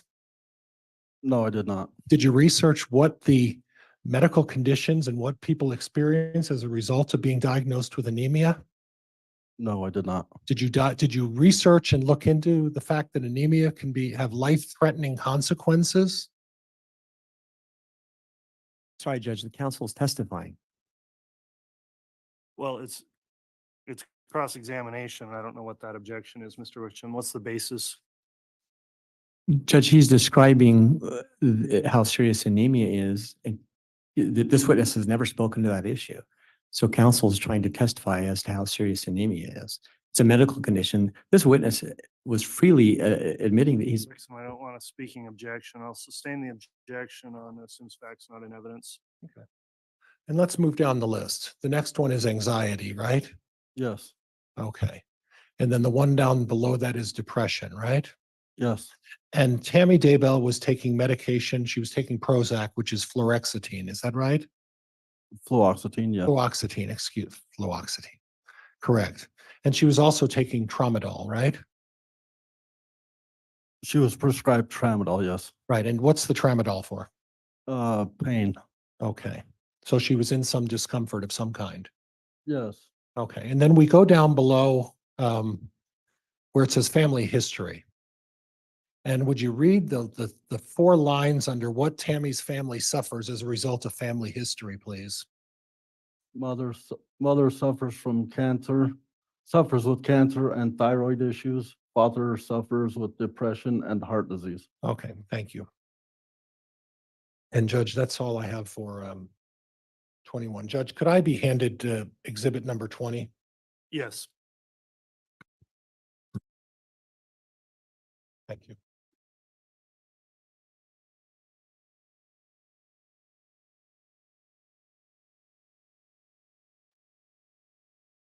And Judge, again, this has been previously admitted by stipulation of the parties. It is admitted, yes.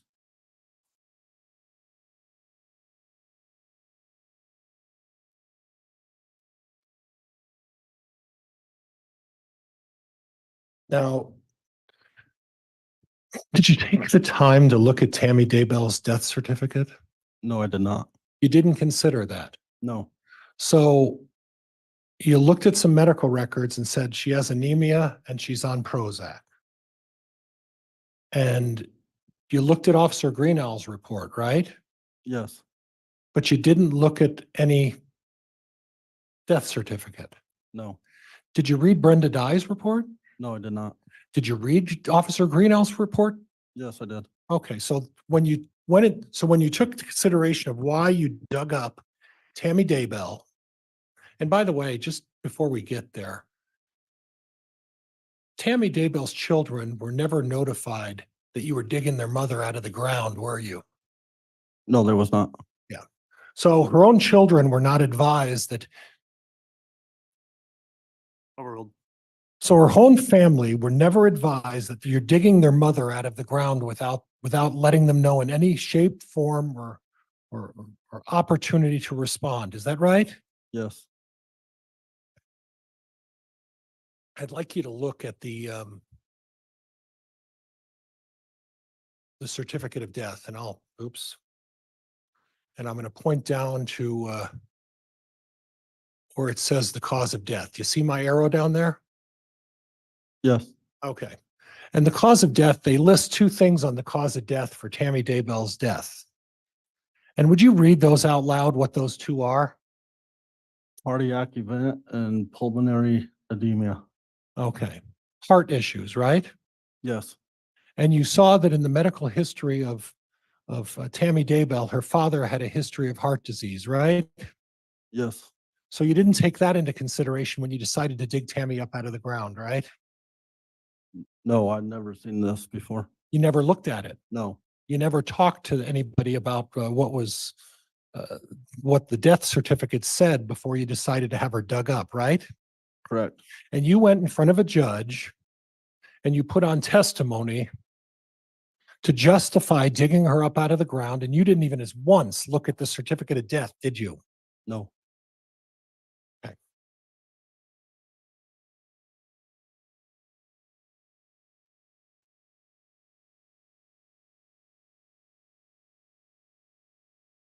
Judge, counsel previously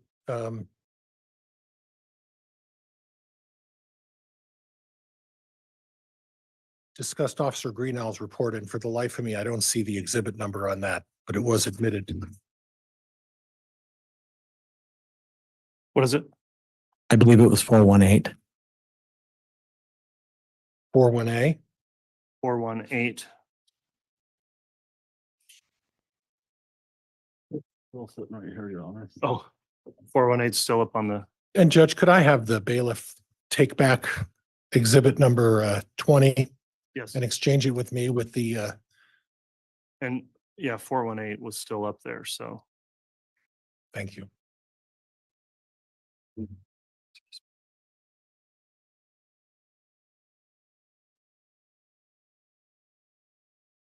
Oops, let's do this.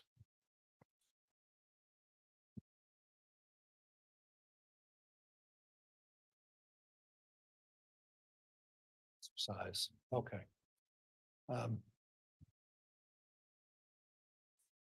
Okay, so can you see that report? Yes. Yeah. Yes. So the second. Mr. Pryor, I need to have you talking to the microphone. The second paragraph talks about how Tammy was found by her husband. Is that right? Yes. Okay. I'd like you to read, starting with the second paragraph to the end where it talks to 911. If you would read that loud so that everybody can hear that, please. He called for his son to come help put Tamara back onto the bed. No, I'm talking about where the words start with the deceased. I'm sorry, up here where it says the deceased. That's where I'd like you to start. You want me to read the whole paragraph? The whole paragraph, if you would, please. Okay. This deceased Tamara M. Daybell was found by her husband, Chad G. Daybell. Chad told me Tamara had been sick and had a severe coughing fit at approximately 0000 hours. During this fit, she vomited, then she returned to bed and she said she was fine. At approximately 5:40 hours, Chad felt the blanket slide off the bed and woke up to see Tamara had partially fallen off the bed. Chad told her to get up, and when she didn't answer, he turned on the lights and found that she was deceased. She had partially fallen off the bed, her head was touching the floor, and her feet were still on the bed. Chad said she was cold and stiff. He called for his son to come help put Tamara back onto the bed. Chad then called 911. Okay. So when you talk about a lack of medical conditions, did you read this report before you went to judge and get an order digging Tamara Daybell up out of the ground? Yes. Okay, so did you happen to notify the judge that Tamara was having fits the night before? She was vomiting and was sick and was generally not doing well. Did you mention that to the judge? No. Okay. All right, so we'll move on to the second paragraph now. And if you would read the second paragraph, starting with Chad said Tamara. Chad said Tamara didn't have any serious medical conditions. She was taking fluoxetine for depression, but did not have any other prescriptions. Chad said the last time she was at the doctor was approximately 2 months ago when she had fallen in the driveway and injured her arm. The doctor had given her steroid shots and she was not having further issues. Chad said she had been feeling sick with something like a cold lately and that she would have gone to the doctor today. Chad said she has low blood pressure and faints occasionally. Chad said that she has been going through menopause and also has been having aches and back pain for approximately 2 weeks and that she was going to visit the chiropractor soon. Chad said she didn't go to the doctor often because she didn't like doctors. And you were aware of that based on the research of her medical records, that Tammy Daybell didn't like to go to the doctor, did she? Yeah, Right. And you were aware that Tammy Daybell would use herbal medicine and oils and other medications in lieu of going to the doctor to try to cure herself in other ways, untraditional ways, right? that's what the report said, yes. Right. So instead of going to the doctor for fainting spells and for these other things that were going on, she would take supplements and do things like that, right? Yes. Okay. And then I'll go back down. And the next one talks about Chad showing all of the over-the-counter medications she takes. He said she's taken approximately 10 bottles on the tablet every morning that she takes to help her. Okay? And then read the last line where it says most. In that paragraph I just read, where the last sentence says most of what was. Most of what was in the cupboard. Mr. Pryor, you turn that sideways so you I'm can't read. sorry. That makes it tough, doesn't it? I was Okay. trying to pull one on you, apparently. Go ahead. Most of what was in the cupboard was essential oils and natural remedies and some pain medications. Okay. So it looks like the list below talks about the Prozac, acetaminophen, ibuprofen, whatever vitality extracts are, but at the very bottom, it says supplement, right? Yes. And what is that supplement for? The supplement for bruising and sore muscles. So for treating bruising and sore muscles, did you have any history that Tammy Daybell had a history of easily bruising? I didn't see any, no. Did you see anything that suggested that Tammy Daybell had bruises on her body at the time she passed away? Yes, there was some. Yeah, and you're aware that those bruises were old bruises, right? I don't recall. Okay. And if Brenda Dye put in her report that they were old bruises, you would have no reason to dispute that, right? Yeah, I have no reason. to Okay. dispute. But Tammy Daybell clearly was taking medication for bruising, right? That's what the report said. That's what the report says, right?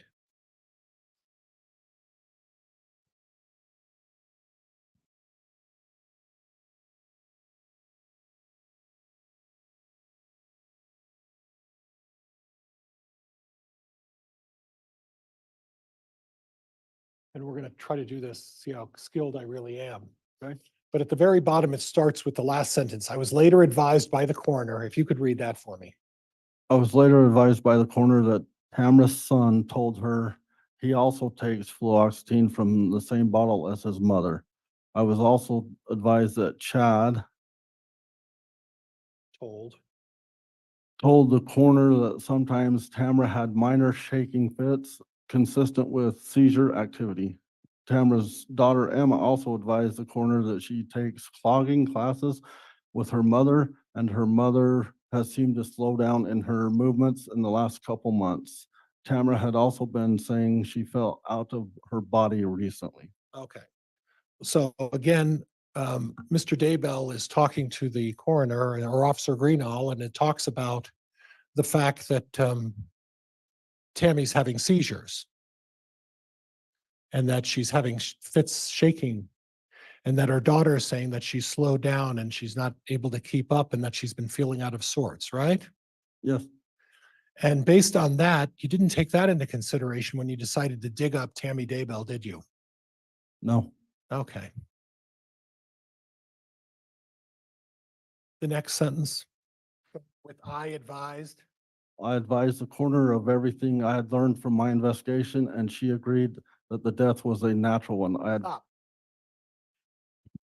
I advised the coroner of everything I had learned from my investigation and agreed the death was a natural one. That's Officer Greenall, right? Yes. So that according to Officer Greenall, in discussing this with the coroner and with all of this information, came to the conclusion that Tammy Daybell's death was a natural one.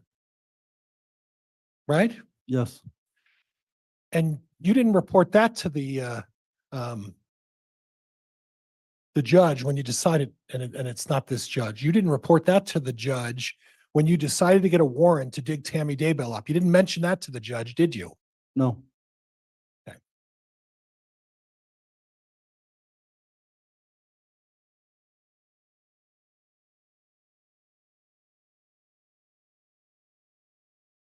The last sentence in that paragraph, would you read that one for me?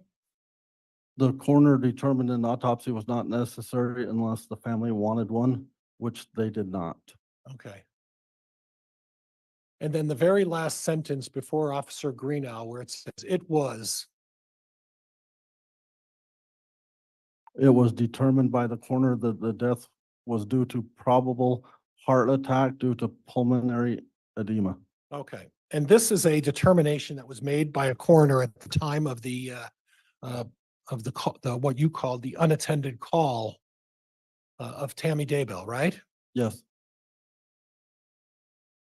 And in talking with the folks down in Gilbert,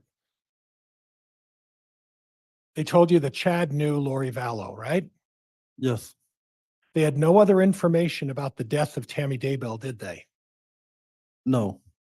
You had the information, and you're the one who took that information and went in front of a judge and got an order to dig Tammy Daybell up. Yes. And you did it without telling the children that they're digging their mother out of the ground. Is that right? Yes. And you didn't take into consideration the seizures, did you? No. You didn't take into consideration the shaking, did you? No. You didn't take into consideration the anemia, did you? No. You didn't take in any of the medical information other than you told the judge, there's no medical history here. That's what you told the judge, isn't it? Off the medical record, yes. Off the medical records, right? Yes. You didn't look at anything else, right? No.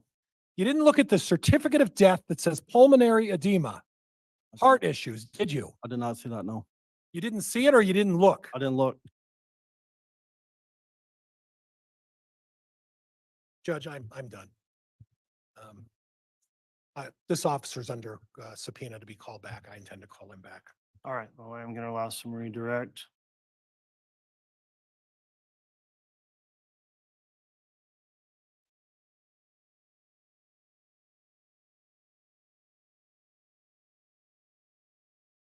Lieutenant Powell, excuse me.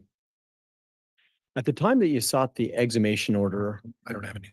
were you aware that Chad and Lori, that Lori's children were missing? No.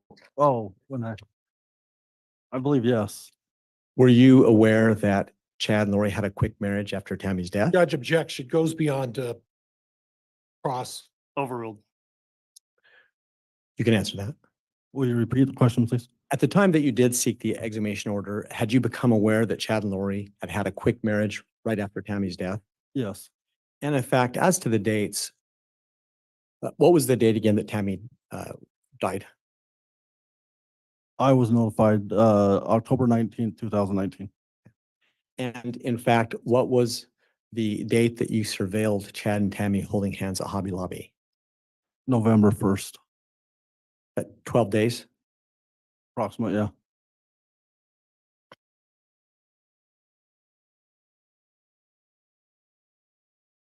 Mr. Pryor asked you several questions about Allie Greenhall's report. Yes. Do you recall who provided the bulk of the information in that report? Chad Daybell. And did you ever find out prior to requesting an exhumation whether Chad Daybell wanted an autopsy? The reporter said he did not. Did that factor into your decision to seek an exhumation order? Yes. How? Just with all the circumstances and medical records and everything. Prior to seeking the exhumation order, had you ever heard the name Charles Vallow? Yes. And who is that? Judge, this is going beyond cross. I do agree with that at this point. May I argue it, Judge? Go ahead. Judge, with the extensive cross-examination about challenging this officer's request for exhumation, I think it's not outside the cross. It's maybe another data point, but it's well within what the cross-examination Well, was. I don't know if it is or not. The way it's asked, it just seems to be going into a new area. So if it's tied in somehow to the cross, then I may allow it. But for now, it's objection sustained. Lieutenant Powell, were there other reasons that I've not asked you yet that went into your decision to seek an exhumation order? All the deaths surrounding Lori Vallow and Alex Cox. What were all those deaths? Her, Which again, we're going into an area that was not opened up. No, I believe I'm this gonna is, object, Judge. that's opened up. So I'll overrule the objection. Could you please explain to the jury all the deaths, what you meant by that? Lori Vallow's last husband had been shot by Alex Cox. Did you understand approximately what date that had occurred? I don't recall the date. Was that part of the information that was relayed through Gilbert Police Department? Yes. So how did the fact that Lori's husband had been killed factor in to your suspicions about Tammy's death? And well, you had the attempting shooting, the murder. And I'm just asking you from a common sense perspective as a law enforcement officer, how was that information impacting you to decide to get an exhumation order? Judge, calls for speculation. I'm asking, oh,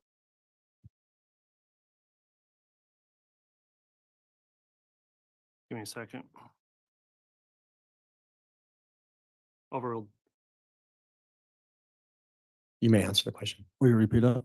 Yeah, I'm just asking from a common sense perspective for you to please explain to the jury why all of that information bolstered your thinking that you needed to seek an exhumation order. Because of all the deaths around Lori, or Alex and Chad. So is it safe to say that when you do any investigation, do you just follow the facts and where they lead you? Yes. And so despite what was in Ali Greenhall's report, did all these other facts lead you to seek the exhumation order? Yes.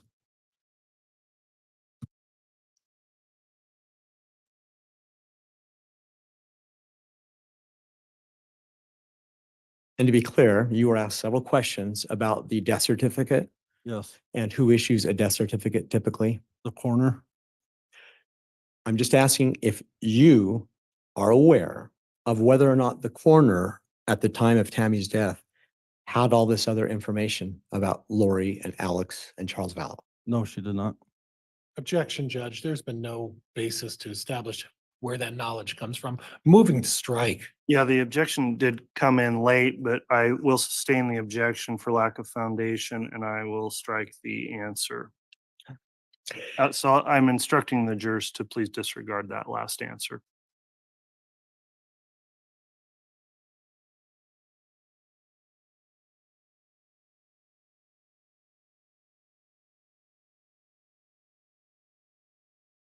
In terms of your surveillance of Chad and Tammy, how long that day, let me withdraw that. Please tell the jury again, what day did you initiate your surveillance of Chad and Tammy? November 1st, 2019. Thinking back now, how many hours did they spend together that day? Objection, relevance. Again, it goes to the relation. Thanks, Mr. Wixom. Objection's overruled.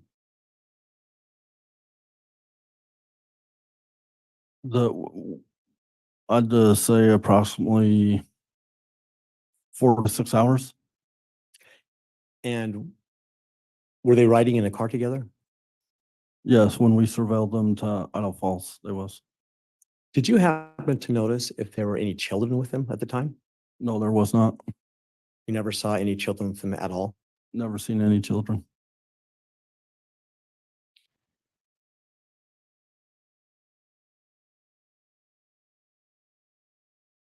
No, I have no further questions.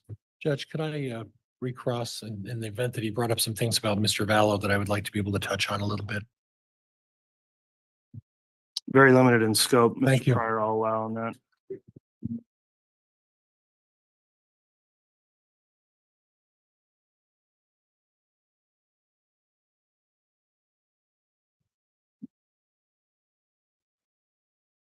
Officer, you made an interesting comment about Chad Daybell and Alex Cox. Are you aware that Chad Daybell is not implicated in the murder of Charles Vallow? Yes, Okay, not involved, right? not to my knowledge, no. And in the shooting and attempted murder of Brandon Boudreaux, same thing. Alex Cox, Lori Vallow are implicated in that crime, right? Yes, And Chad Daybell is not implicated in that crime. Is that right? not to my knowledge, no. So this other knowledge that Mr. Wixom spoke to you about, this knowledge that somehow Chad, he must have known these people. So because he knew those people and he's not implicated in those other murder and attempted murder by Alex Cox, Chad's not implicated. How does that give you a right to dig up Tammy Daybell? With all the association and all the deaths around it. Oh, so because she went to Hobby Lobby with him, because she went to a restaurant, and because you surveilled them, and obviously they were having a relationship, right?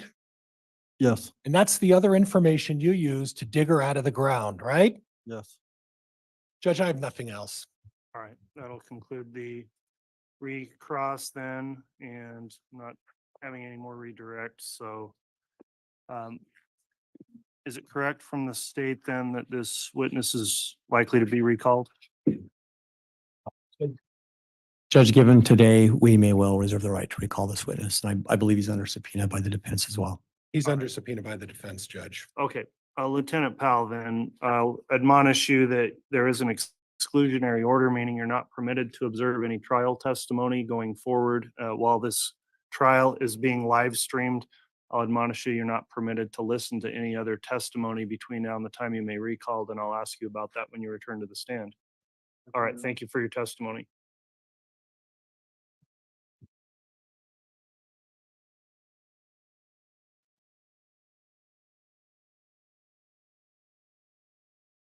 All right, counsel, we are going to go till 3:30 today. Does the state wish to start in with another witness and take an afternoon break shortly, or would you like to do that now? Your Honor, I think looking at the time and the fact that we're moving into a new witness, the state would suggest we take the break now instead of just starting testimony and then having to take a break. Okay, I agree. We'll go ahead and take our mid-afternoon break. I'll shoot for about 30 minutes and be back on the record after that. Thank you. All right, please.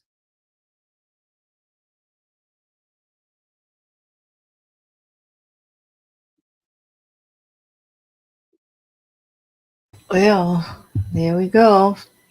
That was shall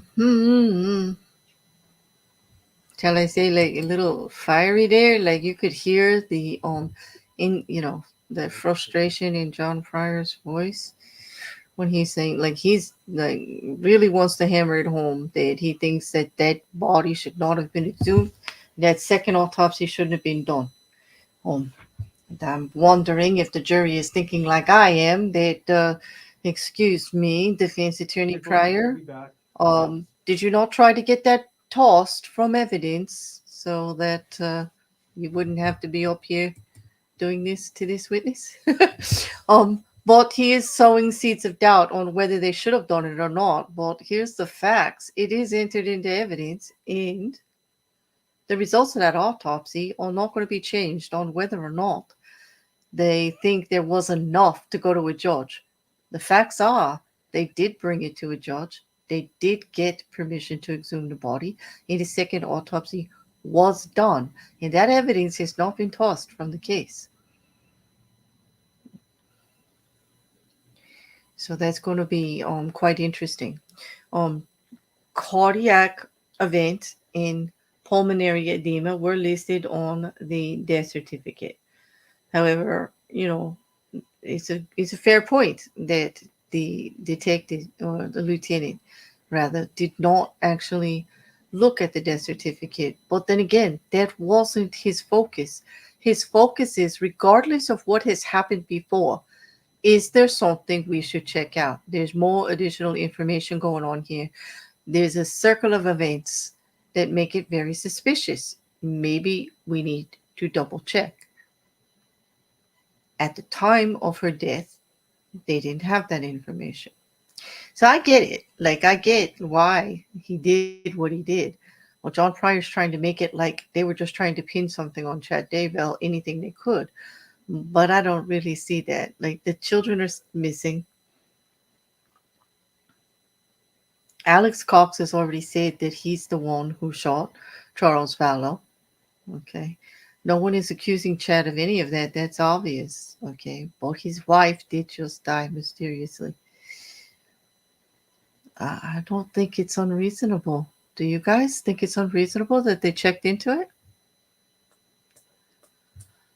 But does that circle surround Chad? It does. It does if he is involved in a relationship with the woman that is surrounding it. His wife mysteriously dies, and he was so involved with this woman, Liam, that he married her within 30 weeks, and that he's holding hands in public with her within 12 days. No?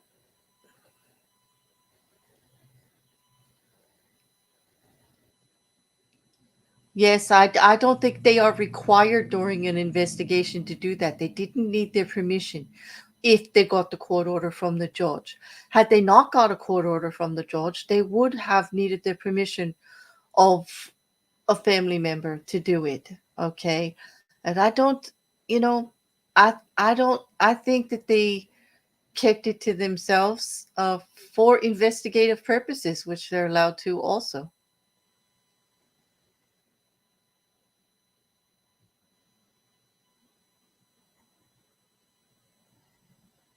Yeah.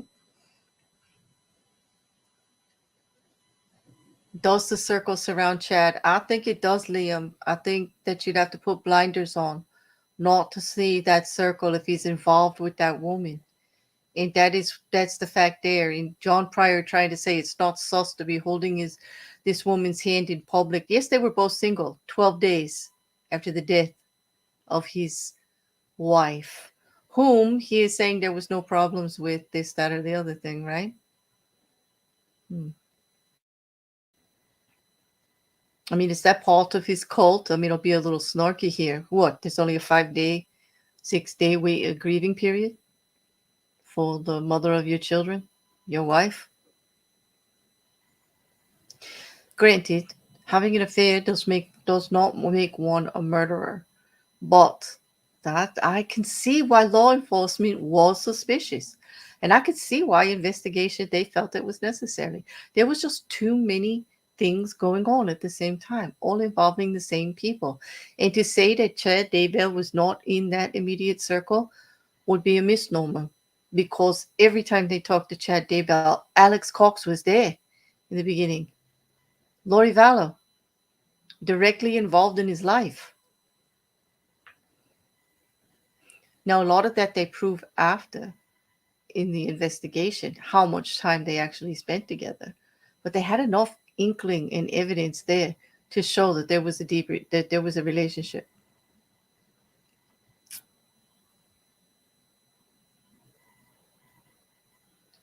Yeah, I don't think it was unwarranted either, Liam. I think that they did have enough probable cause there. It was sus, but Pryor's trying to make it like, in trying to incite riot amongst the jury to be offended that the children weren't notified. If you can get the jury being offended for Chad that all this happened to him, that will be great sympathy towards Chad and can alter how they look at future evidence, So in that way, I do think the defense is laying groundwork here to chip away at things. Isn't it common? We see this in trials all the time, that the defense will often attack the investigation first. It's how they perform their job. They didn't do it well enough, therefore my client is innocent.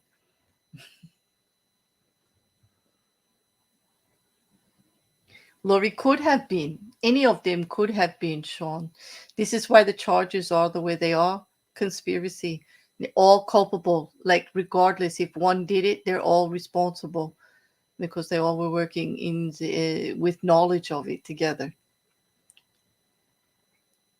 I doubt Lori would have hidden anything from him. Liam. Like, I don't know. She seems, I don't know. Like, I mean, there's definitely something not right there, like in the thinking process. But I'm not sure that she hid it from him. And if she did hid it from him, how did the bodies end up on his property? He's not away from the property for long stretches of time. They didn't go there in the cloak of night. The daughter lives right across the street, like on a catty corner. An adult son in the area. Chad Daybell and there's no way that those bodies got there. I mean, yes, there's probably a way, but it's unlikely without knowledge. And then there is the story of why the earth is disturbed, because he actually buried a raccoon over there. That's the message he sent his wife.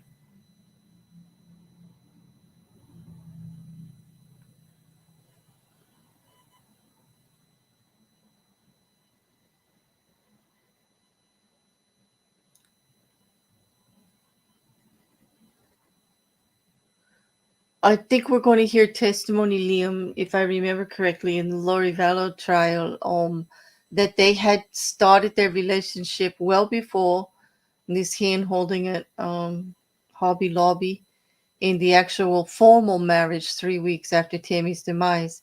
That in the Lori Vallow trial, there was testimony from those that attended these meetings, these what we call these cult sessions. Chad, and Lori, actually Lori especially, bringing people together to speak on this new gospel that they were. Well, the Alex Cox, it was his girlfriend or his wife, or was actually testifying that Chad Daybell had said that they were married by Jesus. They had different names. They were married in the eyes of their belief already, before, you know.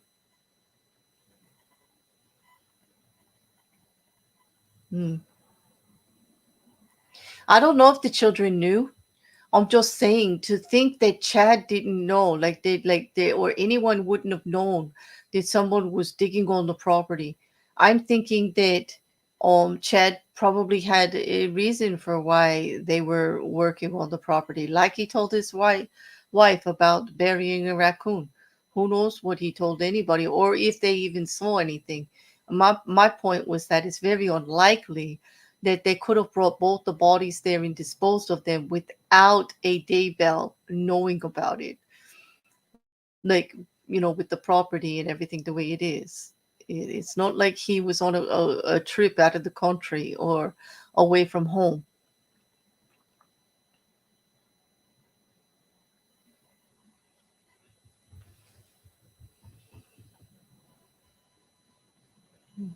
I'm curious if that's something that John Pryor is going to actually state to the jury through cross-examination or to his witnesses, that Alex Cross in Lori Vallow actually committed these crimes, and Chad had absolutely no knowledge of it.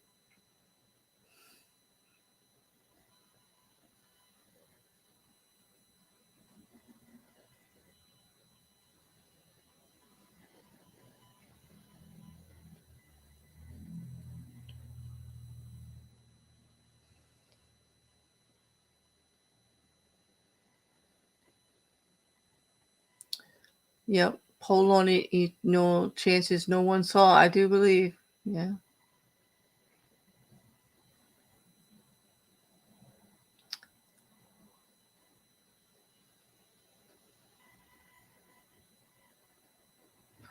Yeah, I'm wondering, Liam, like how deep this goes,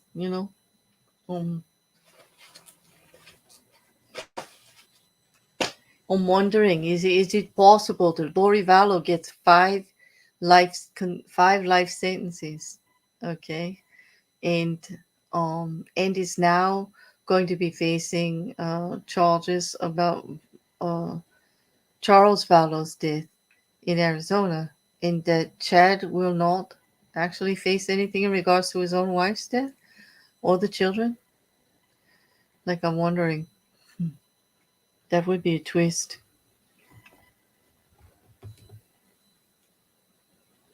The unexpected, you know.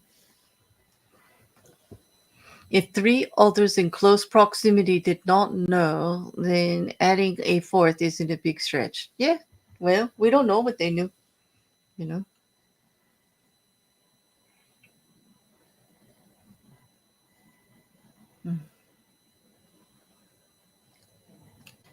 I just think it's very unlikely that Alex would have been on the property without Chad.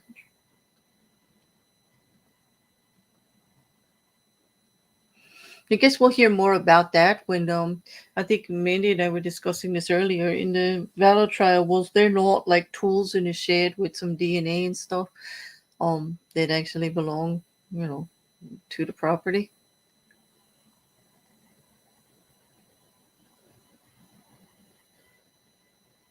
We're very early on in the evidence process.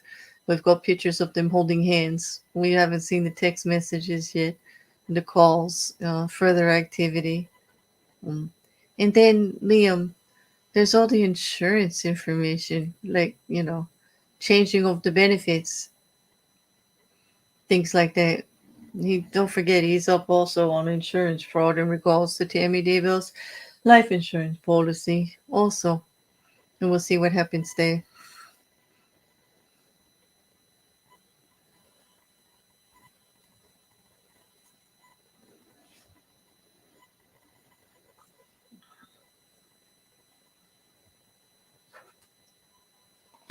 I'm waiting to hear in testimony who lived in the house with Tammy and Chad at the time.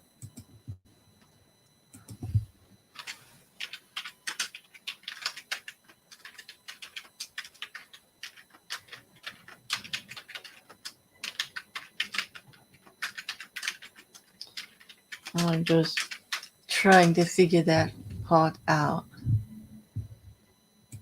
Oh.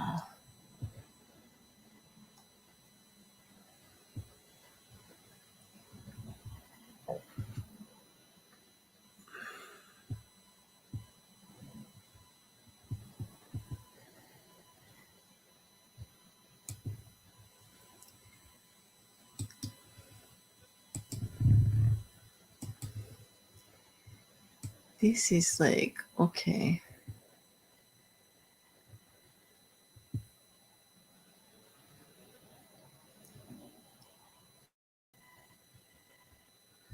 Oh.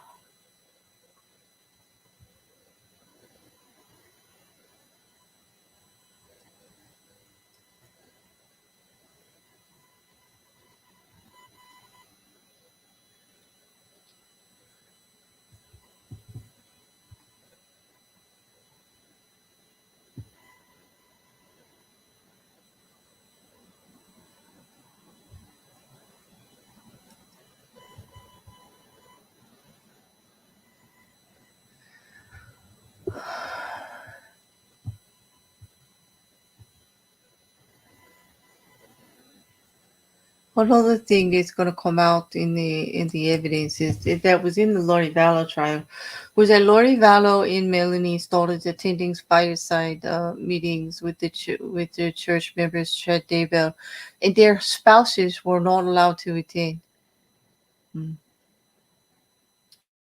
They met in October of 2018 at a religious conference. And in testimony, Melanie Gibb, who is Lori's friend, reported that they were very flirty from the start and talked about beliefs that they shared, but they were quite flirty from the beginning.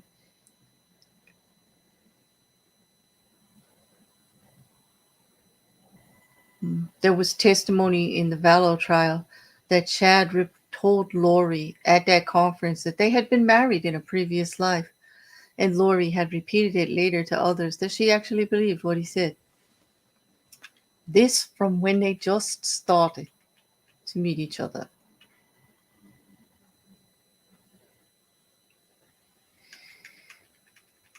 In 2018, she entered him into her contacts as Bishop Oh, what was it? Oh my gosh.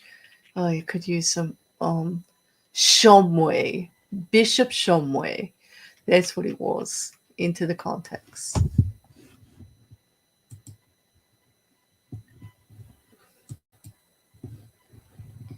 Do you have something printing out on a dot matrix? Sounds like it. Get a laser. I don't. It might have been me typing while I was Googling. I'm not printing anything. Do you still hear it? Is there something going on in the background?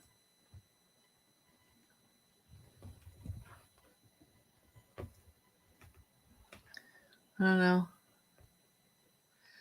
Your aliens reference? I don't know what you're talking about, Leah. You mean the one way up? Like wait, I did see something where you had said,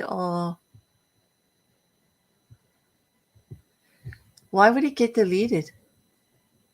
I don't think anybody.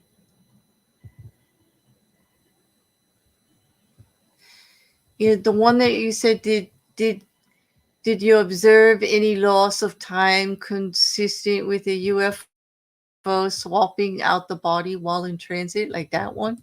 That's there.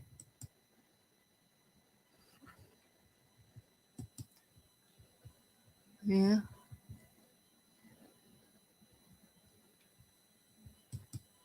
No, I don't see.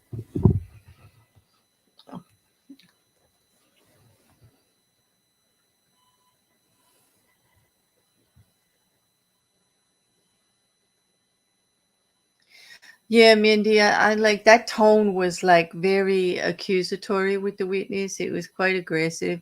What he's trying to make is point to the jury how offended the family must feel and try to get sympathy for Chad in that light. And I think any family member when it's put in that light that they weren't even notified or that in some way they've been disrespected or disregarded, they may feel a certain way. And I think that John Pryor was counting on that. And I'm trying to find out what adult children may have been living in the house, if any, in 2019.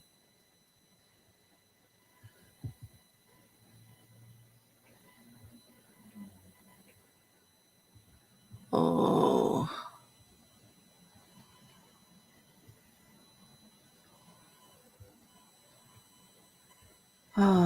Well before the marriage. Other things that they found out later, Liam, is that in March of 2019, Lori had actually paid for transportation from Chad from Idaho to Mesa, like to visit. Okay.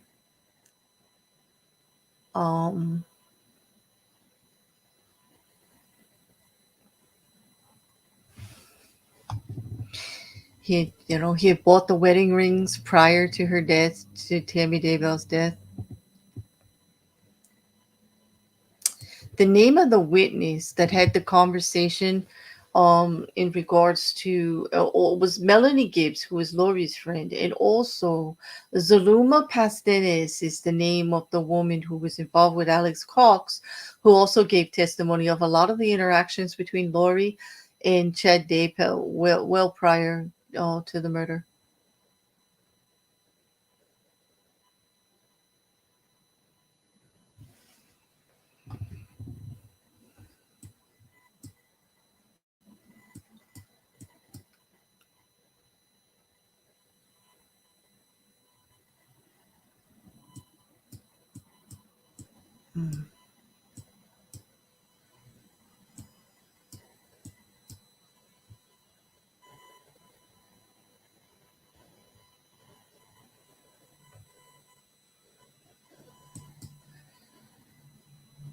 Yeah, there was romantic text indicated in early July of 2019. So there's actually an established relationship well prior. Yeah, I'm going back and I'm looking at all of my notes. There's a lot. There is a lot.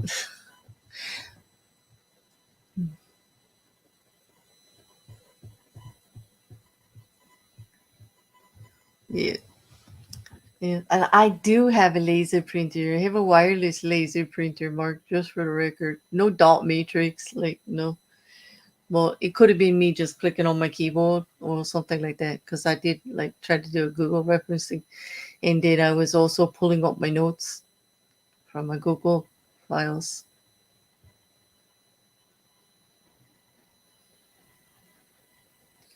Oh, it was a reference to Ripley wanting to be sure. Oh, okay. I don't know. I didn't see it. It could have got held by YouTube. I wouldn't see it at all. Normally I do if it's a mod or something, but the YouTube stuff sometimes, like, I don't see any record of it whatsoever. It's not in StreamYards, and I don't really see it in the YouTube side either.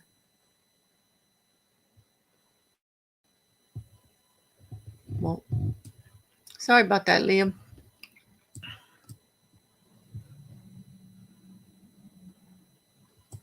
Yep, text messages are there forever, like the internet never forgets, right, Mark? Yep, you can delete them, and yet still they magically appear when subpoenaed. True, true, true.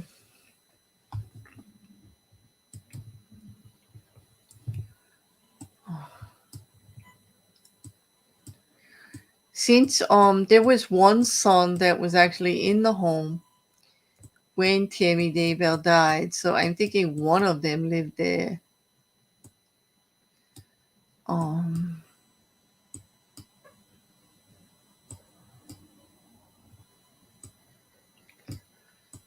just trying to figure out like when.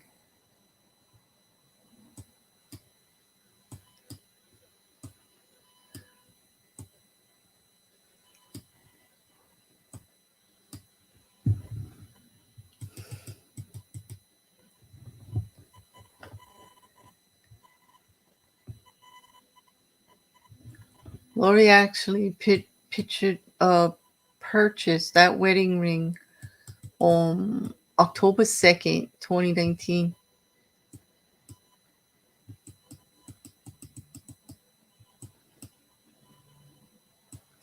October 9th was when the masked man shot at her in her driveway in what she thought was paintball gun. Tammy called 911.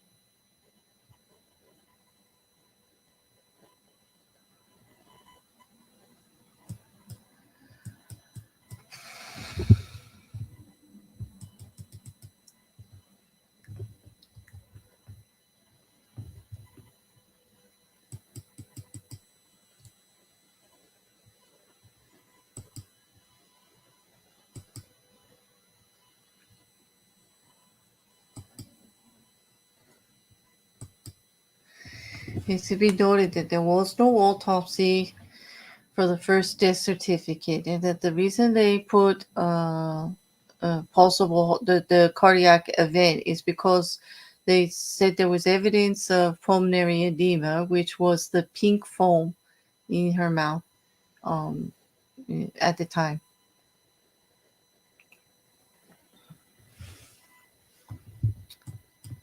In Lori's trial, Melanie Gibb had given testimony that Lori had actually said about Tammy's death that she had a dark entity in her, and we had to do what we could to get that spirit out of her. She also said repeatedly through different conversations that Tammy was getting suspicious that Chad was having an affair.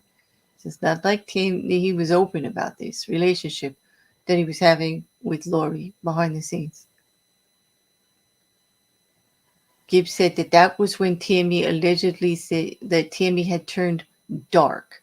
That's what Lori had said, that she had a dark entity in her.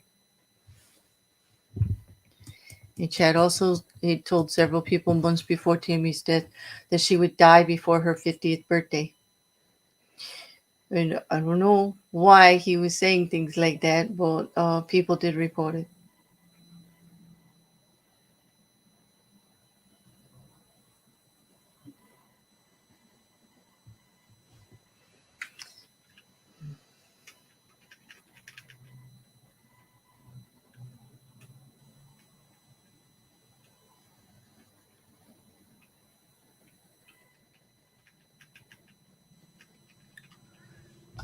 Yeah. Yeah. I can't say it's the one I think they said his name was Eric. I'm not sure. But there was one child, one male child of a son of Daybell's who he had actually called to help get her back on the bed. Does anybody remember who that was? It made it sound like he lived in, like he was there in the house at that time. He didn't have to call him to come far. Oh.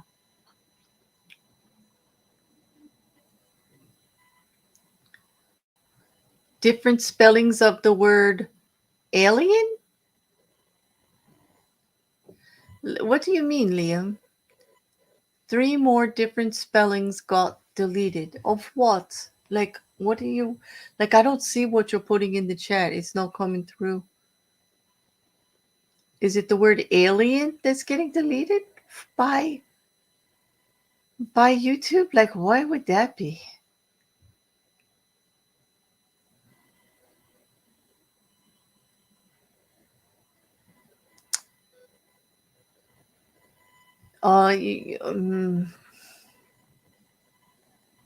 Sean, do you mean like the children? Like, you think they would want to know exactly what happened to the mom, but now with your mom gone and your dad is still there, and maybe like you don't want to lose that parent also. I mean, they're not automatically gonna think that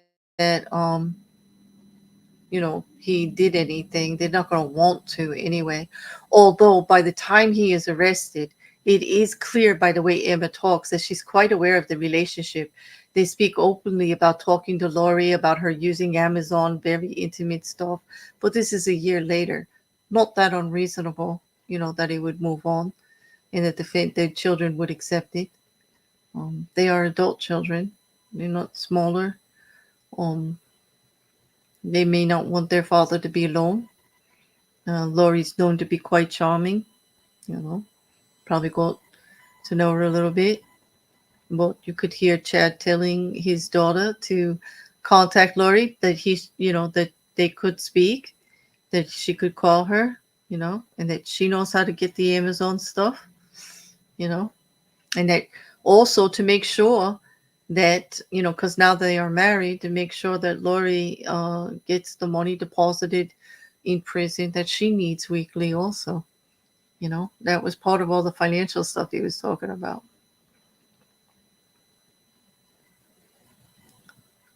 Oh no, I'm sorry, Liam, that has to hurt. And I don't know why Alien is copyrighted by Google.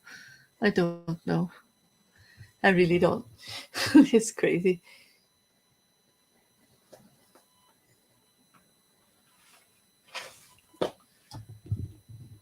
And we are back.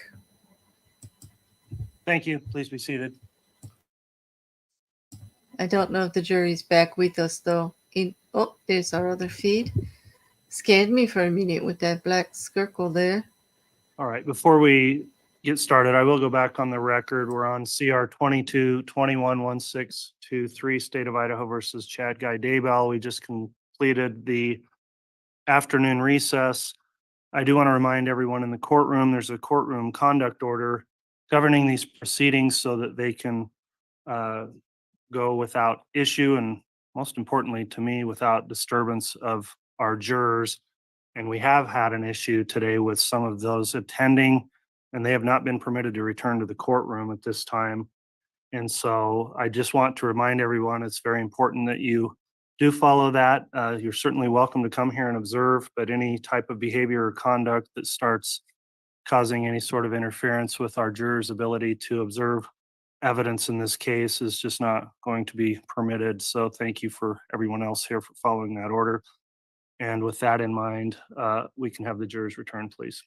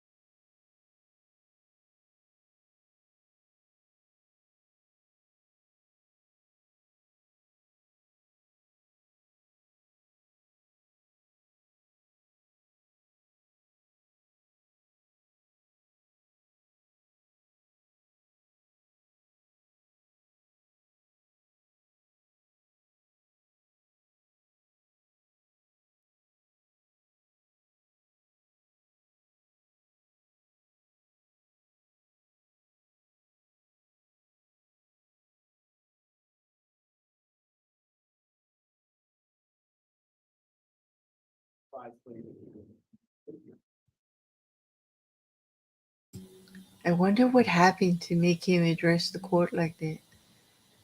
I guess I have to go through Twitter and see if anybody is stating what it was. Gosh, I hope you're not too uncomfortable, Liam.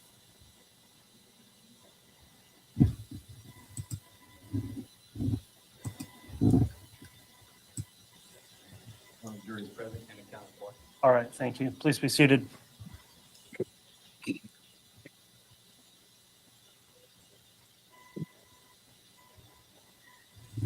All right, we've concluded the mid-afternoon recess. We're back on the record. Parties are present, ready to proceed. The state is still in its case in chief, and I understand have another witness to call this afternoon. Will that be? Yes, Your Honor, the state will call Nicole Heideman. All right, and please be mindful, counsel, we will conclude with testimony today at 3:30.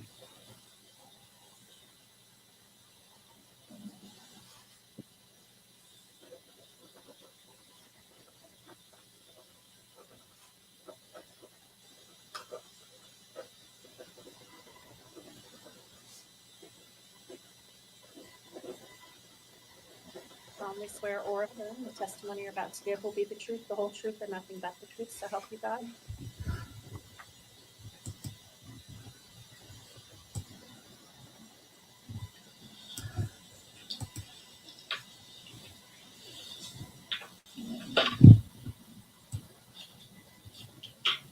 Great, thank you.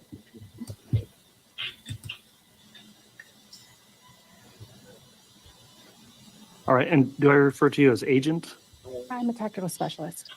Excuse me? A tactical specialist? All right, tactical Yes, specialist forward, please. Heideman, I just wanted to inquire, now that you're under oath, for purposes of your testimony here, the court's issued an exclusionary order, meaning I'm not permitting any witnesses in the case to previously view testimony of other witnesses.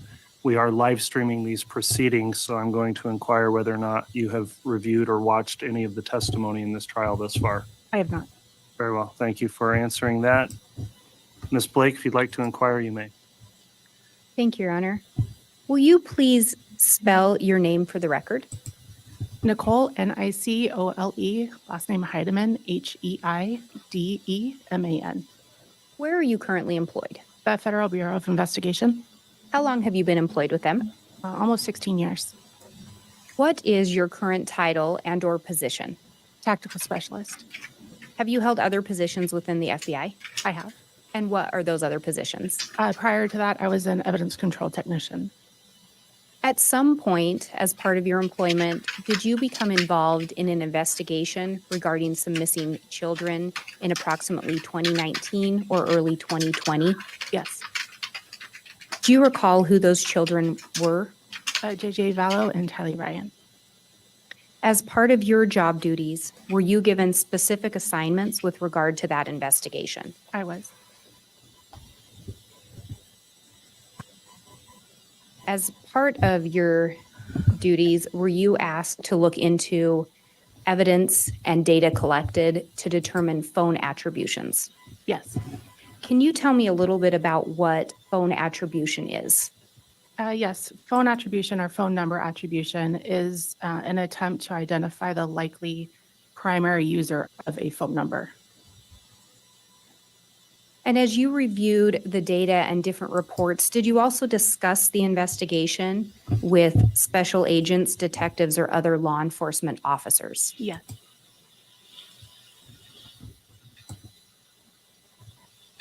And in preparation for your testimony today, have you prepared an exhibit?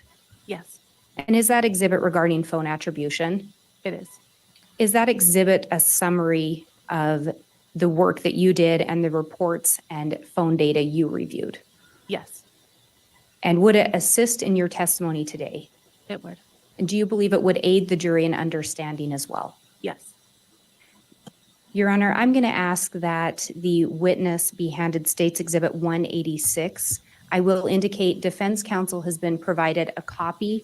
I have a copy for the court, the witness, and the witness to review. Thank you. I would also indicate this is actually a printout of a PowerPoint. I have the jump drive that's also been marked as States Exhibit 186 that contains the same information. All right. So the actual exhibit will not be the printout copies. It will be the PowerPoint exhibit on a thumb drive. Is that correct? Correct. I printed out the slides as a courtesy and to allow the witness to review them. Very well.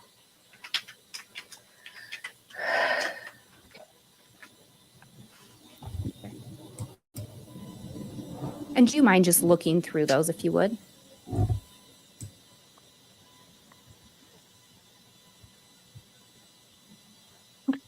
Do those appear to be an accurate representation of the summary we were just discussing? Yes. Your Honor, I would ask for the admission of States Exhibit 186. Any objection? Okay, Exhibit 186, which to be clear again will be the PowerPoint presentation, is admitted.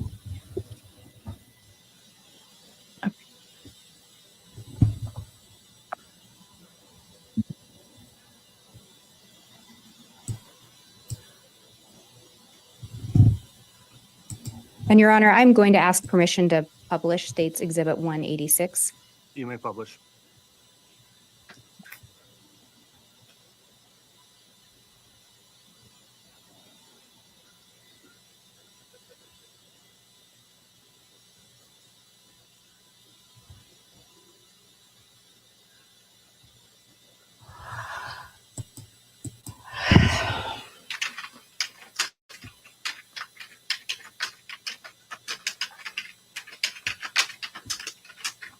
And we talked about you being asked to look into some phone attribution. Were there specific individuals that you were looking to attribute numbers to? Yes. And who were those individuals? Chad Daybell, Lori Vallow, and Alex Cox.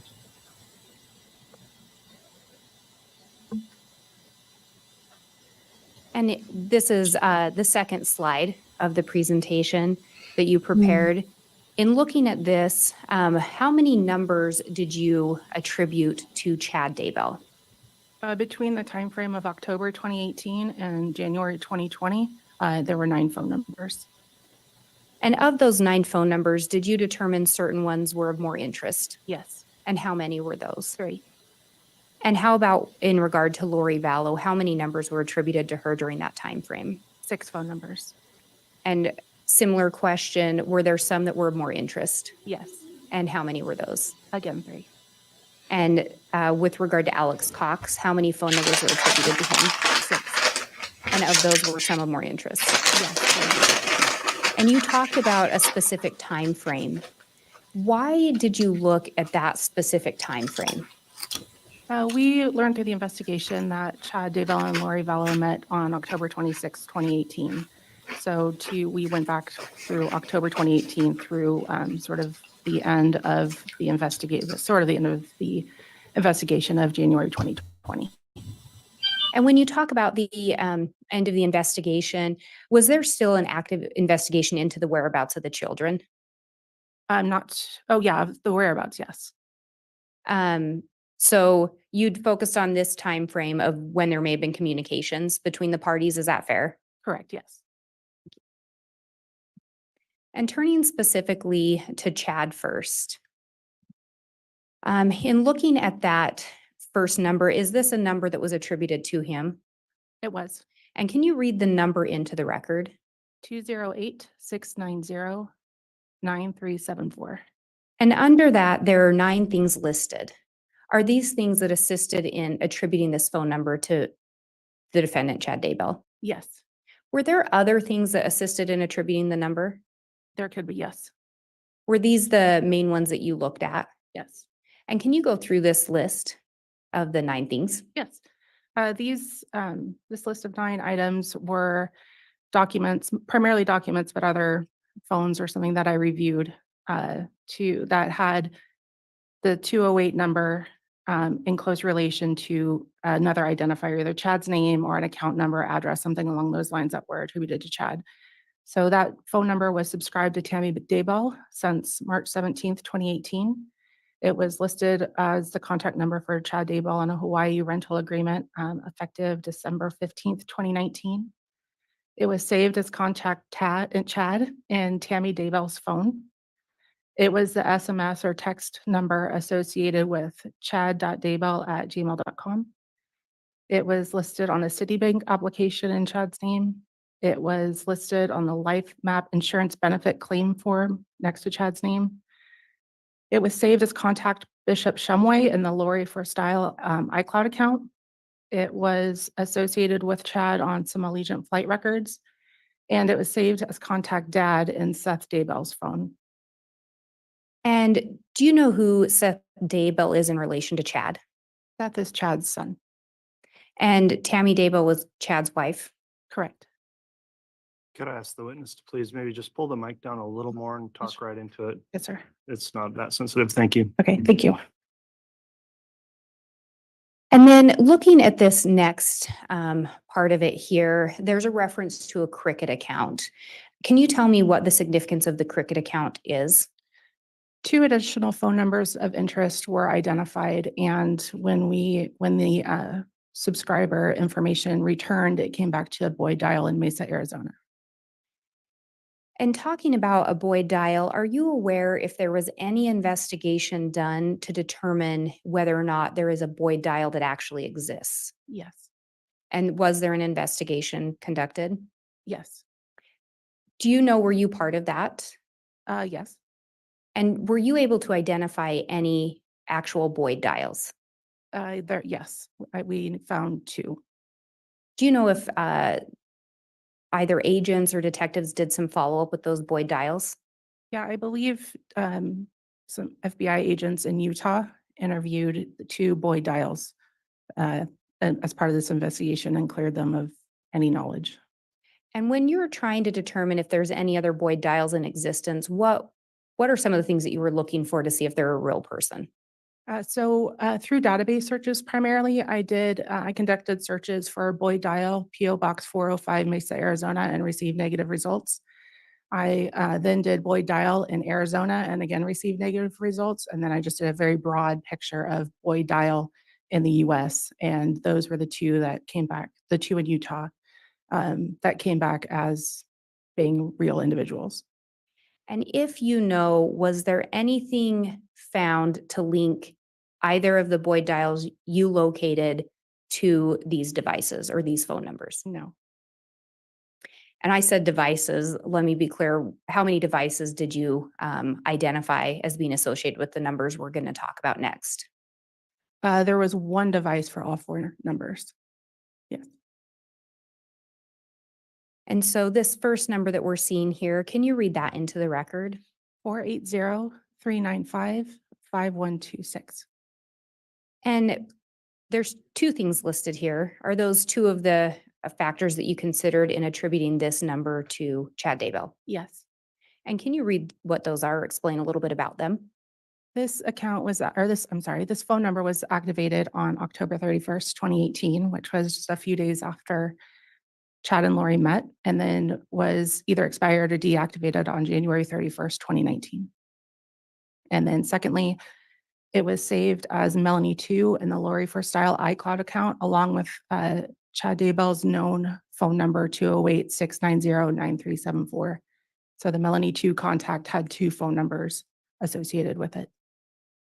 And that was in the Lori for Style iCloud account? Correct. Do you know who that iCloud account was associated with? With Lori Vallow. And the next number on here, can you also read that one into the record? 480-812-5496. And similarly, there are 2 things here. Are these things that you use to attribute this number to Chad Daybell? Yes. And could you explain a little bit about those? This phone number was activated the same day that the prior number expired, January 31st, 2019 through July 1st, 2019. And it was saved as contact Janie in the Lori for Style iCloud account.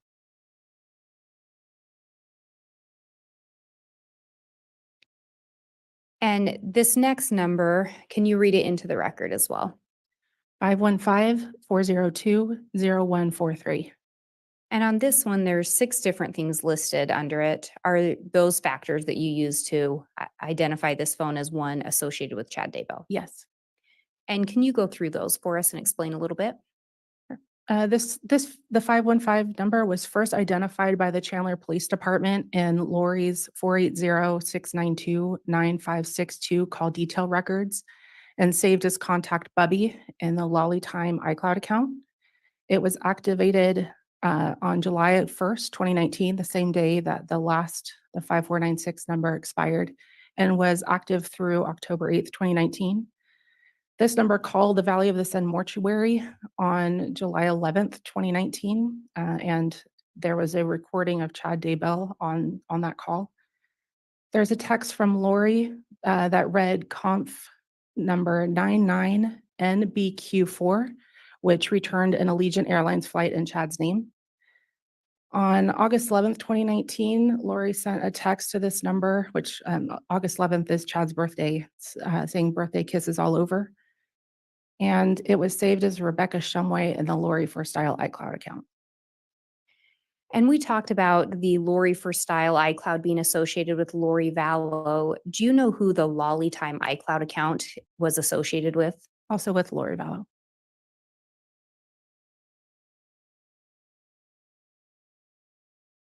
And then we have one more number listed here. Can you read the number into the record? 401-569-8260.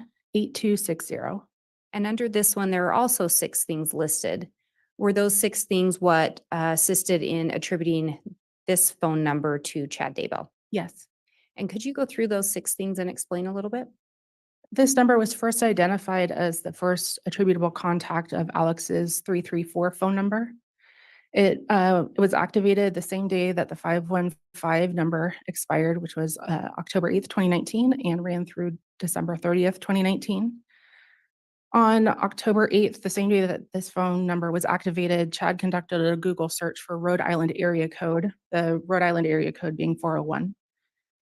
There was a text from 208-690-9374, also known as Chad's known number, to Lori on October 9th, 2019, saying, "I will call right now from a 401 number." The only contact that this attributable contact that this phone number had was with a number attributed to Lori, 480-489-4652, and another number attributed to Alex, 334-744-4205. And finally, it was saved as contact Bishop Miller in the Lori for Style iCloud account. And again, looking at these that are listed under the Cricket account, I think on all of them you have that as one number is being deactivated, a new number is being activated. Correct.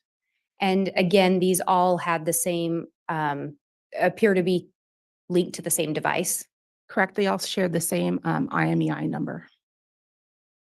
And then we notice here as well, we've got 3 numbers in yellow and 2 in white. Could you talk a little bit about why the different designations there? Yes, as previously mentioned, there are a lot of cell phones in this investigation to sort of minimize the noise and really highlight the phone numbers that are going to be used in this case, in this trial. The numbers in yellow you're going to hear about quite frequently. The 2 numbers in white, they were predating sort of the crime portion. They are helpful to attribute the phone numbers to Chad, but we didn't focus on them. We didn't see any content, text content in the iCloud accounts. So we can see that they were speaking to people in the cases, but the focus of the investigation was on those 3 yellow numbers. And is that why the 3 yellow numbers all have more items listed as to how they were attributed to Chad? Correct, yes.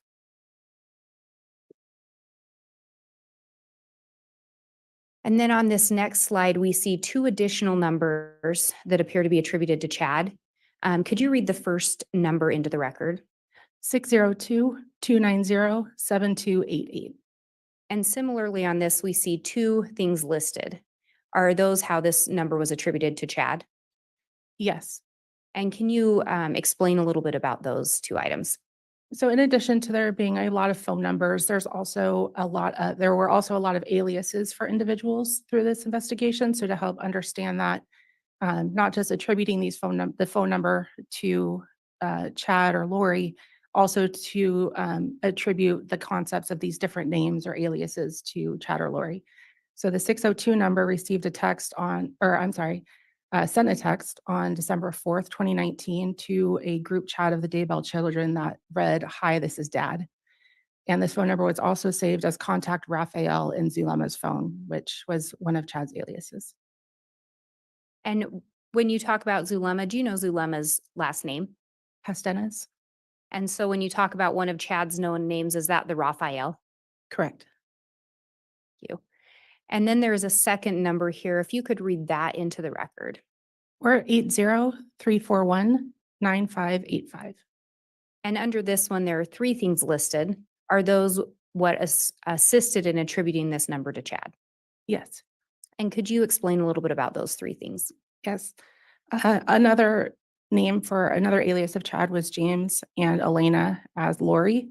So the James and Elena iCloud account was associated with this 480, or the number that ends in 9585 was associated with the James loves Elena iCloud account. There was a text from this number, again, to the Daybell children, a group chat that's on 12/14/2019 that begins, "Hi, this is Chad." And according to Ian Pulowski, it was a number being used by Chad and Lori. And when you say names associated with them, did you learn through your investigation that a name used by Chad was James or used to refer to him? Yes. And Elena was a name used to refer to Lori? Correct. Thank you. And these numbers are also in white. Can you explain if these numbers were a focus? They were not a focus. They were after the crimes had occurred. And as you indicated, they were also a way in determining different aliases or names used by Chad and Lori. Correct, yes. Thank you. The next one that we go to has Lori Noreen Vallow cell phone attribution at the top. And so as we go through this one, the first number listed here, can you read that into the record? 480-489-4652. And under this one, there are 7 things listed. Are these 7 things part of what assisted in associating or linking this number to Lori Vallow? Yes. And can you go through those 7 things? This number was first identified by the Chandler Police Department during a review of the Lori for Style iCloud account. There is no subscriber name from the provider. However, account IDs were LollyTime at iCloud and Lori for Style at Hotmail. And the credit card information attached to this phone number was in Lori's valid name. And this account was effective from January 31st, 2019 through December 28th, 2019. This number appeared next to Lori's name on Allegiant flight records. It was saved as contact Lori and Lily and Melanie Boudreau Pulowski's phones. It was saved as contact Lori Vallow and Zulema's phone, along with 480-692-9562. It appeared in Delta flight records along with KKWalker75 at yahoo.com. And it was also a contact number on the Hawaii wedding quote request submitted by Lori. And the next number here, if you could read that into the record. 480-692-9562. And similarly, there are 7 things listed under this number. Could you explain a little bit about those in relation to this phone number? Sure. Again, these appeared in various places within the investigation. We first learned of it during Chandler PD's review of Charles Vallow's cell phone, revealed this as another number for Lori. This number was actually subscribed to Lori Vallow, which was effective from February 4th, 2019 through January 5th, 2020. It was associated with the LollyTime at iCloud, Lori for Style at iCloud, and LollyTimeForever at gmail.com accounts.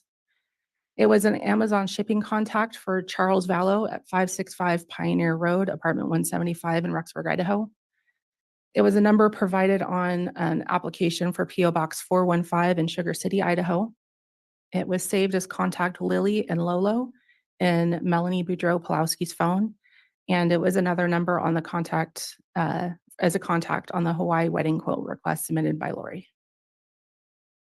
And looking at this, through your portion of the investigation, did you ever learn whether or not Charles Vallow ever lived at that 565 Pioneer Road in Rexburg, Idaho? He did not.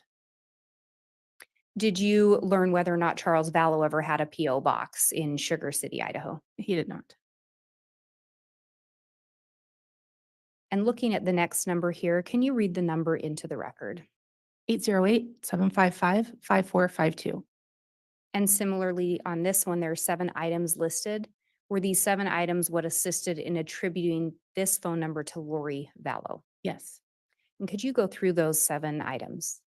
This number was provided by Lori to the Chandler Police Department. It was subscribed to Premier Financial Services between January 8th, 2016 through November 24th, 2019. It was associated with Lori for Style at iCloud. There was an instant message to Peter Dixon on August 8th, 2019 that read, "Hi, Peter, this is Lori Vallow." It is saved as contact Lolo Vallow and Melanie Boudreau-Pulowski's phone. It is saved as contact Lily in Melanie Boudreau-Pulowski's phone. And it was another contact number on the Hawaii wedding quote request submitted by Lori.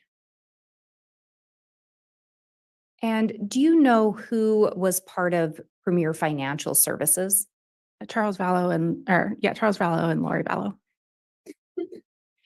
And with all 3 of these numbers, we see all 3 of these in yellow. Were these all numbers that were determined to be of interest in the investigation? Yes. And as we've gone through these, for some of these numbers, could there have been other things that assisted in the attribution in attributing these to Lori Vallow? Yes. But these were the main ones that you focused in on? That I focused on, yes. And turning next to the numbers associated with Alex Cox. Could you read that first number into the record? 480-351-9120. And under that, there are 6 items listed. Could you go through and let me back up. Did these 6 items assist in attributing this phone number to Alex Cox? Yes. Could you go through those 6 and explain a little bit? This was the contact number provided by Alex Cox to the Chandler Police Department. It was subscribed in Alex Cox's name with an effective date of February 27th, 2015 through, we don't know when it ended based on the search warrant. It is associated with email accounts homerjmaximus@gmail.com and homerjmaximus@yahoo.com. It's saved as contact Alex Cox and lollytime@icloud.com. It's saved as contact Alex Cox and Lori for Style at icloud.com. It was listed as a contact number for Alex Cox on Allegiant flight records, which also included homerjmaximus@yahoo.com. And if you could read this next number into the record. 304-960-5998. And this one has 2 items listed. Were those items what assisted in attributing this number to Alex Cox? Yes. And could you explain a little bit about those 2 items? This phone number was identified through its IMEI through the homerjmaximus@gmail.com records. There's no subscriber name, but the account ID was raymaximus@gmail.com with an effective date of September 27th, 2019 through December 28th, 2019. And this next number? 334-744-4205. And there are 3 items listed here. Were those items what assisted in attributing this number to Alex Cox? Yes. And could you go through those 3 items listed there? This phone number was associated with a Samsung Galaxy phone recovered from Alex's Rexburg apartment. Again, there's no subscriber name, but the account ID was raylamar@gmail.com with an effective dates of October 9th, 2019 through January 9th, 2020. And it was saved as contact Spencer's wife and Lori for Style at icloud.com.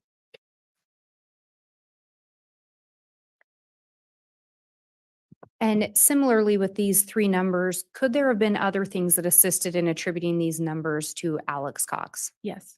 Are these the ones that you focused in on? Yes. And when we talked about Chad Daybell, we talked about more numbers. But on the first slide, we talked about there were those 3 main numbers of interest identified. Correct. Is that correct? Yeah. And on one of those, you'd indicated that it was only in contact with a number associated with Alex Cox and one associated with Lori Vallow. Is that correct? Yes. And was the number for Lori Vallow one of the ones that you'd identified as a main number with her? Yes. And was the one identified as Alex one of the numbers that you've identified as a main number associated with him as well? Yes. And Your Honor, may we approach? Yes.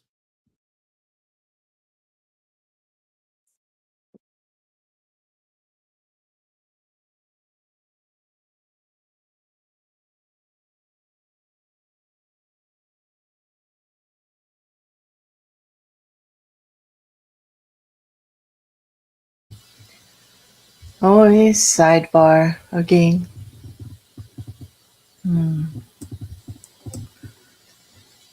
There's a lot.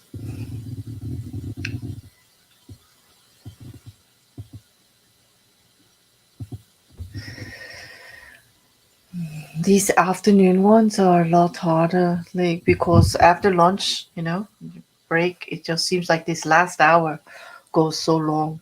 And it's always when documenting the cell phones and text messages and where everything comes from, quite tedious. But it seems like they had an awful lot of phone numbers, and an awful lot of different names, and an awful lot of contact all throughout 2018 and 2019 since the day they met. Going to be quite interesting when we get to the text messages and the calls. Yeah, I agree, Liam. It's always presenting phone data is always a snooze fest. It is. Although this is well documented by this tactical specialist, it's well documented on how they proved which phone was what for who. Oh yeah, the GPS data too in calls. Like all of that technical data like that, computer searches, cell phones, GPS. They use the Apple Watches now.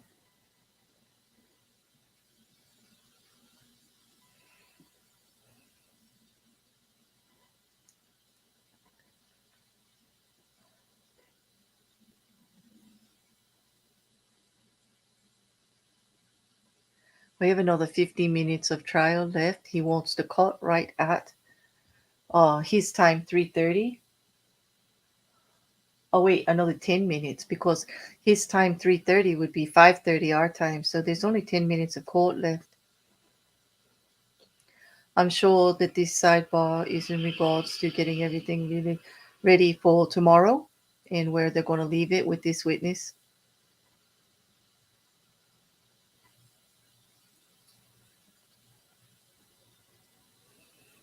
There's obviously not going to be enough time for the cross, which means the jury is going to have this information in their mind when they leave tonight.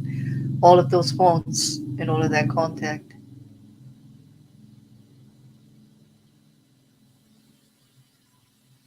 Well, I was surprised, Mindy, about 30-minute breaks. I thought the breaks were only going to be like 15 minutes.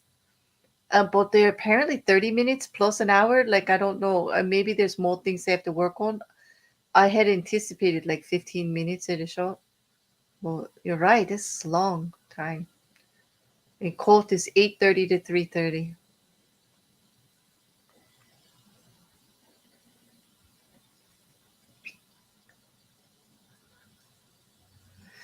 Exactly, Liam. Liam states, no one wants to be blamed for not explaining the data thoroughly enough to the jury. I get it. Yeah.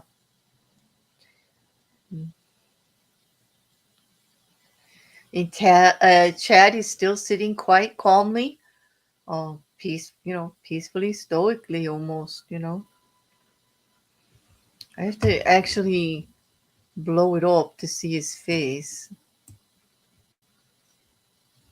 He's very calm, like not a lot of emotion. All right, we're All back. right, counsel, we took a sidebar to discuss scheduling. Do you want to indicate how the state wants to proceed going forward for today and tomorrow? Your Honor, the state recognizes that the court did wish to end at 3:30 today. And I think given where we're at with testimony, the state has finished with this exhibit, but does have more to present through this witness. So I think it would make a logical stopping point. I did just want to confirm that Exhibit 186 was admitted, and then I do have that disc. It was admitted. Okay, and we do have that. All right, and then for purposes of tomorrow's schedule, then we will run court again from 8:30 to 3:30 we may have a slightly longer lunch for the jurors tomorrow because I think we're going to take up a motion outside of the jurors' presence at 1 o'clock is the plan for now. We can confirm that tomorrow, but our regular court schedule will be in effect. So we'll be in recess for today and resume again at 8:30 with the testimony of this witness. So of course, I'll remind the witness the exclusionary order is still in place, so don't review any testimony between now and when you return to the stand. Also, thanks everyone in attendance for adhering to the court's conduct order. And then finally to those jurors before we recess for the day. Again, as we recess, please make sure to follow the court's admonishment to not do anything to look up or investigate this case or in any way, or to discuss it with anyone, including amongst yourselves, so that you can remain impartial until such time as you begin your deliberations. So with that, is the state okay to recess for the day? Yes, Your Honor. Thank you. All right, anything further from the defense? All right, if all would please rise for the jurors, we'll be in recess.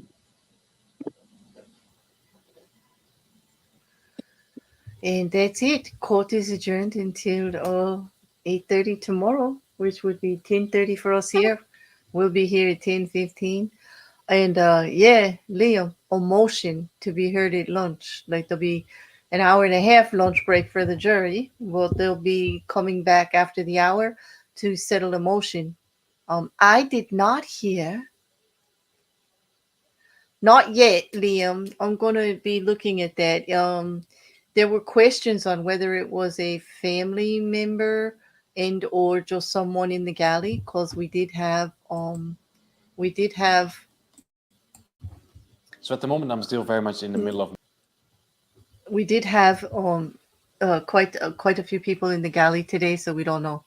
But I will have it for break tomorrow or for the morning when we call. Like, is there anything else that you guys want looked up in the meantime? About what we heard today or anything like that? Any questions related to that I could do a little research before we get back here tomorrow, make it more interesting for you all? But on this point, I think that after 7 hours in almost 10 minutes, I think we've all put in our time for the day. And I'll see you all back here tomorrow, should you care to join me as we continue on with the Chad Daybell trial. As they go through, we're going to start with the Lyndsey Blake in her continued direct witness questioning of Nicole Heideman, who is the FBI tactical specialist, working mostly on the identifying the phones and communications, and I am going to try to go get a nap in. Is there a map of the property in the library? I can come up with some pictures of it, but I will look, Liam, and if so, I will put it in the Daybell Vallow room, of course, for you, if I find it. I have been posting what pictures I had of the witnesses that had appeared, but I'll be putting some other things in there throughout the evening. I'll look for a map for you, though, of the property. I do believe there are pictures of the excavation of the bodies and the tarps and all that were put up. Like, I think there's pictures of that I can put in there. But as far as a map of the whole property, I'm not sure anyone did that, but I will look. So on that concludes today. We will see everyone tomorrow, 10:15. Thank goodness everything seems to be working well with our resources on the computer, and everything's been streaming okay. You all have a great evening, and I will talk to you tomorrow.